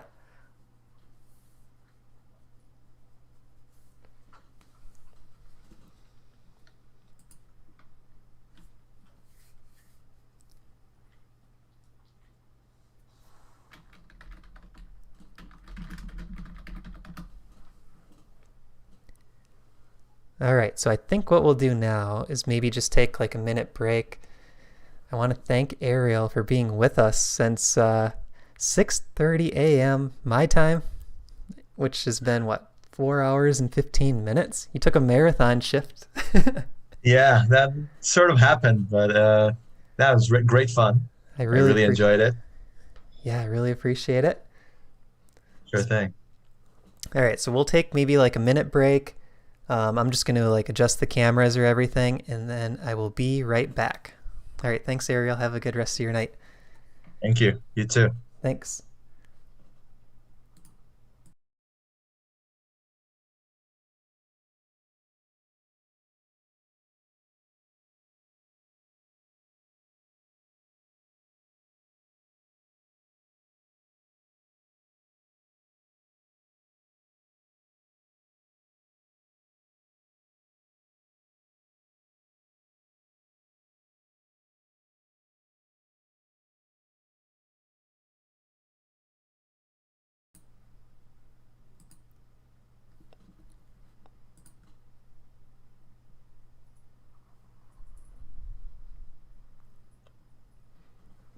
All right, I'm back, but I'm too zoomed in.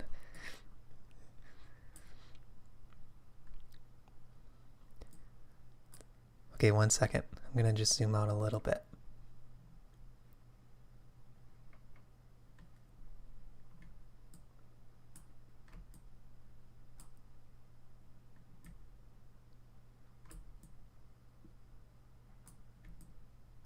There we go. That's better.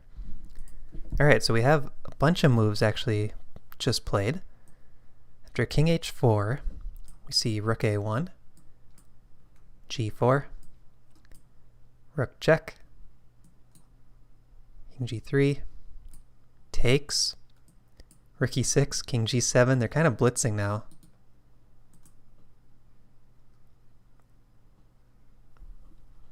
And now g5. All right, so here we go. We talked about this passed pawn for white, and we see it on the board. Pawn on f4 is a passed pawn. Still a draw with best play. Magnus, this is what he's known for. Grinding in these endgames, creating some chances.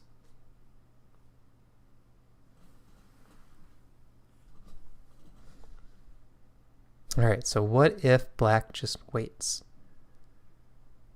Well, maybe I should try to check back and forth.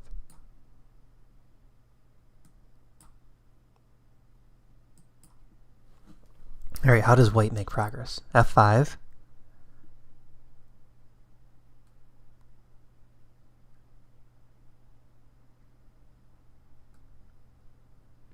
It is a little bit uncomfortable for black.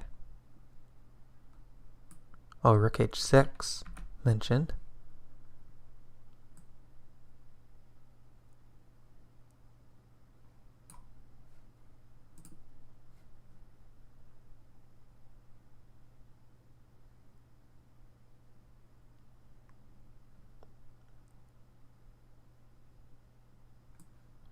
Maybe this rook can come check from the side.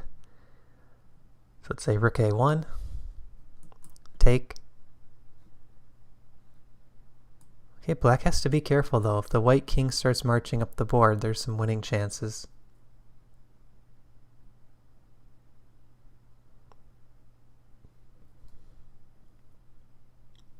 In the game, we're still on 55, king f2. So black's looking for a move here, trying to figure out, shift the rook to the queen side. Oh, there it is, rook a1.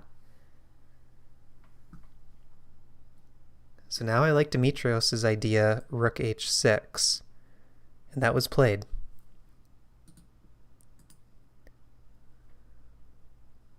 Bobby Fischer saying rook g4. Okay, Bobby said white is winning a few moves ago. Actually, that was a while ago. White is winning.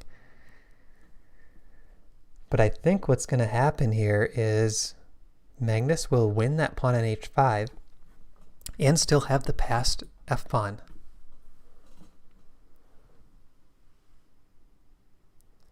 Thanks again, Ariel. It was great having you.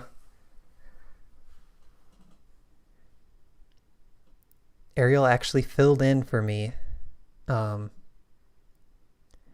He was supposed to start 2 hours into the broadcast. He filled in for the first 2 hours and still completed 2 more hours. And yeah, that was awesome. I really appreciate it.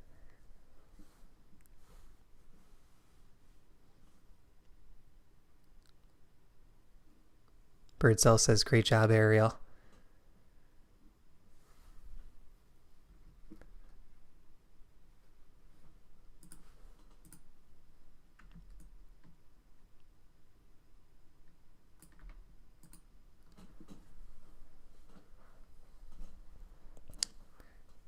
Jake says, great job, Ariel. You know, one thing I like about this stream layout, like someone could say, Matt, you know, you play a lot of chess. It's a very isolated hobby. You really don't have any friends, right? You just sit by yourself in the spare bedroom streaming chess. Well, if you look at the stream, the chat can be your friends, right? All streamers know this. The chat, just these usernames in the chat, they keep you company when there's no one else around.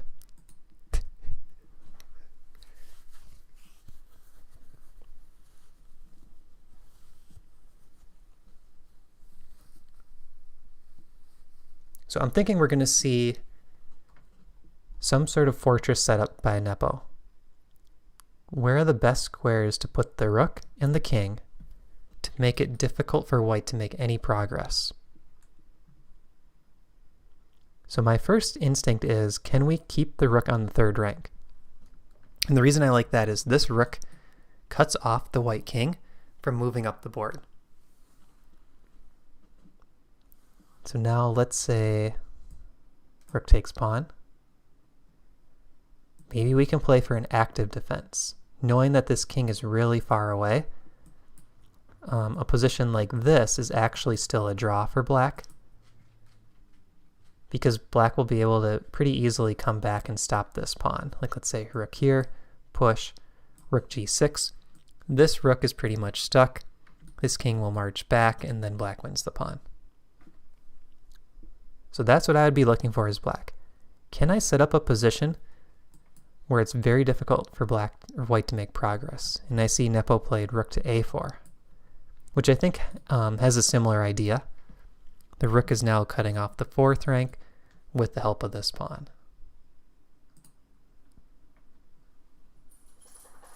Jake says, especially when there are no trolls in chat. Yeah, that's true. All the moderators yesterday helped us.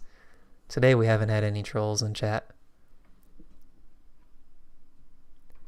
You know what's funny, Jake? I was watching a video, actually not watching, just kind of listening to a video, and it was like classical piano music for studying.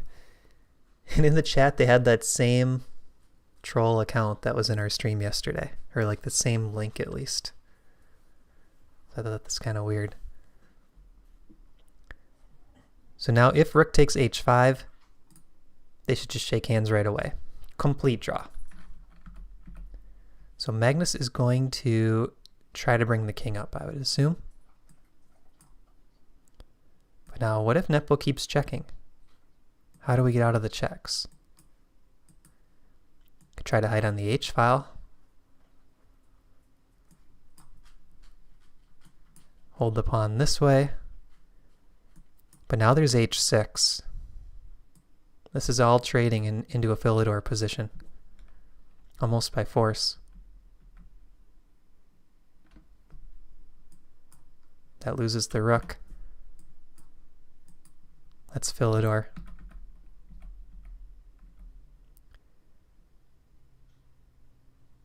So I do have the help with the engine, but this feels like a pretty easy draw for Nepo. I don't think he's going to be tricked here at any point.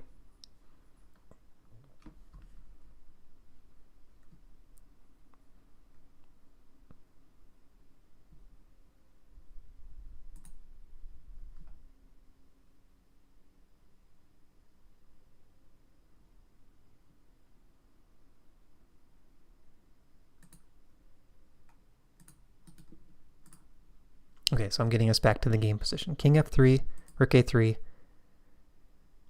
king f2 was played, not king g2. and rook a4.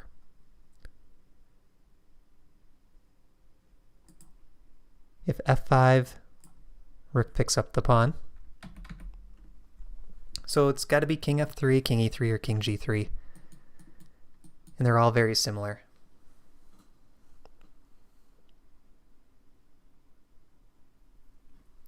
Dimitrios is saying, what if f5 and rook f6? Oh, Squiddy's saying, I think they just drew.